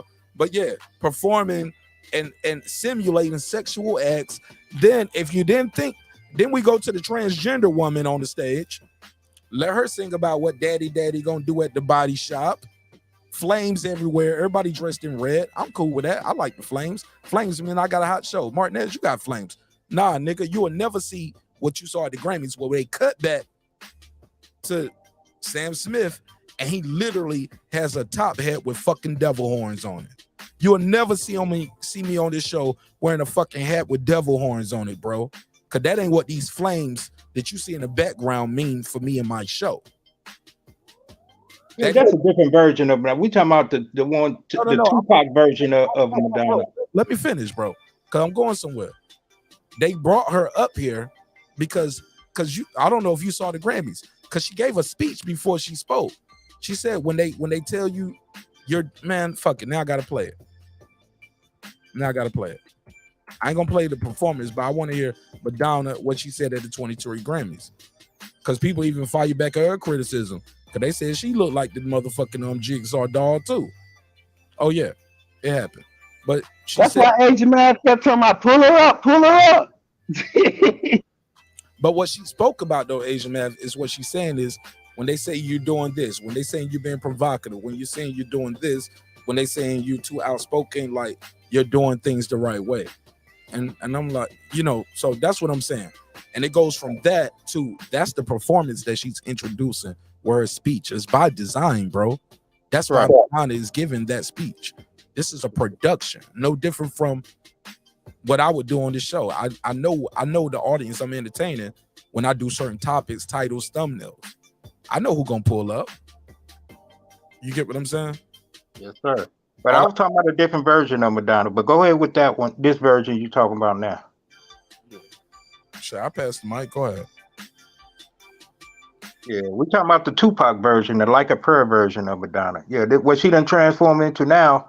Yeah, that's horrendous. Bringing it back to like she's been a marketing tool for provocative type shit. She's always, whether what some would say was homosexuality, because she damn sure kissed Britney Spears in the mouth on that shit. I think Jennifer who came out later, like this been over the last few months. Somebody was like, I was supposed to be the one to kiss Madonna that night, but blah blah blah. I chose not to. Britney Spears ended up doing it. That shit was a production. It was already planned. That's what I'm saying. Like we saw it and we thought it just happened. But 20 years later, somebody else was like, I was approached to do that with Madonna. I want to say it was J-Lo. Somebody in the chat gonna tell me. The chat is undefeated. But y'all look up who said I was supposed to kiss Madonna that night. They're gonna tell us. All I'm saying is this shit is bigger than me and you. This shit bigger than CMB. This shit bigger than Nino Brown, Marq Nash, Brandon Washington, Asian Man, Champion Heart, Sir Senior Reggie. This shit is systematic. And it's only in this country that I know of where you are allowed to go into the doctor's office and say, well, my son want to be a girl or my girl want to be a boy. All right, well, just sign right here. You got your checkbook or credit card? How you want to pay for this? Am I tripping?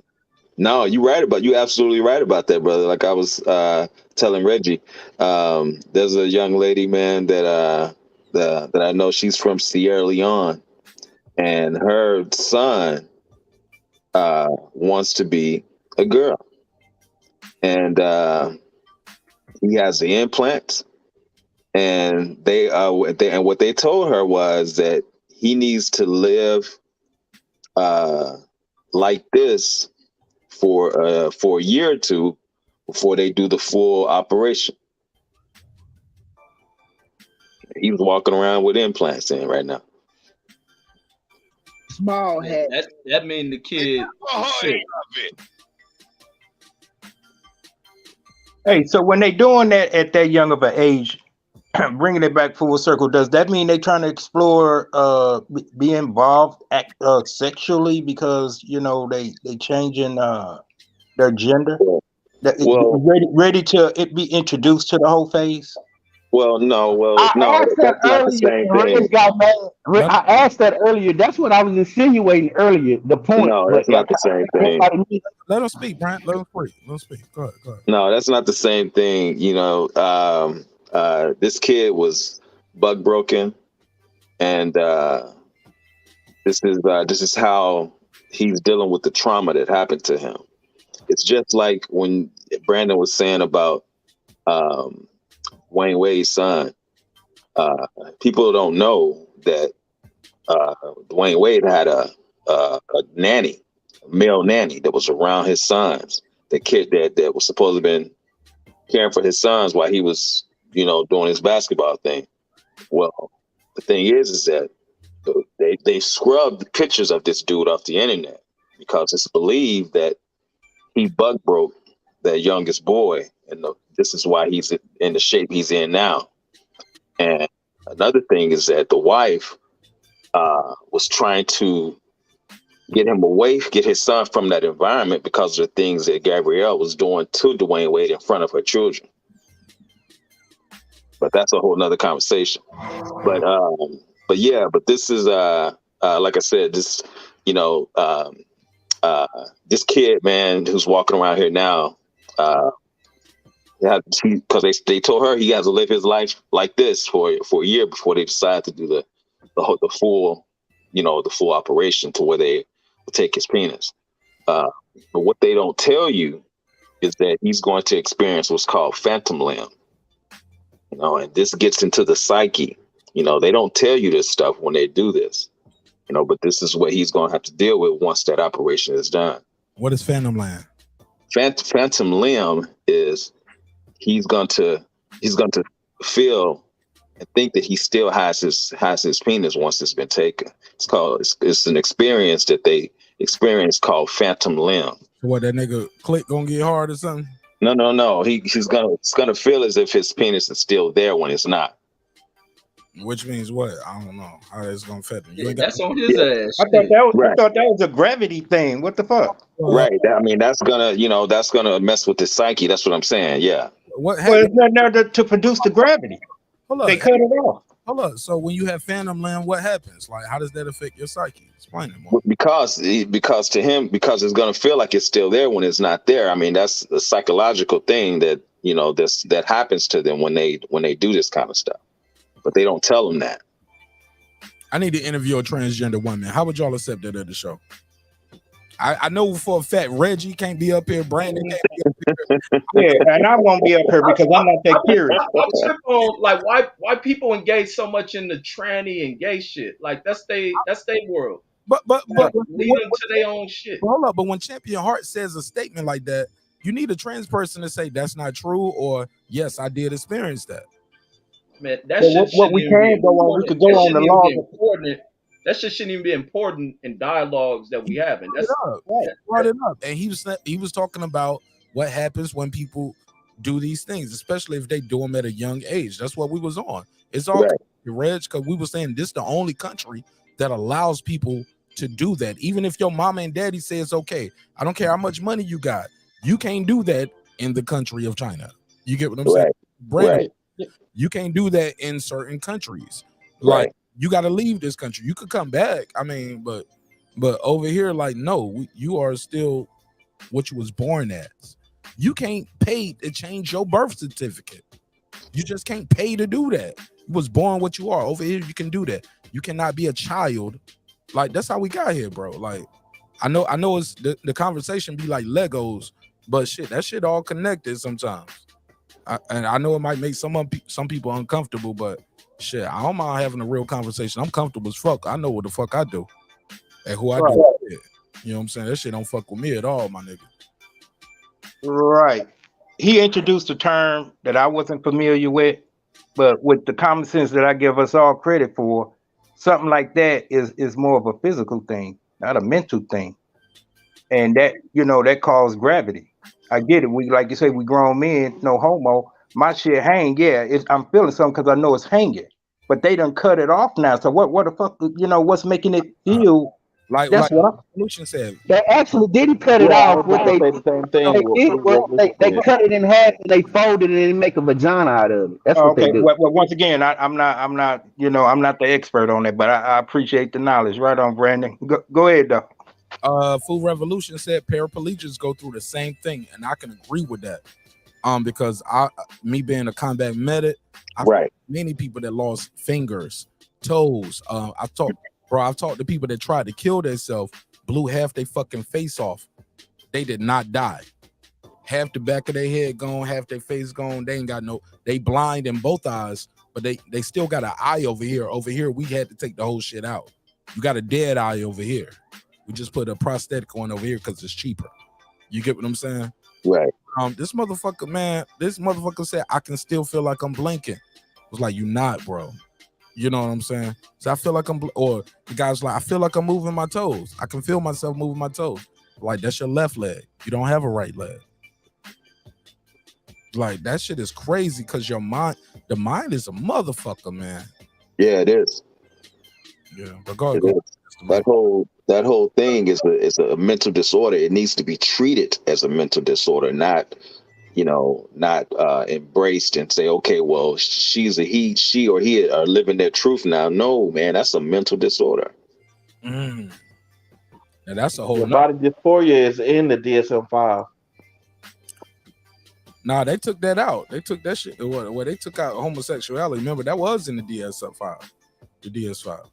They took that shit out. But also they took it out because more gay motherfuckers was being in Congress too. I mean, and becoming. Yeah, they took it out. Oh yeah, It was in like the DSM-3 or DSM-4 where it was in there. They took it out for the 5. Lobbying. Importance of having a lobbyist. Importance of having an advocate, a senator, a congressman. Yeah, people say these laws don't mean nothing. Shit, look at your country. Oh, you got lobbying. Yeah, they lobbying right now for to make child pornography and also child pedophilia illegal. It's a group that's lobbying right now for that. They do this every day in Congress. Yep. That don't mean it's gonna pass. Perverted society. No, but it should even be some sick in society where you got a group of males lobbying so they can lower the age so they can be with children. There's something wrong with that. Brandon, their argument is, well, I just like to look at it in the comfort of my own home. I didn't go out there and do nothing. I ain't caught no crimes. They lobby to be with these children to make the age legal. Like it's a lobbyist group to make where it's not illegal to be with a child. That's all another company. Hold on. You're talking about Mambla. Damn, that nigga know the name. Got to put a case. Yeah. The guy from Facebook was part of it. Is that a liberal or conservative group? It's actually both. It's both. It's both. They don't discriminate. See, Ray, that's a trick that they play on us. I didn't hear what he said. What he said. I was reading what my boy Jules said in the chat. I'm gonna read what he said after this. Y'all can see it on the screen. Reg, say what you said again to make Brandon had a response. No, that group where they always saying liberals pushing this and that. So the pedophile group, I was asking, is that a liberal or conservative group? Oh shit, good point. Hey, look, I don't lie. You can't pay me enough to think Lindsey Graham ain't got some shit going on. You get what I'm saying? Right. You know what I'm saying? South Carolina Senator Lindsey Graham. I mean, I don't want to get sued, but if I had to put my money on it, oh yeah. Yeah, that nigga gonna take the hot dog over the donut every day. Yo, I'm just saying. I'm just saying. Did you see what Corey Holcomb? Did you see what Corey Holcomb said about Beyonce being on that island? I didn't see it, but Corey's my guy. You know what I'm saying? So, what he said? Yeah, Corey went out. He was like, "Y'all talking about Beyonce? Ask Beyonce what she was doing on Pedo Island with that boy, with them. Ask them what she was doing on that island with Jeffrey Epstein." Was she really over there? Because Corey Holcomb be saying some way out shit sometimes. Yes, she was really over there. They got the manifesto of everybody who was over there. Bill Clinton, all of them was there. A lot of political people were on that island, man. That shit was for real. That's why I think he killed him. I don't think that motherfucker was like, yo, Jeffrey Epstein's still alive. I was like, nah, it's easier to kill him. It's easier to kill him. They was like, oh, we gotta kill the other bitch. Cause we killed him. We let her know, bitch, you talk, you gonna die too. We can kill you even in custody. You know what I'm saying? Hell yeah, I'm with that shit right there. It's easier to kill you than to send you off and give you a fake passport and we fake your death and get you out the country. Nah, I'm gonna just kill you. I got the money, I got the power to influence. I'm the fucking president. You know what's sad, Mark? Nobody asked what happened to all the shit that the FBI confiscated, the disk, the drives, and all that shit. Where is that shit at? And what was on it? That's They what I said, got that shit. Brent, You ain't got it. But nah, what they doing with it, Reggie? I'm gonna let you That's know. what I'm at. You and I, It's probably used in a court trial. We don't know that. Brent, well, Reggie, God willing, I'm gonna be alive, and we'll talk about it every day on what's the day Epstein got busted? The day he got the fake suicide, and the day he finally died. I'll do a 3-part episode every year, and we can do an update and see. It's been 4,044 million days. Nobody else has been arrested. Because if you and I got arrested for some kiddie porn type shit, bro, I don't give a fuck what happened to me and you. Everybody else they called on that disc. Oh yeah, we gonna know about it, and especially if they powerful people. All right, so and this other thing that adds to this question, I gotta say, unless it's the right powerful people, and you just untouchable, you part of you end with the end. Once we get rid of you, everything goes away. You know what I'm saying? So everything just went away. I agree with Brandon on that. Cause I talked about that shit a couple weeks ago, bro. I was like, whatever happened to everybody who's anybody? Where all these other Jeffrey? He the only nigga up there fucking bitches? He the only one? Y'all got a lot of videos, a lot of okay. All right. And that shit just went away. The island went away. It's videotapes everywhere. Everything went away. But we got our villain. Jeffrey Epstein is dead. Maxine is in jail. This case is over. We got our villains. The world should move on. And that's what happened. And that's what people are talking about. But go ahead. Yeah, but I'm saying if y'all got the names and stuff and this and that, how you gonna say they haven't released anything and y'all naming people that was on the island? Where that info come from? Bro, they ain't been charged, indicted, arrested. It all went away. There's a lot of people who was on Epstein Island. It just all The went way away. that they know they have flight logs, Reg, is what you asking. How do we know that they was on the island? Because they released the flight logs.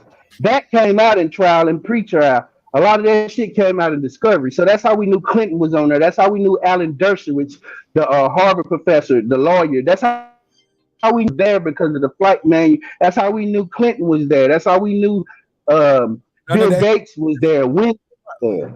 But we're talking about the video and the actual tapes of what they confiscated. They haven't released that. And once he died, it's over. Don't nobody care about it no more. What did they do there? It's no investigation. Investigation is over. It all died with him. That's what we saying. Yeah. The curiosity is gone. Nobody's talking no more. The government's not investigating. It's no public interest in this trial, so the government can let it go. What's to say the government let it go? Just because stuff ain't on the news don't mean it ain't happening the way that it flows through the cycle. Fair enough, my brother. And that's why I said, hey, we'll revisit this. Long as I'm alive, we can play that game, and we can revisit it every month, every year on the anniversary he was arrested, went to jail, or the day he died. Because I want to touch on this episode a couple times, because this is what they talk about when they talk about. But Reg, you know they haven't released nothing because they released. Okay, Reg, this how you know. Because the case is public information. Hear you? I'm sorry. No, I be popping in and out, Mark. You know I'm working, so I think I got a delay or something. I don't know. Wait on that delay sometime. But all I was just trying to say is I'm gonna revisit this shit. All I'm just trying to let my good brother Reggie know is this: ain't nothing happening from it. It's a wrap. It's no public interest in it anymore. It's over, B. But it ain't a public interest. That don't stop the courts from arresting motherfuckers. And sometimes if the news don't, it may not be an interest to news agencies. Then nothing happens. If you don't have, people have to be interested in it to make the case go forward. Right now, it's damn near cold case. This court cases, till you go in depth on studying this shit, you don't know who's been arrested by it. if they got the two big names behind it with political ties, let me say this, homie. Let me say this. Go ahead. Because y'all talking about public interest. And there's also a side of what happens with the court trial, what the courts do.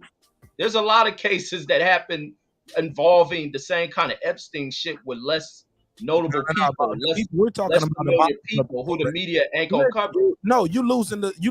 No, I'm staying with the point. Y'all saying that it ain't nothing going on. How do you know the government just said the case is over? We're talking about. We would know about it. That's our point.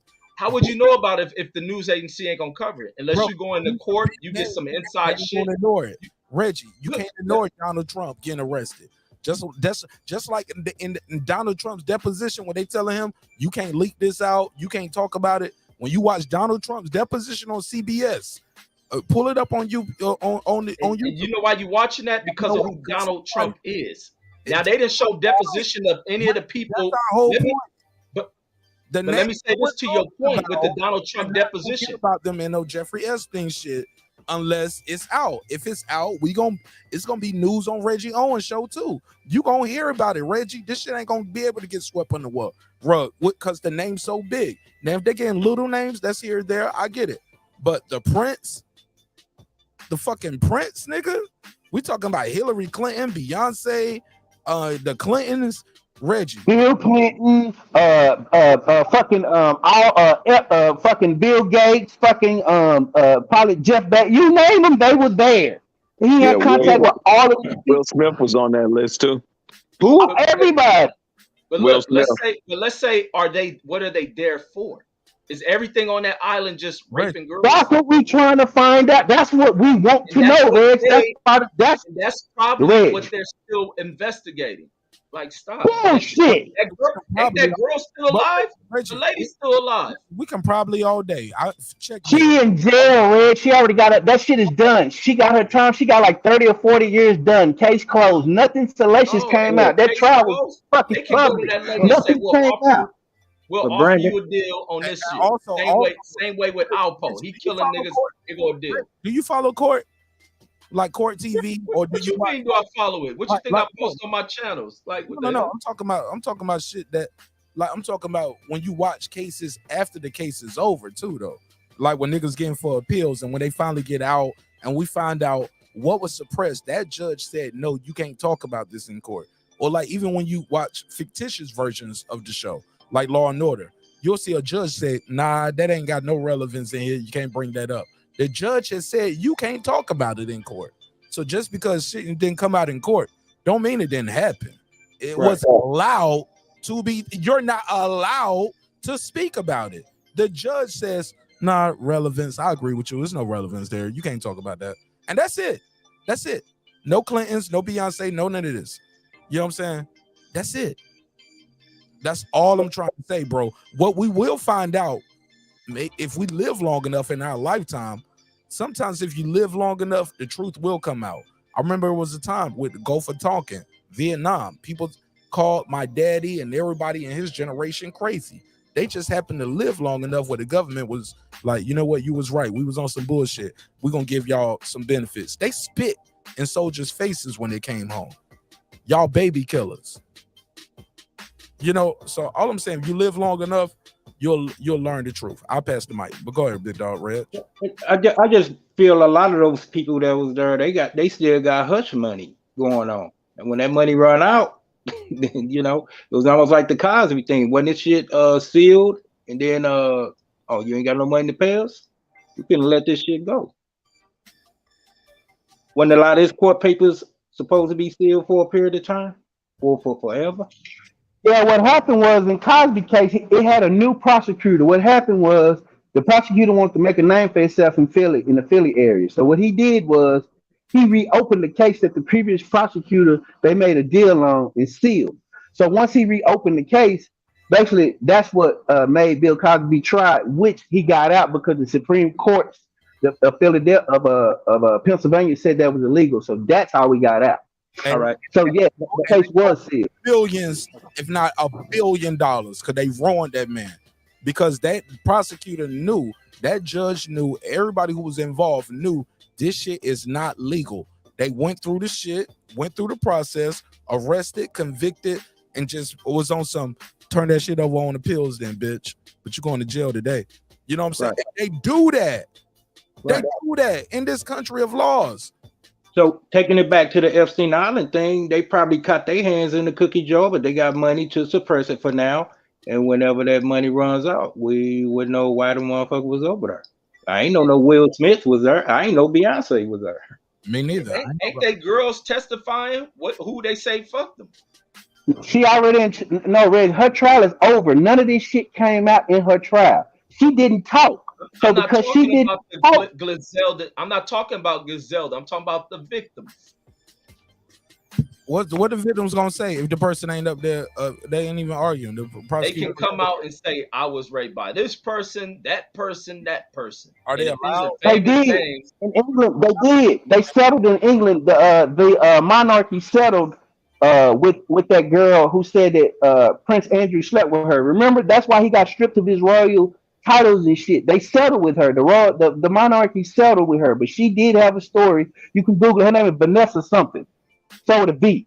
But I think she was going around saying how they groomed her. These stories are out there, Reg. What it is, you probably just hadn't ran into them. But everything that you asking for is out there. It's just been settled, a lot of it. So you haven't been seeing it. So it's no reason. It's not ongoing litigation. So ain't no open cases. So that's what we talking about. You'll never get the information because it's been swept under the rug. Once he mysteriously hung himself in a cell with nobody watching, with all the cameras fucked up and the guards, nobody was around, and he was on suicide watch. Once he killed himself, supposedly, that was the end of it. They caught that girl, she was the only thing because she helped him groom the women according to the affidavit. So she was the only thing left out hanging, the only loose end. Either you go to jail or we kill you, one or the other. So guess where she's at? In jail. And So she didn't speak. and she So can there- name drop too. Right. That's what I was about to say. There's no other way of finding out all those people that were there that could partook in fucking these young kids over there, boys and girls. Yeah, exactly. This ain't no different. Just because you Yes, arrested. it is. They got a manifesto What happened and they in the got household? What happened videotape. to Sammy the Bull? You can get plea deals. And they be like, you want to do this. The lady probably be like, fuck it, I'm gonna ride this shit out. So therefore, what do they have to go off of? What are the girls saying? Now you got to bring it to trial. The girls saying this and that happened. Who else you get to verify it?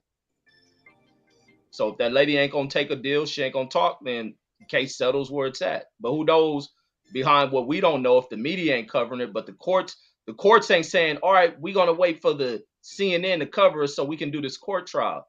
Courts run. They have the schedules, they have shit put on there. They don't stop because CNN ain't covering it. LA Times, New York Times, or the Tribune or Post ain't gonna cover it. Court's gonna Hey, run. this is an international case of scandal and fucking like Bruh, this is the a international conspiracy. part was Everything. What are you goddamn big talking about? names. The case is still the case, and investigators investigate. Reg, These niggas don't international stop. conspiracy. Reg, you Bruh, scandals, the case don't child stop. pornography. Investigations don't stop. Why y'all so simple in y'all thinking, homie? The That's shit don't Okay, stop. well, what? If it's more to investigate on the case, they investigating. No, You think but because it ain't on the news, it's done. Like, yeah, stop it. yeah. Just like they still investigating JFK, right, Reg? Like And they got a CIA big ass page report that just got released on investigation they ran into. No. And you know what they also No, they didn't. That's not true, Reg. They didn't release all the files, and they still supposed to be release the files and won't release them.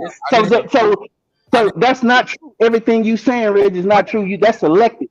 No, Brandon, but control the emotion. I love it though. I love the energy. All I'm trying to I'm running back and forth, bro. That's all from trying to take my phone out. I'm working. That shit Reg said can be easily Googleable. The Americans do not know everything that happened with JFK that the government knows. That's public record that they have not told us and they will not tell us until a specific time. And then they keep moving that date back. We supposed to been known everything about that. So Reg, that's totally false. And that's it's a bunch of pages. No, Reggie, hold up. It's hundreds of pages from that report. They missing a few pages from it. No, that's not true. And that's another thing you said not true. Because this is my favorite conspiracy. We don't even know. Have you pulled the report up? My nigga, I know what they releasing and what they not releasing. No. You heard because they reported because Biden and them told them to release it. No, Donald Trump and them suppressed it. I can go back. Biden administration said to release it. CIA held on trying to redact shit. Have you pulled up the part of the report that's out? You see what you're trying to do is gaslight. You won't even let me. That's not gaslighting. And you got it wrong, Red. That's not true. Trump wanted to release it. Biden is the one that pushed the dates back. You got it backwards, Red. No, you like this investigation. There's hundreds of pages. Have you downloaded it? My question is this to you, Reggie, and here's the checkmate. And this gonna be the period dot end of it. I hope you get a checkmate because you haven't done one. Oh, cause this is a fact. This is a global fact. You can't even dispute this. Has the American public been access to every piece of information that the government has about their duly elected president being murdered broad day in a parade? The answer is no. We have not been accessed. We know that, so that's not a checkmate. So nigga, that's it. That's my point. No. That's the checkmate that's is a checkmate. That is a checkmate. You tripping? That's checkmate. No, I know that shit ain't fully been released, but the checkmate is right here. Have you downloaded and read a piece of it? No, you haven't. Yes, I have, Reggie. Where you downloaded from? Red, we all read that shit. Red, it don't matter. They releasing what they want. It ain't releasing the real shit. It ain't telling you nothing. I watched that Kevin Costner movie, and that's it. So stop it. Red is tripping. Red is hilarious. You niggas watch Kevin Costner. That's the most you done with JFK. It's a gaslighter. And if you don't know signs and symptoms of gaslighting, you can get distracted. You can get thrown off the point. Can't play those games with me, big dog. Man, I don't even know what gaslighting means. I know everybody use that shit I now. do know you are a gaslighter. No, I don't do that. I don't even know what the word means. I hear everybody using that. You don't do it if you don't know what it means. How about that? No, I don't gaslight. I just speak what's the truth. You don't do it if you don't even know what it means. Can we agree? What does it mean? Do you even know what it means? I hear everybody use that It's damn a term word. of distraction. Bro, it's a term of distraction. I even know what, bro, it comes from a movie years ago back or it was a play back in the 1930s. What it is it's being distractive and dismissive when you are, you know what you're doing. You're trying to throw me off my point. Like when you say certain things, but you know you're just trying to get a knee-jerk reaction and confuse me or distract me and say certain things, bro. It's like a motherfucker in the play. He was dimming the lights in the house the whole time, but he want his wife to think she crazy. Like, no, motherfucker, you dim the lights. I know the lights are dim. No, you tripping. You crazy. What are you talking about? What did I do wrong? Hey, man, you taking this too far. You exaggerating. No, y'all taking things too personal. All of those are gaslight terms. You're taking it too personal. Hey, man, that's some whole shit. You're gaslighting, bro. You're trying to, we're not even talking about the issue no more. You're trying to gaslight me. You saying I'm doing some whole shit. Or, hey, you guys are taking shit too personal. Or it's the white man. It ain't the black. Y'all, bro, you're gaslighting. Those are gaslight terms. Man, y'all overboard with this word. Y'all niggas hear some trendy shit and go overboard. Ain't once I gaslight about nothing. Like you niggas hear some words, turn into some popularity shit, and you niggas regurgitate that shit. You don't even regurgitate that shit like birds do baby food. My brother, I ain't disrespect you, but Reggie, if you Google gaslight terms, you'll realize. Like, damn, I do be saying that. I do that. No, like, gaslighting in my vocabulary because I would never use that shit, and I don't do it. You use the tools of gaslighting, my brother. That's what I'm telling you. Instantly, so I'm gaslighting by saying you never read this report. That's no. A bunch of it is released. No. What you just said prior to that, when you was like, y'all niggas taking shit too sensitive, you're gaslighting. Y'all niggas exaggerating, you're gaslighting. You're being How was that gaslighting? Ain't exaggeration a word with a meaning? Is that Champion Heart agreeing with me and trying to explain to my good brother Reggie? Can I call him? That was me talking. I don't think his intent is to distract. You're right. That could be a form of gaslighting. You're correct, Mark. But I don't think that's Reggie's intent when he said that. Yeah, exactly. I can tell that's not his intent because I believe him when he's. And I can tell you that ain't what I do neither. No, but you literally just did it and you literally use one of the terms that's a gaslight term. You exaggerating. What you mean I'm exaggerating? Oh man, y'all just trying to say the white man just holding y'all back, man. Black folks need to pull it. Like when somebody say black people need to pull themselves up by the bootstraps, that's a gaslight term. a gaslight term. You're gaslighting. Like, you're being dismissive about everything that happened to black people. When you say black people need to pull themselves up by bootstraps, you're gaslighting. So that's what I said? No, you didn't say that, but I'm just giving you examples, my brother. When you say y'all niggas exaggerating, oh, that's some whole shit. Hold up, bro. If you're exaggerating, you can be exaggerating. That's not gaslighting. Now, you gave a definition and you're not even using the word. You ain't even using the word in the right moment to use it. Y'all niggas hear a word that somebody that made popular, and I hear 100 of y'all on YouTube lately using the word gaslighting. That shit don't work. Reggie, but speak to the point. Speak to the argument. It is the point. No, Reggie. To start off with, y'all niggas on some whole shit. That is gaslighting. You're not even talking about the argument, bro. You're not even talking about what we're talking about. Stop it, man. No. All right, I'm gaslighting. Fuck. Where my fluid at? Damn. I mean, Reggie got the gas, nigga. Gassy. All right, I'm gaslighting. Sorry for my gaslight. I mean, I'm just saying, like, even with that, like, I get that. That's cool. Like, I get the being facetious, and being argumentative or being comedic. My nigga, I'm here. Like, I got love for you, and I ain't trying to attack you, my brother. But all I'm saying is what we're saying here. Some of this shit is factual. It can be documented. You can look back. And if not, we can look forward to the future and see what comes from it. Like, that's how I said this 30 minutes ago. I was like, well, we'll see what happened. And I revisit this every third quarter. You know what I'm saying? 3 times a year. What day was Jeffrey Epstein arrested? What day did he die? What day was she arrested? Blah, blah, blah.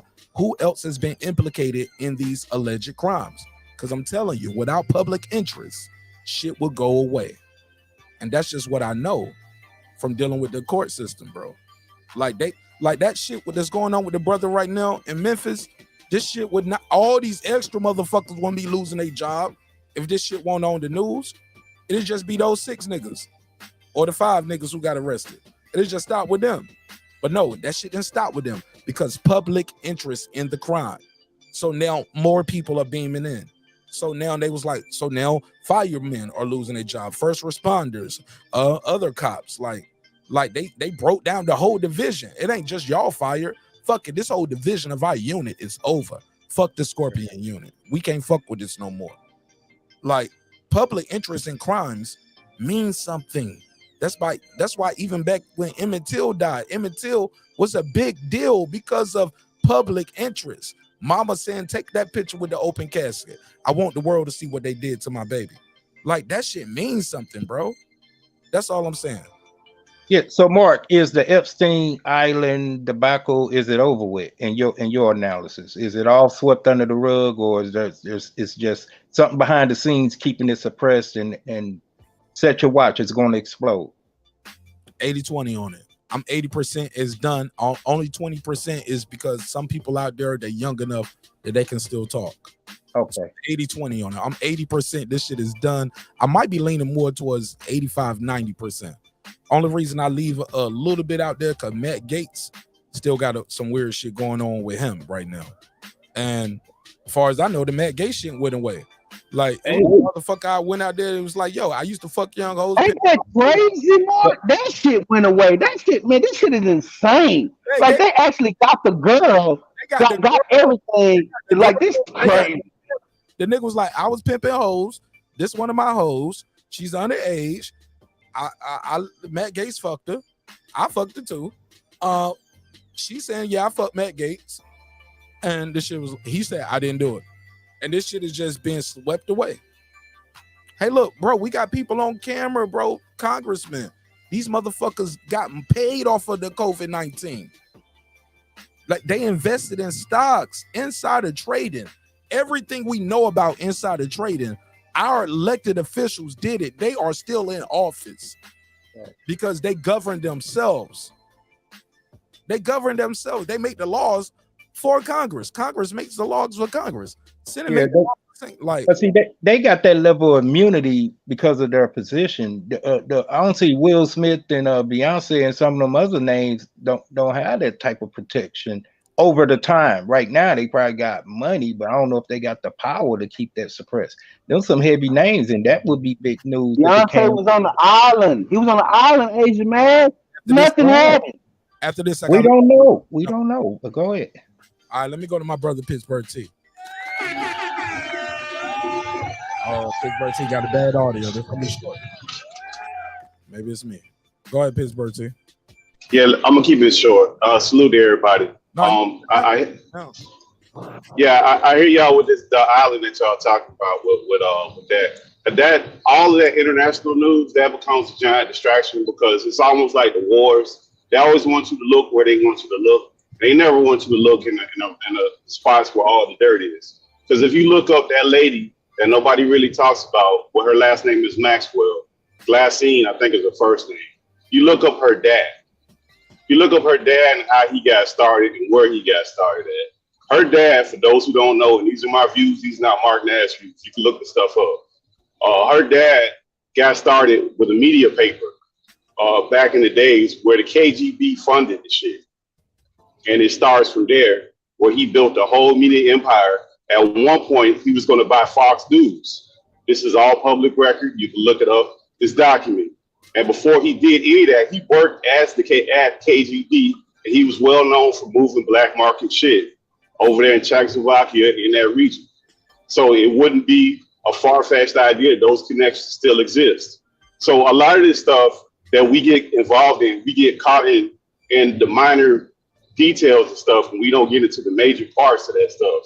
Those connections, all that international stuff, that stuff get real muddy real quick, and nothing ever happens from it. But we've got public people right now that are walking around that have been involved in plenty of stuff, and they'll put them in your face. Oliver North, who was involved in the Iran-Contra scandal, the drugs and guns, was running the NRA like a year or two ago. Not in jail, a public figure that we know that was responsible for a countless amount of weapons, countless amount of drugs get flooded in America. We can point to that one particular person and nothing ever happened to that particular person because there's too much power and there's too much stuff going into that. It's not like a small story and there's too many people that be connected to that. I land my plane there. I just think we just got to look at some of this stuff for what it is. It's bigger, like that whole skit that we talk about is bigger than Nino Brown. It actually is. It really is. Because for them, it's like a thread on the shirt. When you pull that thread, all that shit coming down. There's a whole bunch of names. There's a whole bunch of institutions. There's a whole bunch of stuff that we don't even have the scope to even understand how deep that shit is. All right, go ahead. Let me go to my boy Jules Gaming Lounge. Shout out to Pittsburgh T. Go ahead, Jules. Salute. Hey, how my volume? Because I'm on some AirPods. So I don't want you good? My audio to be messed up. Go ahead, cook up. Okay, what's going on, brother? What's popping, my G? What's up? Hey, no, we're just having a debate with Food Revolution because I was trying to say just because your limb is gone don't mean your nerves are dead. Your nerves are basically starting your back and in your neck. In your brain and in your back. Your back is mostly controls most of your limb. What you feel in your arms and legs. So if you cut your arm off, that don't mean that the nerves in your back are dead. They're still there. They still operate. They're still correct. So when you feel pain that's supposed to react to the arm you lost, that's why it's called phantom pain, because the nerves are being because the nerves are. It's your nerves. It's not the arm that's hurting. It's the nerves that's hurting. It's just reactionary to that part of your body. Go ahead, Jules. And Jules, what was that? And Jules, somebody said, is it metaphoric? Like for tell people how many times you were shot by the police, bro. I was shot 9 times, 9 to 12 times. 9 to 12 times, and you are still dealing with those bullets. Yes, I'm a paraplegic. Yes, I'm paraplegic from the waist down. Some people what's that sound they hearing? You got a breathing machine right now? No, that's why I said my girl. That's when my girl snoring behind me. That's why I asked about my volume on my AirPods, because I might have to pull up on my tablet. So yeah, I don't hear the snoring in the background. We were trying to give you some passion. I was like, yo, y'all respect the brother. You know what I'm saying? He got shot up by the police. And he was like my bad. No, that's my lady in the back snoring. You had to go back to the hospital for a bit. So I was like, damn, I didn't know if you had a machine. I didn't know what that was. I was like, yo, man, y'all show some respect to my brother. But hold up, you just got a snoring ass girl over there, nigga. Tell Yeah. tell this shorty roll on her side or something. Roll on your side. Roll on your side. She grouchy Yeah. every morning. You sound like Darth Vader in the background. But what's up, Jules? How you doing, brother? Peace and blessings. What's going on, King? Hey, just salute to you, brother. I Now, apologize you for were this morning, sharing your y'all. story. I thought it probably had something to do with what the topic we was talking about. That's why I said, was this No, I was metaphorical? because having a debate with Food Revolution in the chat when Mark Oh, told me to okay. pull up. Oh, okay. Oh, See, okay. I didn't see that. That's what that was going about. That's what we were just having a debate about the nerves. But look, she got a good point, Nancy. You are a paraplegic, right? Yes, And for the people who don't know, what does that even mean? I'm paralyzed from the waist down. From the waist down, so your hands move. Yes, Your hands, you can still roll a blunt. All right, yes, I can still move my legs. I can still walk with a walker. you can still walk You know with what I'm a. saying? Hold on, It's just pain. Yeah, it just feel pain. So that don't Yes, make you paraplegic. How you Do get it. that shit, nigga? This nigga. yes, yes. It makes you. I'm not supposed to be. I'm not supposed to be able to, but I am. So in the midst of being classified legally and medically as a paraplegic, That's what it is. you can move with your upper body strength, or you're not moving with actually your legs though, right? Yes, I move with I use a wheelchair and I move. I mean, my arms for the most part. I'm saying I have control over my legs. I just don't like my right leg. I can't bend it at the knee. My right leg doesn't bend at the knee. This nigga Jude I don't survive the niggas. And for my left leg, I got a rod in it because I had a shattered femur. They also shattered my femur, and I had a rod put in my left leg. I can stand on that leg. I can bend it and actually stand on it, but I can't control my feet. So You know what I'm saying? It's certain parts of my legs that I can't control. Who's on both parts? What? Can you wiggle all 10 toes on both? No, I can't. I can't wiggle any of my toes. Okay. I have no control over my feet. Do you ever feel? Because that's how we got here. People was talking about they feeling shit in their feet, and they was like, "How you Pain. feel your feet or pain in your feet that ain't there?" Because the pain starts in the nerve. But you The got nerve the pain starts in the nerve. The pain starts in. I'm just. Oh, I'm sorry. Go ahead. The pain starts in the nerve. The nerve starts in your back or in your brain. Just because the limb ain't there, don't mean that your nerves is gone in your back and in your brain that controls that limb, or the feeling that you have to that limb. How do you feel pain in your toes, like if you don't have no toes? Because the pain starts from your nervous system. The pain starts in your nerves. The nervous system, the part of your body that controls that nervous system, like your back. If it controls your feet, that part of your back is where you're gonna feel the pain. Is in your feet, because that's where the pain starts. It starts in the nerve. Your nerves aren't gone because your limb is gone. Your nerves start in your brain and in your back. Your spinal cord and your brain. Just because your foot is gone, don't mean that cut off your nerves from your brain and your spinal cord to your foot. Yeah, but you still got nerves there. But look, Jules, I can't poke your toe and you feel pain if you ain't got no toes, and that's different. That's correct. That's correct. Paraplegic versus amputation is different.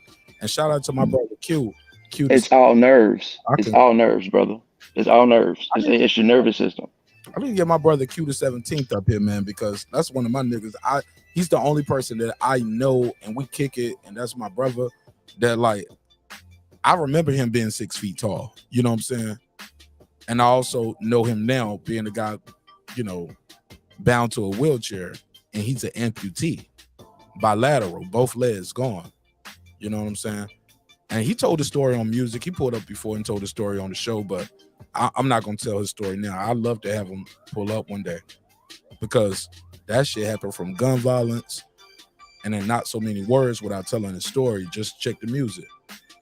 His baby mama was involved, so that's a whole nother case. And he learned to love and forgive again. She been to jail, she out of jail, and shit, check out their podcast, man. They back together right now, rocking the podcast. You know what I'm saying? Wait, whose story is that? It's my boy Q the 17, bro. Him and his baby mama, bro, they got a podcast together, bro. You know what I'm saying? Man, that shit is crazy shit. Crazy. They always trying to tell me, man, do our podcast. I'm like, no, I need y'all to do my show. I don't even call my show a podcast. I just call it a show, but I don't call it a quote unquote podcast.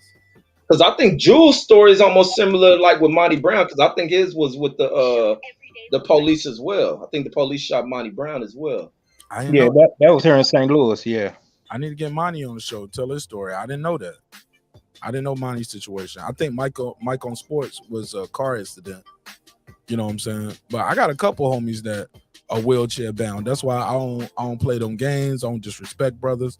Cause I know just with a snap of a finger, a slip of the brake, the wrong police phone call, and it could happen to me. You know what I'm saying? Like, I don't be up here. If y'all notice, I don't call people retarded neither. Because I got people who have quote unquote retardations in my family. You know what I'm saying? So you don't hear me like, oh, you retarded. Listen to me. I call people every name in the book. I don't call them retarded. That shit ain't cool. You know what I'm saying? And you can't control that. You know what I'm saying? They didn't choose that. But that's a whole nother conversation, man. I love to have one of my bros up here who had a child with a physical or mental disability. And bro, I got this one nigga, man. Like, when I say this nigga diesel as fuck, it was like, he told me, he said, bro, I started lifting weights when my child was born, deformed and with a retardation. You get what I'm saying? It just made me change my whole lifestyle, and I changed it for the whole family. He said, I made it to the point where I could put everybody literally on my back and do a push-up. My wife and all 3 of my kids. I think got 4 now. So I don't know how strong that nigga is now. But I passed the mic. I got Food Revolution in the building. What up, sis? Food Revolution is a member to the channel. What up, sis? How you feel? What up? How you doing, Mark? How's everybody doing? I'm good. And you are a nurse by trade, right? Almost 21 years, yes. And what practice, what field of the nursing?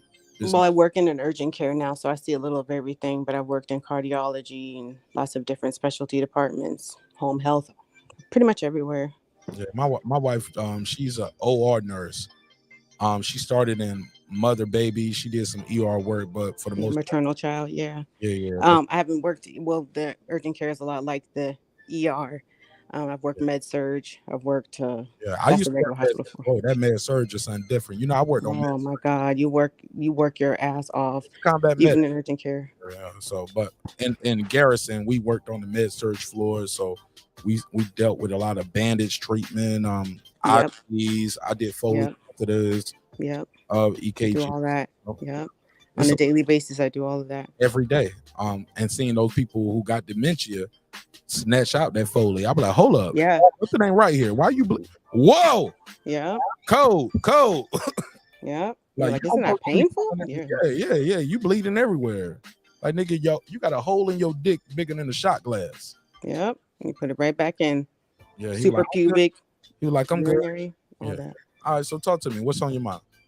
Okay, well, to Jules Gaming Lounge, I think we might have been talking about 2 different things. I'm not 100% sure, but I did hear him mention that the brain and the spinal cord are 2 different areas of nerves, which is incorrect. The brain can't work without the spinal cord, and the spinal cord can't work without the brain. So the brain, all nerves and all sensation in the human body start and pretty much end in the brain. And the spinal cord sends all those messages to the rest of the body. So it's like the highway. So that's the way that it works. As far as phantom limb syndrome, it's called phantom, and it's a syndrome because your brain can really trick your body into believing that something is going on that actually isn't, which is kind of what we were talking about with the transgender, believing that you were born a man or woman or whatever, but that's a whole nother subject. I'm not going to touch on this man's injury and how that happened and all that kind of stuff. I'm just sticking to the basic anatomy and physiology of the human body because I know nothing about actually being in his shoes in that regard. Okay, okay, and this is what I'm trying to get to. You saying that the brain can't work without the spinal cord and vice versa. The brain is the commander, and the spinal cord is what sends those messages. Correct. To the entire body. Right, right. And what I'm saying is, just because that limb isn't there doesn't mean that brain don't control that, don't send that message to the spinal cord. How Well, is that? it can send a message to the spinal cord, but if something doesn't exist, it simply doesn't exist, because what you got to understand is that there are also receptors, nerve But receptors the all over the pain body. starts in the nerves, though. The nerves is what control the pain. Right, but the receptors are dead or don't exist at all if there's a amputation. Like the brain.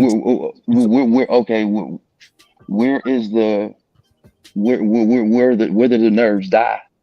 We have will they die once there's no longer any sensation to that part of the body? If there's a quadriplegic basically has a severance of the spinal cord or a disease of the spinal cord starting in the cervical spine, which is there's 6 parts of it, 1, 2, all the way down to 6, which is basically your neck. And then you've got your thoracic spine, and then you've got your lumbar spine.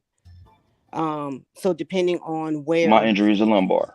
Yeah, so depending on where, usually around the L4 or 5, that that part of the spinal cord was severed, meaning it was cut in half, and there's no more ability for the that part to work, because it's actually like taking a knife and cutting it in half, or a And bullet, I understand that. or yeah, then it I can know no I'm longer do understanding its that, but what I'm job. saying, that's not that. What I'm saying is, when your finger gets cut off, your brain and your spinal cord still sends those pain messages. Once it feels it, Not if it was completely severed. the finger.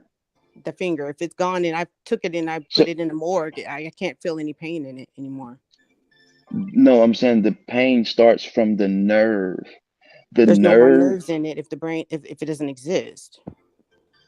the nerve is not, and I'm not talking about the nerve in the finger. I'm talking about the nerve in your brain and in your spinal cord that sends the message to that finger.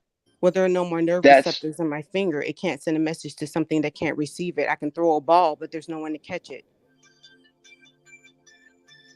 Your brain can do a job, but there's nothing to catch it. You understand? We're talking about receptors, pain yeah, receptors, which are yes, nerves. But So also, can I get a question in, please? So that's it. According to Jews, the message gets sent, but you're not going to get a feeling if there's nothing to receive it. Just like you said, the Exactly. You picture can throws. send a message all day and all night, but there's nothing to receive that message. but my argument to both of y'all is to go back what Jules saying. The brain is the commander. Your brain telling you this hurts. It hurts. That's where the phantom limb syndrome comes in. Exactly, and I agree So with it's you on that's that. what I'm saying. It's not a reality, though. I No, didn't say but that doesn't you can't exist. tell them what they feel. They think they feel it, and everything we feel when we feel pain. because they feel it in the nerve. Because it's the But nerve. maybe his nerves work because he ain't fully paralyzed. That's That is why he also got a pain. possibility. Like you Ding, said, ding, like there are ding. different degrees to it. Yes. I'm just saying, being in a room with all of y'all, we all know what it feels like to be cold. We all know what it feels like to be hot. But how many times have us been? How many times many of us have been in a room with somebody and they say, "Damn, you cold? I'm hot," or "You hot?" No, well, that's the difference of But that's the perception, not body's physical response to ability. shit. My whole point to that, my sister, is your perception is your reality. How you feel and what makes you hot and how your body reacts to it is different, because your body will start going into shock. Well, But no, Mark, I Jules don't understand fit that. in that category that she's talking about because he's not Right. fully I'm not. paralyzed. He's not I'm not. paralyzed. I'm not talking about that. So he gets And we're also responses. talking about He's paraplegia legally paralyzed. Jules, are you to not paralyzed? amputation. His legs work. A paraplegic can't walk, Mark. Their legs don't work. He has legs that work.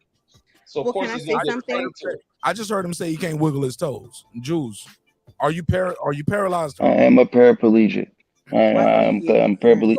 So how are you able to This walk? is You just told us your legs move, so therefore you get responses to them. Now functions in the leg may be gone, so therefore you get signals to it. Well, you got muscle nerves, and so I'm saying, so if he could walk and he wouldn't be fully I paraplegic. can But walk this is with a the thing, though. walker. Paraplegic, two things. If a person has phantom nerve pain, it is still treated like it's actual pain, but it's not a reality. It's not a physical reality, because the parts of the brain that would actually send pain to that body don't exist anymore, especially if you are having phantom limb pain when you don't have the limb anymore. And then a lot of times we have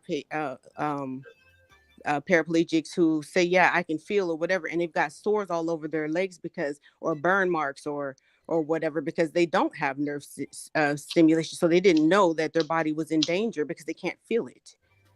So that's a contradiction to what they're saying. You say you can feel, but you didn't feel. I took this lighter and lit the bottom of your foot and you can't feel it, or a pinprick or something very basic like that.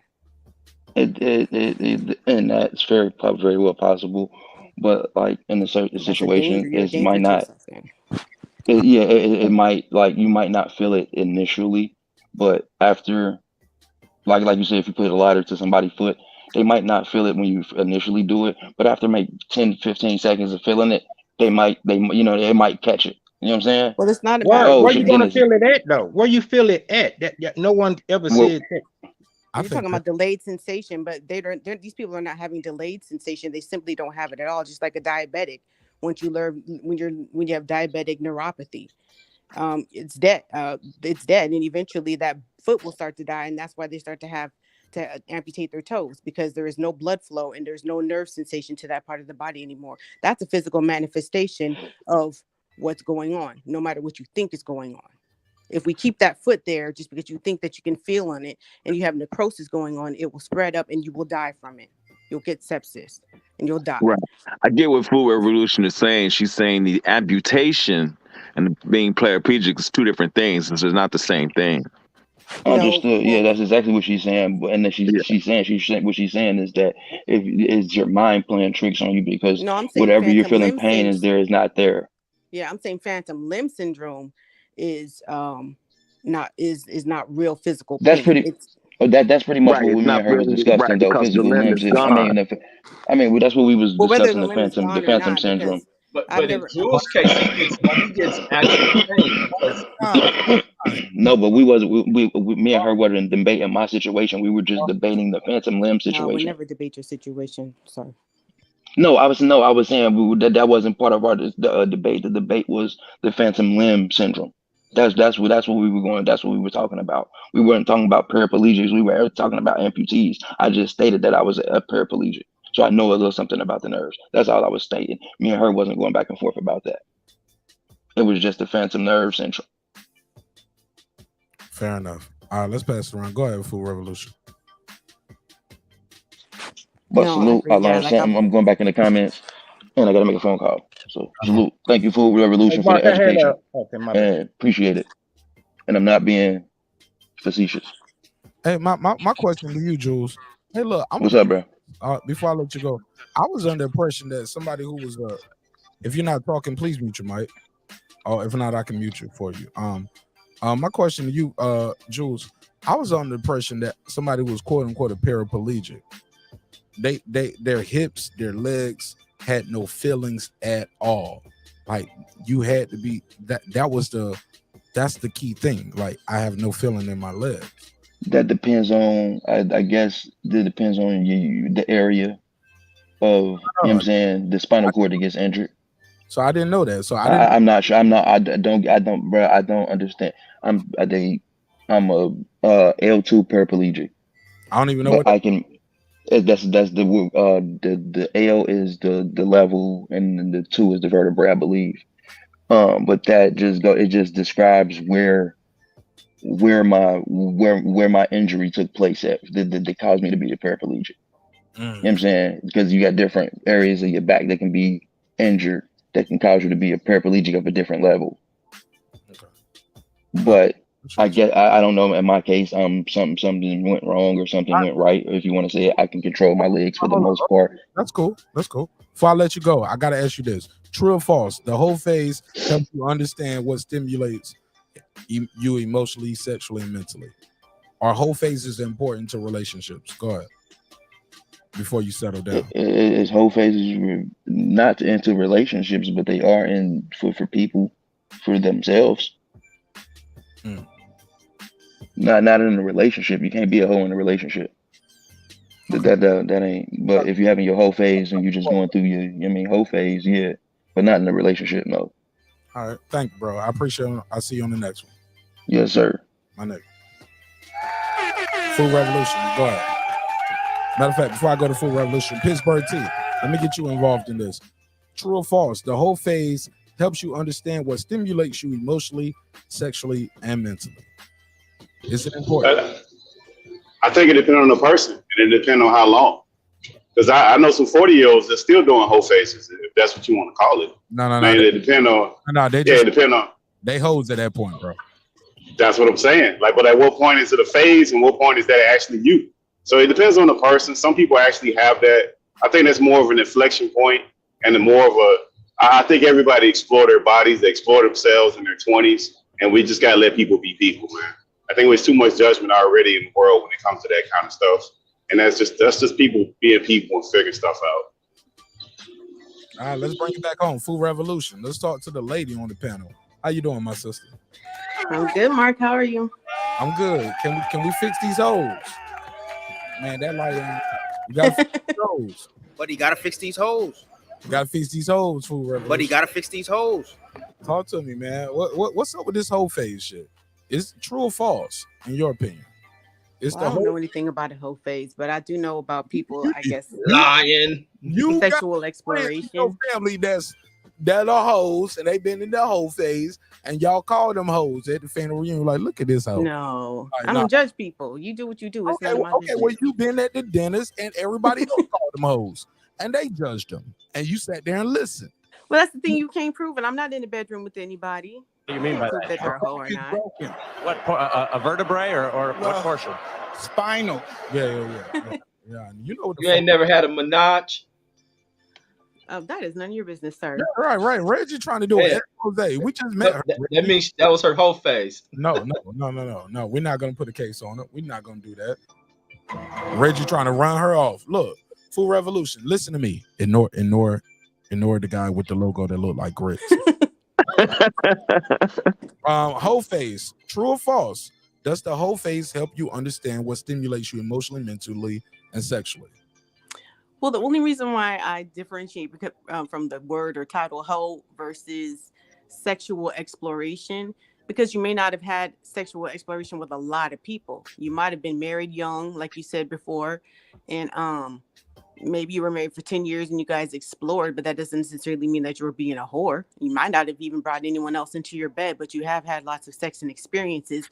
And then that relationship ends, and then you move on to, the love of your life. So, but that the first relationship did teach you a lot of things. So doesn't need to be a multiple amount of people in order to learn what you like and what you don't like. So does the whole phase need to happen for people before people settle down? I guess the word "hoe," like I'm saying, there may be multiple people, but no, I do think it's important most of the time to explore maybe other people or other, fantasies or whatever before you can really know what it is that you really are looking for in the end, because we're so young usually when we start dating. Dating is different from hoeing, but okay. Well, that's what I mean, that you don't have to necessarily be a hoe, because the reason why, like I said, the reason why I've always had an issue with the word hoe is because, like I said, what if you were with somebody for 10 years married and you had 3 kids? Y'all have obviously had a whole lot of sex, right? Versus a woman who has not been married and had sex with a bunch of different guys. She's had a whole lot of sex, right? So what's the difference? Oh, I'll take a woman who was 30 and been married for 20 years. It's impossible. With one kid. Well, yeah. She was 20. She divorced. I meet her at 30. Or matter of fact, I meet her at 28. She's been with that same dude since 18. She got 1 kid. I'm gonna have a lot of fun with her versus that dude. That dude who probably with this one girl, and he got his girl at that same age, but she's a virgin at 20. Right. That dude who got his girl at 28 and she's a virgin, man, that nigga calling me for advice. Like, so how you get her to do this? You know what I'm saying? Like, what shit? She already kind of knew. She, you know what I'm saying? She was broken in already, respectfully. All right, I'll pass the mic. Last question for you, Food Revolution. If they don't get it out their system before commitment, are they more? Oh shit, she hung up. She was like, I'm out of here, nigga. I don't want to be a part of this shit. I get on the episode when we got all women on the show. My question for y'all is this too. If you don't get it out your system before you get married, like, are you more likely to cheat, be divorced, unfulfilled, I'm sure this is wild because I know Reggie single, Champion Heart single, and King Asia Mav single. So I don't even know if I'm gonna get a good pool of answers on this. I don't know what your criteria single is. I got it back. Here we go. Food Revolution. You there? Yeah, my bad. All right, look, if these hoes, and I'm talking about guys too, like all these hoes on the panel, me excluded, of course. I'm married. All these other hoes on the panel, I don't know about Pittsburgh T, but I got 4 hoes on the panel. Well, 3 hoes. If they don't get it out their system before they commit it, are they more likely to cheat or be divorced or unfulfilled in their relationships? What's your take? In this American society, yeah, I think it's, especially for men, it is important to stay single and date around and, you know, find what you really like before you actually get married or in a committed relationship, for the simple fact that there's so much social pressure to be a certain way and to have had a certain amount of experience. So yeah, I do think that it's important, and otherwise you will feel unfulfilled. So you think men should be hoes, not girls? Well, I mean, you know, women can, well, you know, it's just kind of all in the way that you carry yourself, as far as, you know, having had sex with more than one person. But I mean, I think it's both. You know, I think men bragging about all the women they've had sex with is disgusting as well. That would turn me off. I wouldn't want nothing to do with you. But I definitely, I'm saying, I think more so men should definitely have sex with women. I think the ego is attached to that in America. Women, not so much, but I'm not saying that she has to be a virgin before she gets married. She can have had some experiences. And I definitely wouldn't say that, you know, you should marry the first guy that you have sex with if you're a woman, for sure. All right. It's open. Hey, and to that part, like about man hoeing and women, because I think it's important for a man to get it out and enjoy himself, because a woman's going to continuously go through the peaks. As a dude, you're going to start to fall off and shit. So you got to get that shit out. That's true. So fall off early, nigga. And get that bitch your leftover. Yeah, but you ain't got to fall off though, Reg. I think it's more so like I've been married since 05, right? So it's more so that you willing to go through things and change with that person. Most people are not willing to go through shit with nobody. That whole phase shit is overrated. Like whatever you did previous, that ain't got nothing to do with the argument over the money or the argument over the kids or the argument over retirement, what house you live, that type of shit, changing your customs, changing what you eat, changing your diet. The changes you got to make in a relationship, that's way more important than whatever you was doing previous. That shit don't even matter. That shit normally, in most relationships, that shit don't come up after a certain amount of time anyways. That shit is like rear view mirror. You ain't even looking at that shit. That shit don't, that's a very small percentage. You didn't get that out the way in the first 6-8 months. That shit over. That's probably not gonna be brought up again.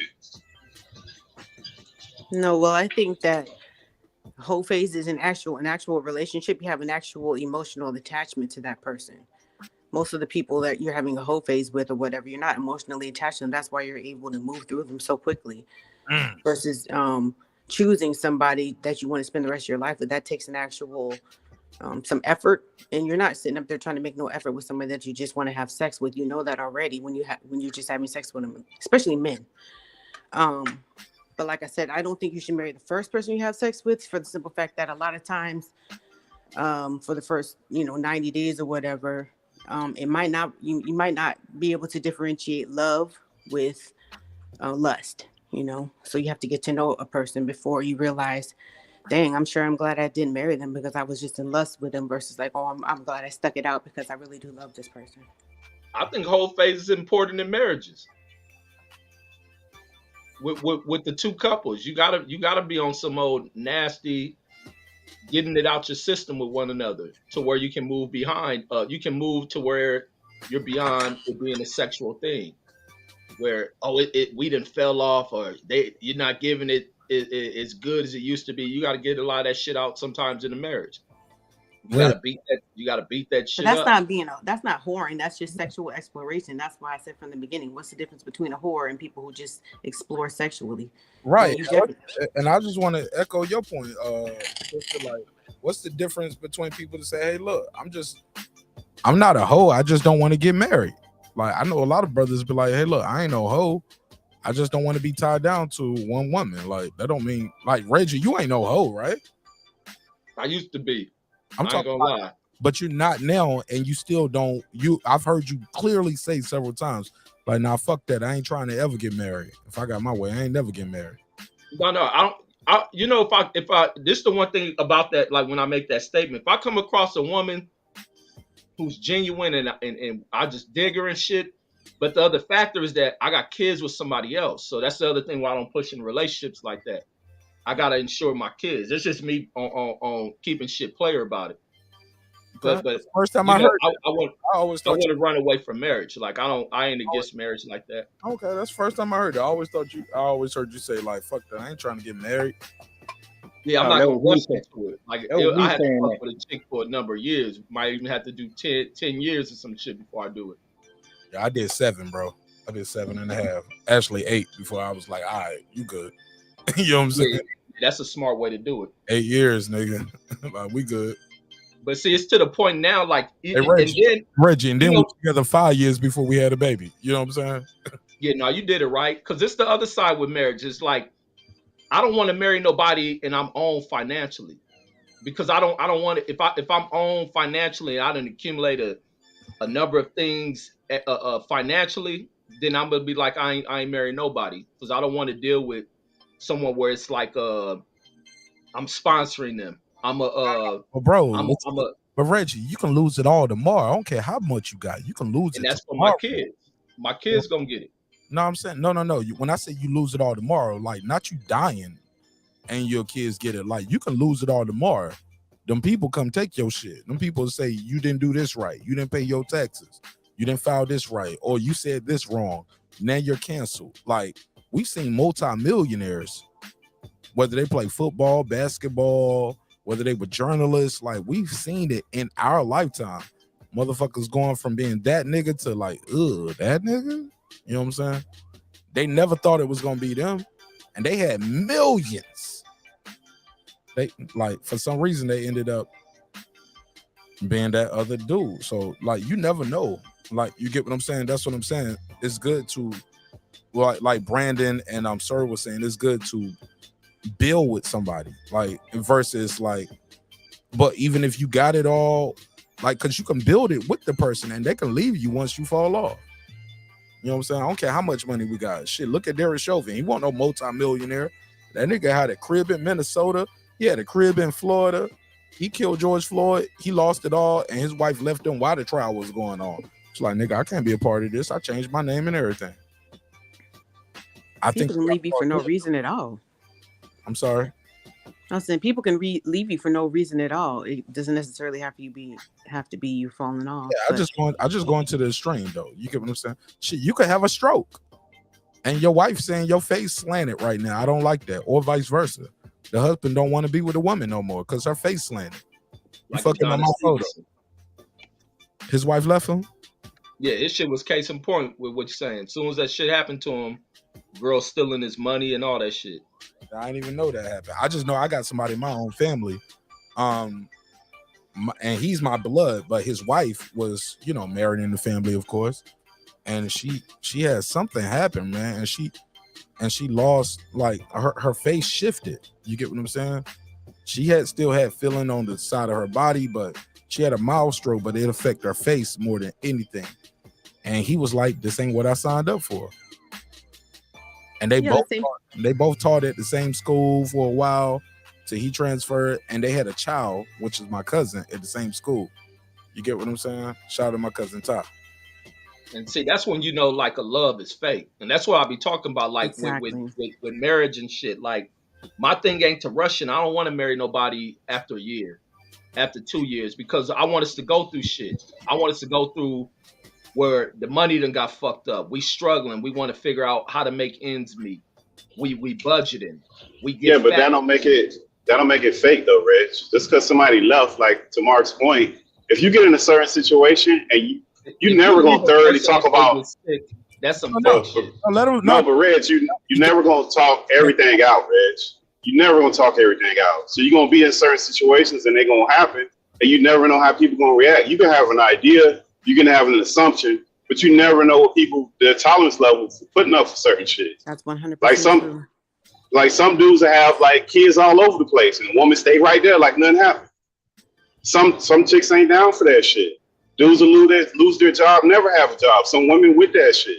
It just depends on people's tolerance level. You never know till you in those situations. So I wouldn't call it fake. I just figured that some people can't tolerate certain shit. That's the line that they ain't willing to cross. They just ain't with it. Yeah.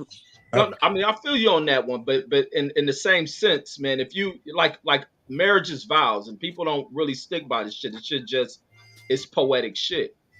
Outside of that, I can do this shit on my own. But it's like when you tying things into it, you expect the person to ride through some things with you.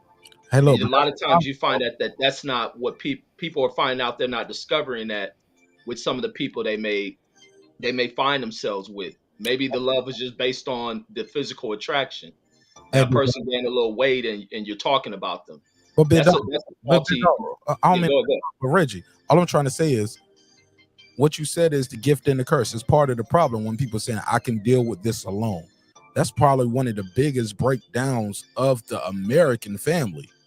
I can do this alone. If not, the government gonna help me. Like in many situations, like people don't like what I described with that guy. That's just physical, and that's just her face.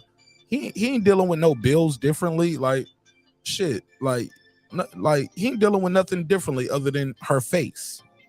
She still work. She work at the same school you work at. Y'all both are teachers. You know, no, it becomes to societal standards and norms. Like you ain't pretty enough no more, or hey, I changed my mind. I thought I loved you for with your poor sickness and health. Like you healthy, but I don't like the way your face look no more. Your face shifted. I don't like it. I want to fuck with somebody else, and you never know until you in the situation, and that's your wife. Yep. You know what I'm saying? And now that beautiful woman that you married, I don't care if she was smart, dumb, rich, poor, whatever. She don't look the same. I'm talking about dramatically, and due to trauma, no fault of her own. It just happened. People give up on their relationship. They step out. And as part of that is I can do on my own, or I can do bad on my own, or mainly you're not attracted to me, or somebody brought up, hey, you out of work. You've been out of work for X amount of times. You know what I'm saying? Or you can't hold a job, or you ain't been at the job this long. I seen dudes dump girls for that. I seen women dump dudes for that. Like,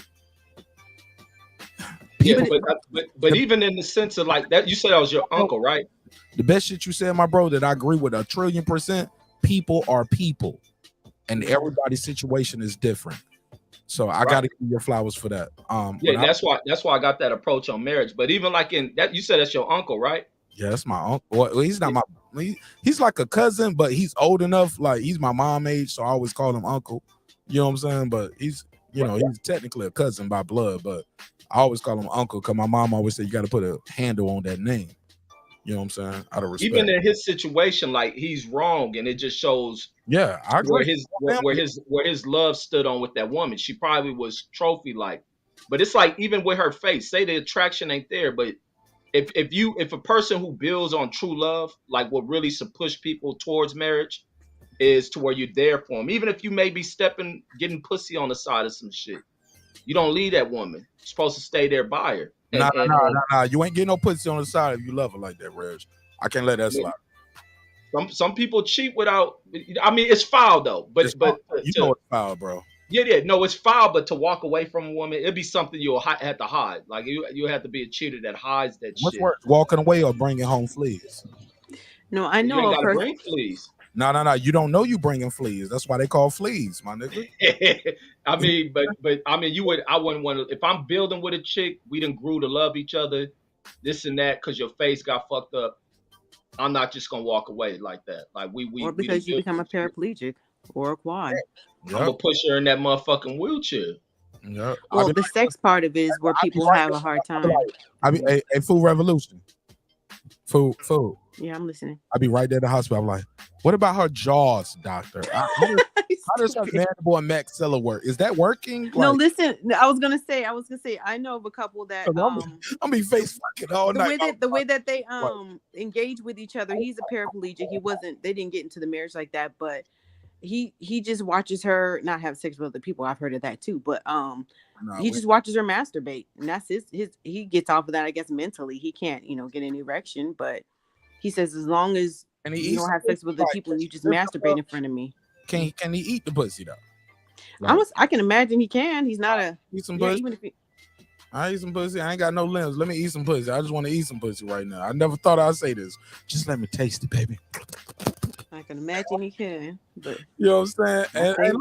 And with no bro, I did a whole joke over here one time, and people canceled me for about a day for that, and they came back and it was like that nigga was funny. Man, I acted it out. I was fucking a bitch with a 1 day leg. Hell yeah, I fucked a 1 day leg bitch, and that's all good. Yeah, but Marq, a lot of that too. Like most of the time, people got problems with relationships, and it's cool as long as they're your problems. Once them shits get aired out, and you start telling people, that shit go and it grow legs and it get worse because you tell your uncle who ain't never had no real relationship, fuck that bitch, leave that bitch. You start talking to them kind of dudes, and that shit get in your head, and they fuck up the relationship, and you don't even know where their energy came from. Most people who got them long relationships like that, they keep that shit. Like I learned that a long time ago. Keep your shit, your shit. Stop telling people your shit and your life.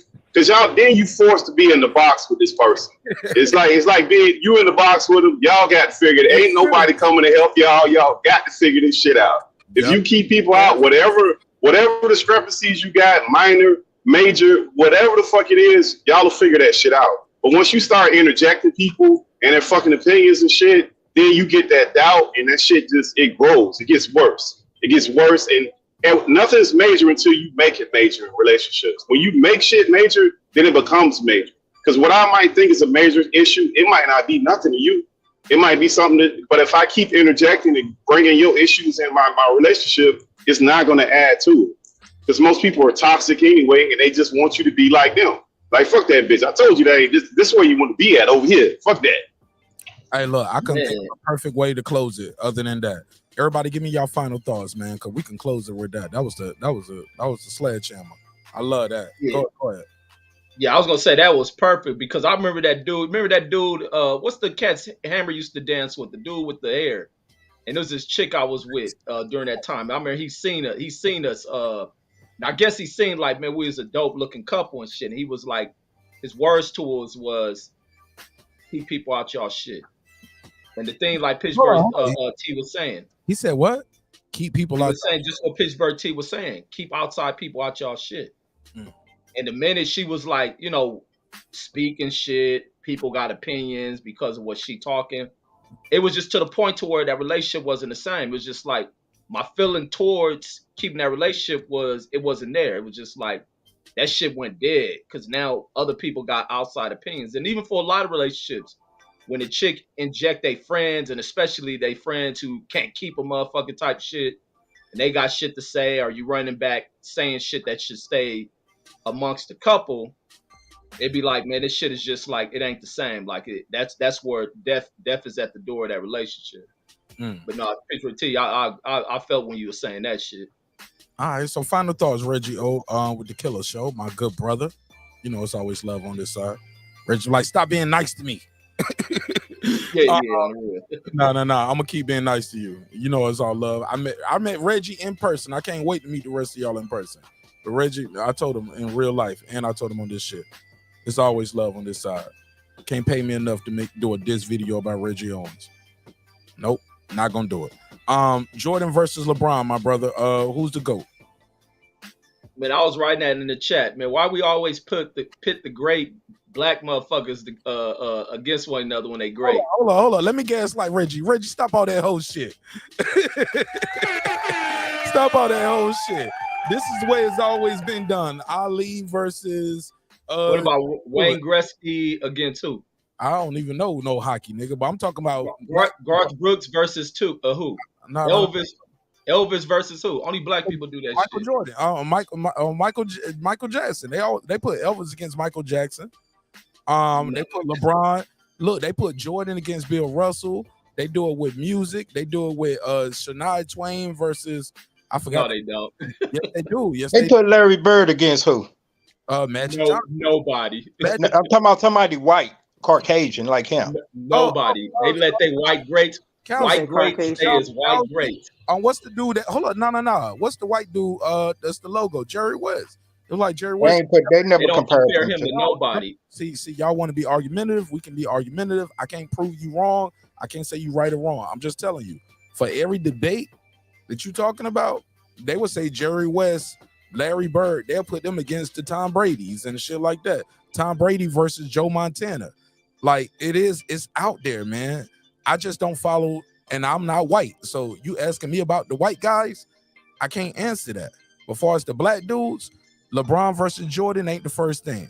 They did it with Ali and they do it with the tennis player. What was the McEnroe versus the girl? Then they put they just make the white ones great.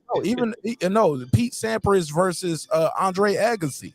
Y'all remember that? That group. That's because they competed. I but remember they don't that. that's because they competed. You the goalpost, nigga. This shit was in my lifetime. It happened. Let's not move the goalpost. Just answer the question. Jordan or LeBron? God damn. This shit happened. This is what we do. Jordan. All right, let me answer the question. We compare. They don't do that shit with Agassi, and they was competing at the time. But with the sake of this argument, they competed all the time, and it was damn near whitewash. If I'm not mistaken, Pete Sampras kept whooping Andre Agassi ass. If I'm not mistaken, but Andre Agassi was the American. You get what I'm saying? Yeah, Agassi has some dope ass shoes too.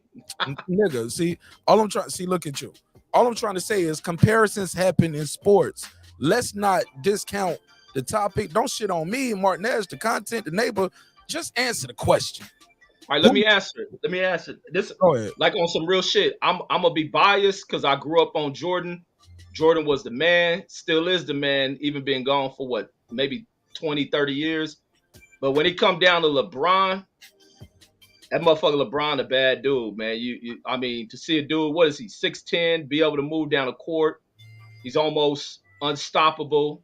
Jordan was as well, but for all the advantages LeBron has in height, weight, speed, he's a bad dude. Scoring leader, the statistics that Megazar was bringing up, you can't deny that. Even though he didn't win the championships, because it's hard to win that shit, but to make it to the finals 10 fucking times is some amazing shit. It's some real amazing shit to be able to do that. But out of my biasness, I'm gonna say Jordan the GOAT, but LeBron is a cold motherfucker who would have been a top dog even competing against Michael Jordan's era. On God, nigga. On God, bro. He could have competed in any era, bro. I ain't taking nothing away from the kid. Nick Rich said he's deflecting and stalling. Go ahead and just say Michael, Jeffrey, Jordan, Reggie. Shout out to my sister Nick Rich. I gave Jordan this shit. All right, go ahead, Reggie. You want to plug and promote a thing before I let you go? Or you want to give me your final thoughts on anything else we talked about? We talked about Jay Prince as well earlier. Mob ties. Man, I wish Jay Prince cut some of that gangster acting shit he does with some of the black folks, because that's even like who said, I seen somebody put a video, Charleston White out of all people put this shit. Oh yeah, you don't do that shit when them country motherfuckers come into town. You don't do it when Taylor Swift and nobody come in there. But it's just like the approaches that you have with speaking to black people. Like, man, he gotta wise up, know the whole mob persona shit.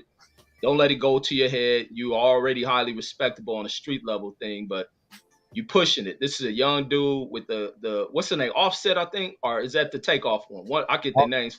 Takeoff died. Offset is the cousin.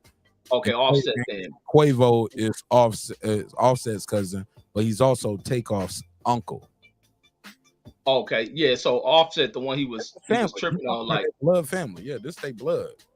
Like Jay Prince could have took a different approach to that shit. You know, this dude going through trauma. He done lost a relative he didn't perform music with. Then he was saying that y'all what according to Jay Prince, he was threatened though. I just got to be fair, Reggie. According to Jay Prince, everything he's saying is this dude's threatening him behind the scenes. He hearing shit. He said, "You throwing rocks hiding your hand? I'm gonna let you know. I ain't gonna hide my hands. I'm gonna tell you right here on $1 million worth of game." Do you call that dry snitching? Like, but see, he didn't make no statements until this murder shit happened. Now this kid going through something. This kid going through the trauma. You tied into that shit with your son. It's like, the interview first. That kid didn't say nothing. And like, if that dude was threat, how about this? We didn't know any threats about what was going on until Jay Prince said it. How about that? Is that fair? Exactly. Jay Prince does off, but he hearing behind the scenes Offset threatening him. Man, people say a lot of shit. hold on, Food Revolution. I'm gonna let you get your chance. Go ahead, Reg. Let me close you out. Yeah, but Jay as an older dude, a street level dude, he should handle that shit better. And even like I was saying, like, is Shakur better off even being around a Jay Prince like that? Jay Prince want to push it, kind of drift his way back over in the street level shit. He even tried to be on that shit because I remember he had a nephew that got killed, and he up here acting like he trying to pay for somebody to put out a hit or give information. Like, homie, grow up, fix this shit, help these young kids resolve shit. And that's the thing with older cats who are involved in street level shit. A lot of y'all, because of what the youth that they find, like even the Offset type cats, the kids that are caught in gangs, they have fallen behind with what older cats have put out here for them, and they have fucked up a lot of this shit, from Bloods, Crips, Gangster Disciples, the Peace Stones, you name any gang, they fallen behind people who are currently in their 60s and 50s. Y'all have fucked it up. They were young as well back then, but y'all have fucked a lot of shit up, and it's time for these older cats to resolve and fix this shit. But that's my time. Shout out my guy Reggie Owens. I see you on the next one, big dog. Yes, sir. All right, go ahead. Who was trying to get in? Go ahead. Who want to do their final thoughts next? That was me. Go ahead, sis. Do you have a specific answer? Question, so I don't ramble. Let's take it from the top. True or false? You need a whole face to understand emotions, sexuality, mentally, sexually, all that good shit. Oh yeah, well we went through that already. Yeah, you good? Yeah. All right, Jay Prince, Michael Jordan, LeBron. Who's the GOAT? Jordan. I'm a Laker fan, and I knew LeBron was going to eventually come there, but I'm just not a huge fan of him. He's great. I would never deny that. Can't do what he does. Most people can't do what he does and what he's doing, but I'm a Jordan. He left out the hospital with all the blessings that day. I ain't even gonna hold you. That nigga had the heights, the look, the temperament, the skills, the weight, like yeah, man. He took all the blessings that day. I always joke, I always say, man, that nigga was born on Saturday. God took Sunday off. So I'm gonna make the rest of y'all niggas, but I spent all day on LeBron. This nigga broke the mold. So much pressure at 18 years old, single mom. Like, he knew what he was about to be at 18. He knew what he was gonna be at 18, at 14 and 15. Cause nigga was already trying to holler at him, get him off track. You get what I'm saying? Yeah, I've seen those documentaries and stuff. Yeah. Imagine 14, 15 years old, that immense pressure. Single mom in Ohio, broke as fuck, Akron. No, I can't do this. I can't be involved. Imagine the OGs that protected him too. Like, he didn't get here alone. He was definitely protected. And he was definitely guided wisely, man. So Jay Prince talking about, hey, look, I got it and protected Offset. And then Offset out here saying, I don't know you from a can of paint. He's like, nigga, you called me for when you got your ass beat in Atlanta. Called me about that Kelly shit when your wife was out here performing, saying some gangster shit. What's your take? Well, what I'll say about Jay Prince is that the last person who was talking, he said that he would, or whoever said that he wouldn't do that to the white people that come out there. Like, what's his name said? What's that guy that's a joke on the internet? Oh, Charleston White. Yeah, Charleston White. Well, I was watching a documentary on Jay. No, I might have him on the show depending on a certain thing that we're looking at, but I might have him on the show. He's funny, he's entertaining, and I do agree with some of the things that he says. What I'm hearing, he might not charge me from what I'm hearing. We'll see. Right. Well, what I was gonna say about Jay Prince is that he has gone against the white people. There was a federal agent that was I guess, trying to plant something on him or whatever, and he took that to court. So he did handle that in the legal matter. I think the problem in this situation is that Offset didn't go to him directly, and he was putting it out there in the streets, and then that brings it to a whole different level. If you're going to be public with it, then I'm going to be public with it. It's just it won't the way public. things go. Hold up. But none of us knew Offset had threatened him until he said it. He said it was behind the scenes. None of us knew that, though. Is that okay? Gangster? I misunderstood. Yeah. None of us knew about Offset's threats until Jay Prince told us. Oh, okay. I didn't know. I thought you said it was, I don't know, something about the Grammys. I don't know. I got confused by it. No. Jay Prince brought all that to light. Jay Prince okay. was the one that said, hey, look, the family ain't fucking with you. That's what he said. And that's what made Offset reply and say, hey, look, you talking about me and my family in an interview, nigga? I thought y'all supposed to be everything y'all said y'all was. Like, that ain't you. What you supposed to be, John Gotti? You talking about my relationship with my cousin? That's my brother, man. Like, the fuck are you talking about? So yeah, I guess that was a little immature then.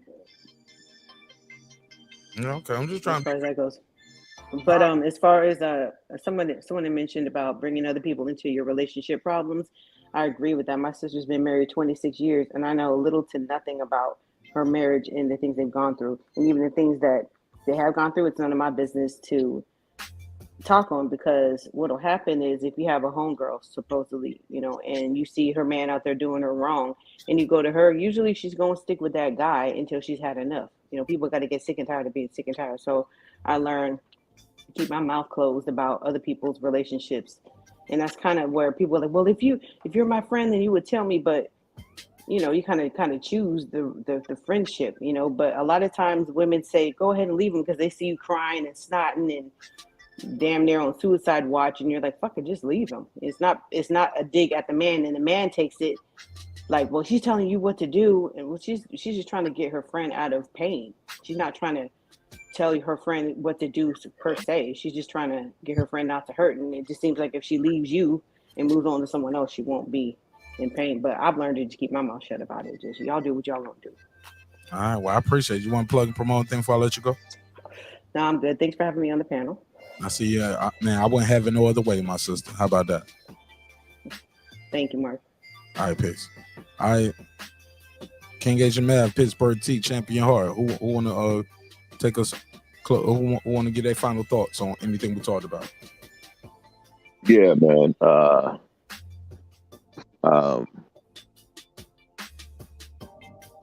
Final thoughts. Oh yeah, Jordan is definitely the GOAT.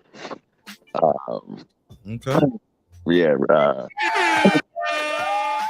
All right, shout out to respect to my brother Megazar, but Jordan is the GOAT. Like he said, I saw Jordan in real time. That's the era I came up in that. I killed him tonight, didn't I? I bodied him. Yeah. I was like, they changed the rules, right? Okay. Checkmate, right. Yeah. Hey, look, it be subtle. Like, you'll miss it if you ain't paying attention, because You're not paying attention. Yeah. I ain't trying to dunk on my brothers over here. I ain't trying to, step over them. Like, I ain't posing over the body. You know what I mean? But definitely, man. But yeah, bro. Yeah, and I got you on that one. Talk to me about this Jay Prince shit, because you are a Texas guy. Yeah, man, bro. Jay Prince is too old to be even in some bullshit like this, man. I don't even understand it. We disappointed in Jay Prince, is what you're saying. Yeah, man. Come on, man. Goddamn. Jay Prince got to be in his early 50s or mid 50s. I mean, yeah, he tripping. Yeah, I see that spray dye ain't even leaked all the way through on the yeah. You see, he still got the spot from the spray dye. Yeah. We ain't got enough spray in the building. We got enough for the edge up and the hairline. We can't hit the middle. Right. We got that ball spot right there. Been stressed out. Right. Nigga ain't got nothing but black ink on the pillowcase. Right. So respect it, Jay Prince. Respect you. Jay Prince, I'm a comedian too. Don't get mad, nigga. We try to find me. I need to talk to this brother. Right. I don't want no meetings. It's all love. Right. Invest in the show. See the Mob Ties membership. Y'all know these shows about Jay Prince, though, right? All right. But, like, damn, who got a hashtag Mob Ties in it? That ain't H Money. Right. But seriously though, so you're disappointed in Jay Prince. You think he shouldn't have went on the show with the paperwork? Yeah, no. But isn't Jay Prince more certified? If you see Jay Prince on $1 million worth of game, that helps $1 million worth of game.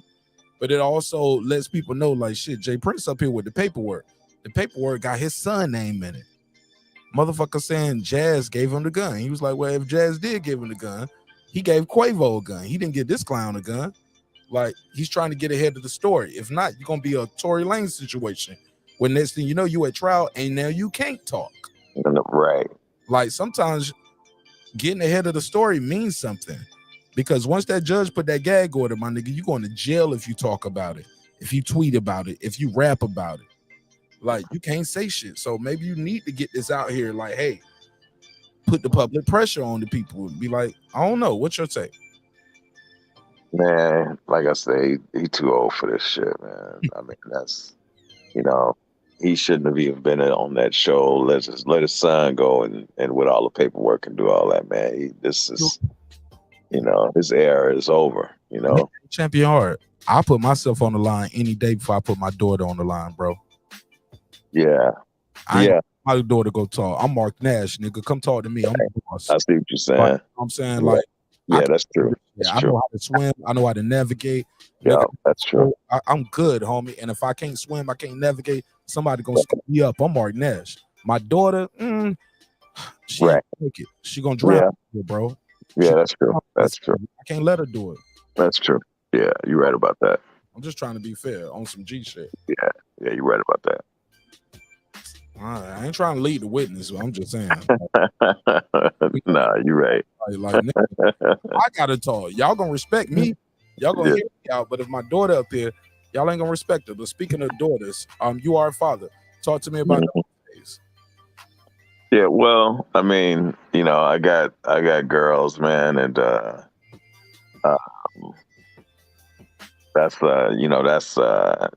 that's a whole different conversation when you prepare, when you're as they getting older. My daughters are pretty much open to me. Well, my oldest is. My youngest, she's becoming more open, and my oldest, I have to kind of tell her, hey, okay, that's too much information. Are your daughters married, sir? No, they're not married. No. Do your daughters have children? Are you a grandfather?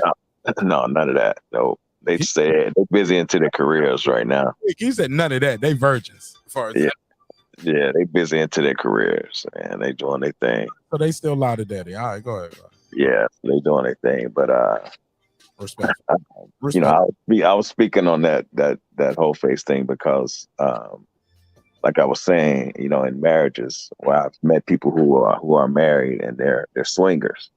You know what I'm saying? They're just bringing that element into their relationship because they've been with each other long enough to know, okay, we've got to do something to put more chemistry into our marriage. This is becoming boring. You know what I'm saying? So they'll get involved in things like swinging and things of that sort. All right. Oh shit! I forgot to ask you about this. Hey, look, before I let you go, Tank Davis versus Ryan Garcia. They said if Oscar De La Hoya said we ain't budging on this rematch clause. If Ryan beats Tank Davis, we got to have control of this rematch clause. If not, we're gonna move on. Fuck it. We're gonna fight Regis Program. But we're not bending on this because we think Ryan Garcia gonna beat Tank Davis. Obviously, y'all think so too. That's why y'all want this one-way rematch clause. Y'all did not have this in there at the beginning when we first started talking. Y'all brought this shit back later. Oscar De La Hoya said, "Oh hell no, we're not bending on that." What's your take on that? Man, I really think it's all cap. I really don't think that fight's gonna happen. I just think it's all cap, but it's no way Talk about the match clause though. Let's go. Yeah, it's no way that that Brian's gonna beat Oscar. I heard him saying something about Ryan fights tall or something like that, and that's perfect. if he's gonna fight tall against rematch clause. Don't let us not lose it. We're talking about stipulations that's gonna lose the whole fight, which is the rematch clause. Oscar, hey, if Ryan beats him, we should get the rights. Let's just focus on that. Right. Does Ryan Garcia, the Zone, Golden Boy, deserve the rights to the rematch if they beat Tank Davis? Yeah, of course. I agree with that. It's that simple. I just want your take. Yeah, I agree with that. Yeah. All right. I appreciate you, big dog. Plug your channel for I let you All right, my brother. Yeah. All right, y'all definitely go and check out Cooking with the Champ. I'm doing workout series where I'm throwing in a few episodes of me getting back in shape in between the regular cooking episodes. You'll see a few of those from time to time. You know, my journey of getting back in shape. So definitely come check out Cooking with the Champ. Having a good time. My brother. Salute. All right, brother. Salute, man. It's all love, bro. Thank you. Thank you for everything. I don't take it for granted. King H Math, and I'm gonna let Pittsburgh T close us out and take us home. I need to holler at Pittsburgh T offline anyway. Oh, it's all good. All right, go ahead, King H Math. Talk to me. Okay, go ahead. Where you want to go with first? I'm letting you navigate. I'll just follow in. I appreciate it. All right, give me your opinion on Jay Prince. Said, hey, Takeoff out here acting like he don't know me from a can of paint, but he had to call me a couple times for his beefs and his wife's beefs. What's your take on that?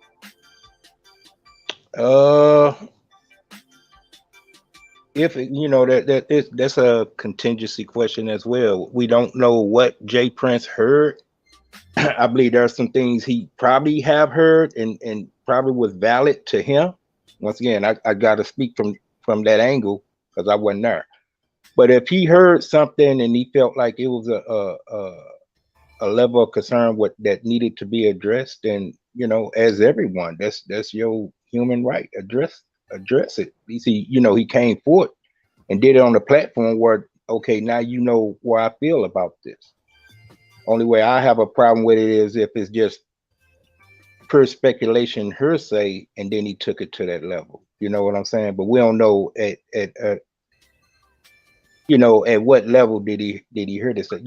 How valid. He might have heard a straight up recording with the nigga voice. Like, don't tell me it ain't you. Like, I heard it or I saw it on video. Like, nigga, right. I don't think he disclosed, Speculate. I have the information. I'm not speculating. Yeah. He ain't speculating. That nigga got the facts. Like, nigga, this is you, Offset. Or it came from Quavo. Like, it came from Takeoff's mama. Like, who knows how close the source is to that information. Right.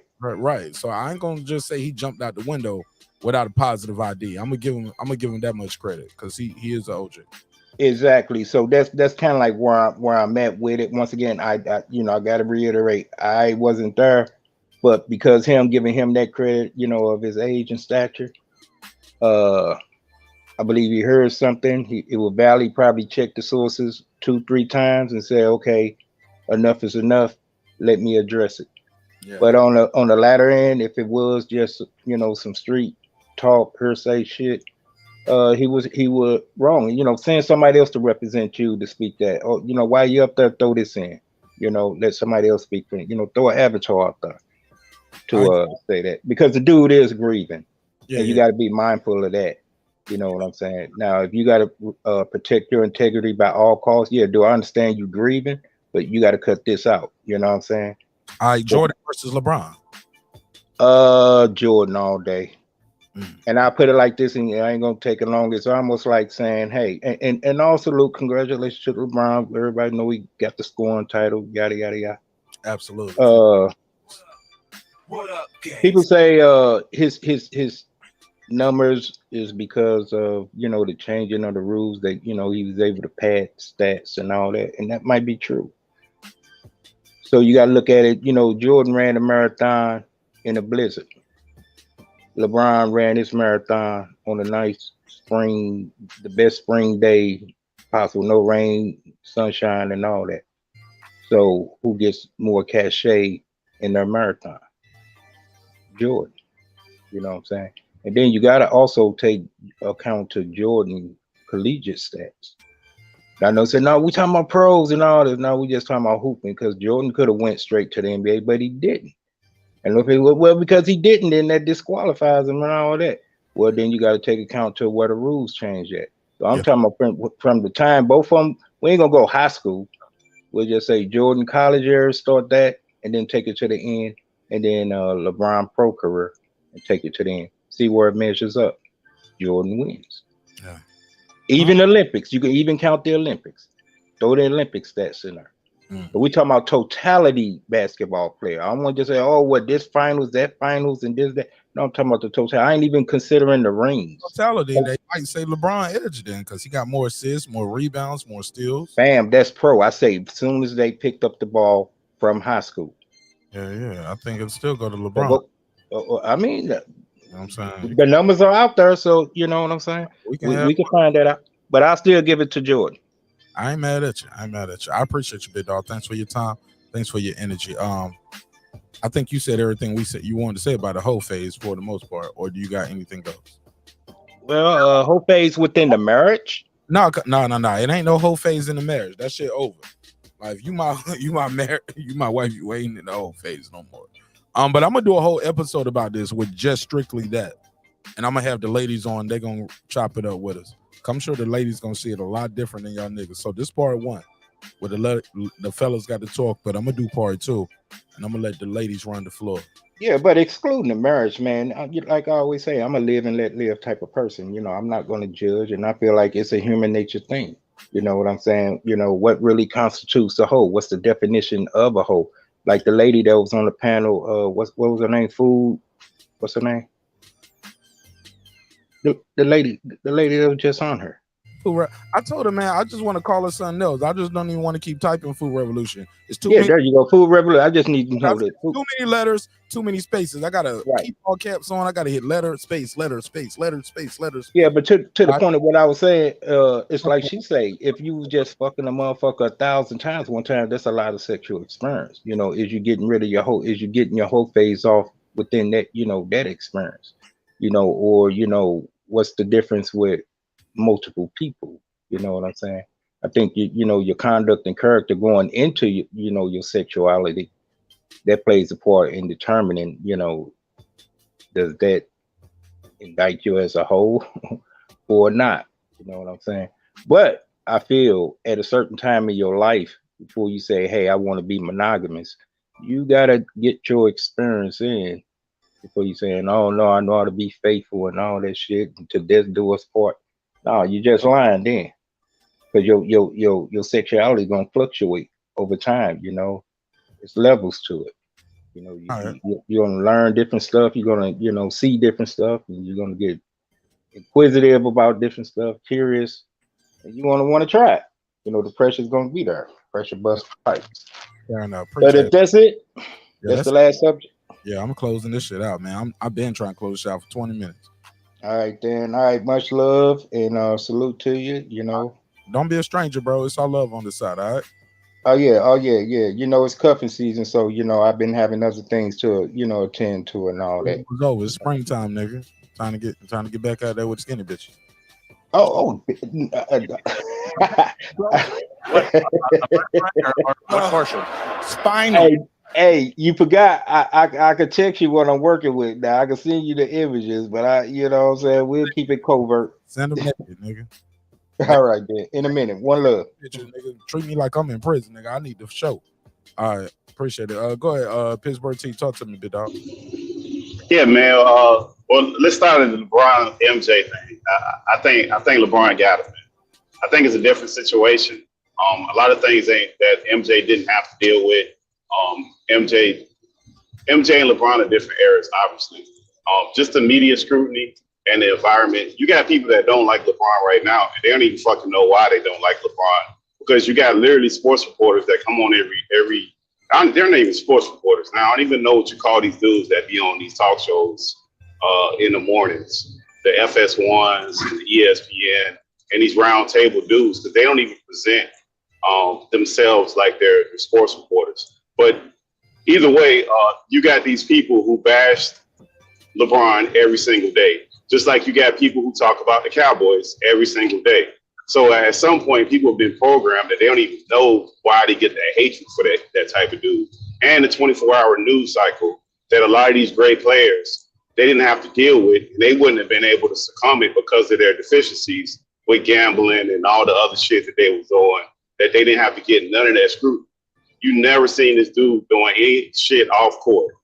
No matter what he is doing, you've never seen none of that shit off court that he does in this day and age. And I think even that by itself, not alone, just adding that on top of all the other stuff, I think that's a tremendous feat. The whole phase, I don't know about that, man. I think that's before, and I think people just say that in speculation. But people are people. When you get with people, I think in the first, 6, 8 months, that stuff kind of like die away in your relationship, and you got to wait. Some people just use that to get away from the relationship instead of waiting their way through the relationship. And they use different things as excuses to way out because relationships are hard. It's a lot of work, and there ain't no roadmap to that shit. It's no perfect way for any of that shit. And lastly, with that Jay Prince thing, man, listen, man, that dude, Jay Prince, in that situation, I understand the situation with his son. I see why he said what he said. But funerals and weddings, you see some people do some of the most vicious things towards each other. And a lot of that shit is not from the moment that they're in right now. It's from some past shit that they telling you bits and pieces of that they're lashing out because them themselves are going through things, and it comes out all kind of fucked up ways. I think Jay Prince is way too old for that shit, especially dealing with that young man that he's dealing with. That should have been some private shit that he's dealing with. But again, it is dealing off of a death, so a lot of emotions are flying around. We don't really have the details of it. I think that's it, Mark. Anything else I missed? We ain't have no other topics. That was it, right? Man, you nailed them all. Whole phase, Michael Jordan versus LeBron, and the Jay Prince offset shit. Killed that shit. Hey, well, hey, good night to all my people. Salute to the panel that was here. Salute to you, Mark, man. All right, stay right there backstage real quick while I close this out. I'm gonna beam in from the other phone. All right. I need to holler at you anyway, all right? All right. Stay right there. All right, another great episode of Breaking Beats where we break down business, entertainment, art, technology, sports, and anything else you and I feel like talking about. Shout out to my sister Sabbath. Dope as fuck. That's a dope ass name. Love it. I was joking with her. I said, man, I can't even talk nasty. Hey, Pittsburgh T. I said, I can't even talk nasty. Her. We can't even have on certain conversations. Like, damn, that's that name is what it is, man. That's a great name. It's definitely catchy. Man, I can't say, hey, look, we about to get over here and talk about whole phase. Shout out to the good sister Sabbath in the building. They were like, wait a minute, Marqnash, are you pranking me? Like what's going on here? I'm like, her mama named the Sabbath, her daddy called the Sabbath. Like, her name's Sabbath, nigga. Like, what you want me to do? You know what I'm saying? You got to even talk to her differently when you talk. Well, excuse me, Sabbath. Like, but the PBC ain't shit. And you know what I'm saying? You like, wait a minute. You know what I'm saying? Well, the PBC is doing a good job. Sabbath, fuck you. You're like, no, you can't say that. You know what I'm saying? I got to put a case on you, brother. Like, that shit don't even flow right. You know what I'm saying? Hey, she got the perfect name for a debate, though, bro. You can't. She got the perfect debate name. Easy wins, man. Like, she shooting from Steph Curry range with a name like that. Oh man, I can't argue with Sabbath. She tricked me. I need to see birth certificate, license, son. You can black out everything else. I just need to see the state. I need to see his official license. But God, like how do you get through life with a name like that? Like, damn, man. Like, and win arguments or lose. Like, you got to be wrong when people call you Sabbath. Like, Sabbath, you lying ass. Like, you got to be all the way wrong for you to lose that argument. Beautiful name. Beautiful name. Shout out to my good sister, Food Revolution. All right, let's close out this members only roll call, because without the members, the show would not be the show at this level. And like I said, man, I hope y'all love this kind of content, man. Try to switch it up. You know what I'm saying? Just try to be doing different things. We ain't got to argue about the same 10 fighters all the time. And there's other bots and news I'm going to talk about, but I can do those in a pre-recorded, and I can do those in a drop. Everything don't need a panel. This type of conversation tonight, I felt it was panel driven, and shout out to everybody who was on the panel. What up? But more importantly, let's shout out the members. Juan Davila. What up? Beyond the Ring with Nonito and Rachel Donaire. Shout out to the future Hall of Famer. What up? Thank you for so much for supporting the show, champ. What up? And again, And again, thank you to the beautiful sister, Rachel Donnell, for supporting the show as well. Like, I couldn't do it without you, Rachel. I like some of the things you're doing behind the scenes, the info, the connects, like, it's all love. Buying the merch, becoming a member, like, you guys locked in, I'm locked in. Thank you. What up? Kansas City Matt. What up? That guy Clips 330. What up? True Media Today, USA Boxing. What up? Tar Heel Resin. What up? Pudo. What up? Stephen Bateman, all the way in Australia. What up, gangsta? Of course, the beautiful sister, Food Revolution, or can I call her Sabbath? What up? Like a name like that too, Pittsburgh T. Like a name like that, you don't even abbreviate. You don't be like, "What's up, Sab?" Like, I don't even feel comfortable. Like, no, we don't abbreviate Sabbath. And like, "What's up, Sab?" Shout out to SAB.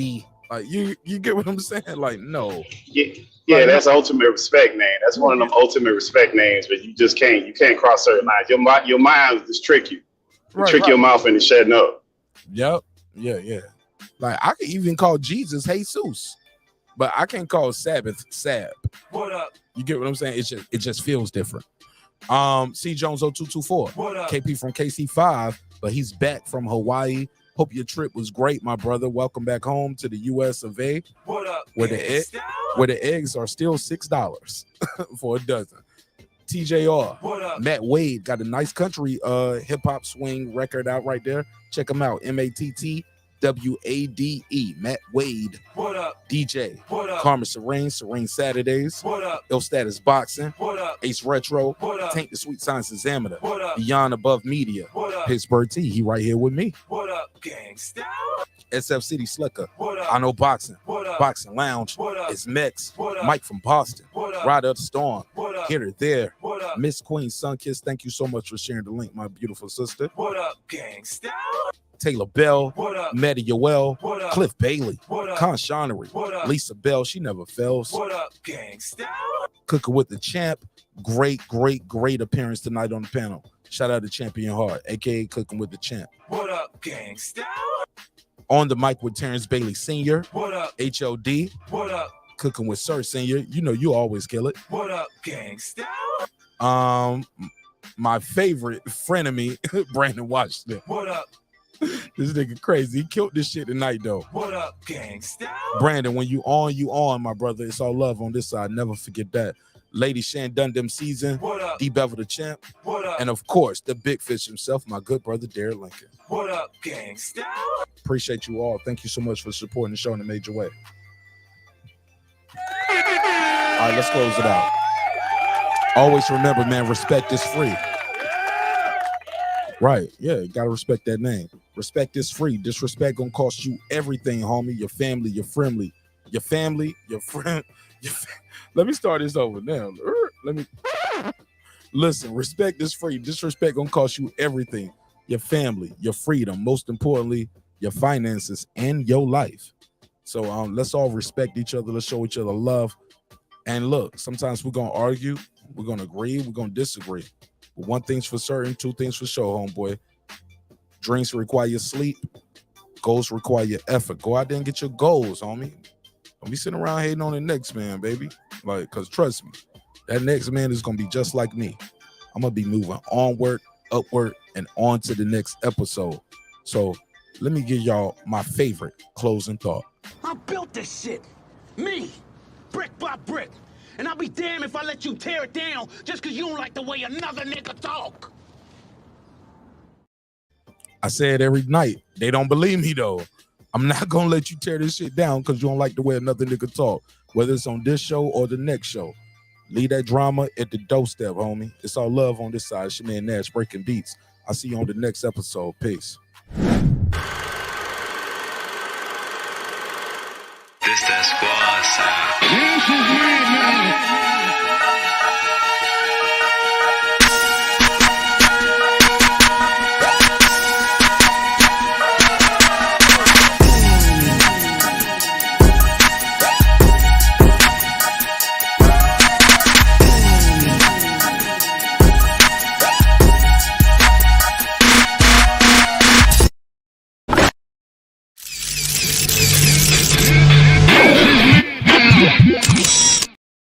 Ad free, man. Y'all earned this one, man. No ads on this one.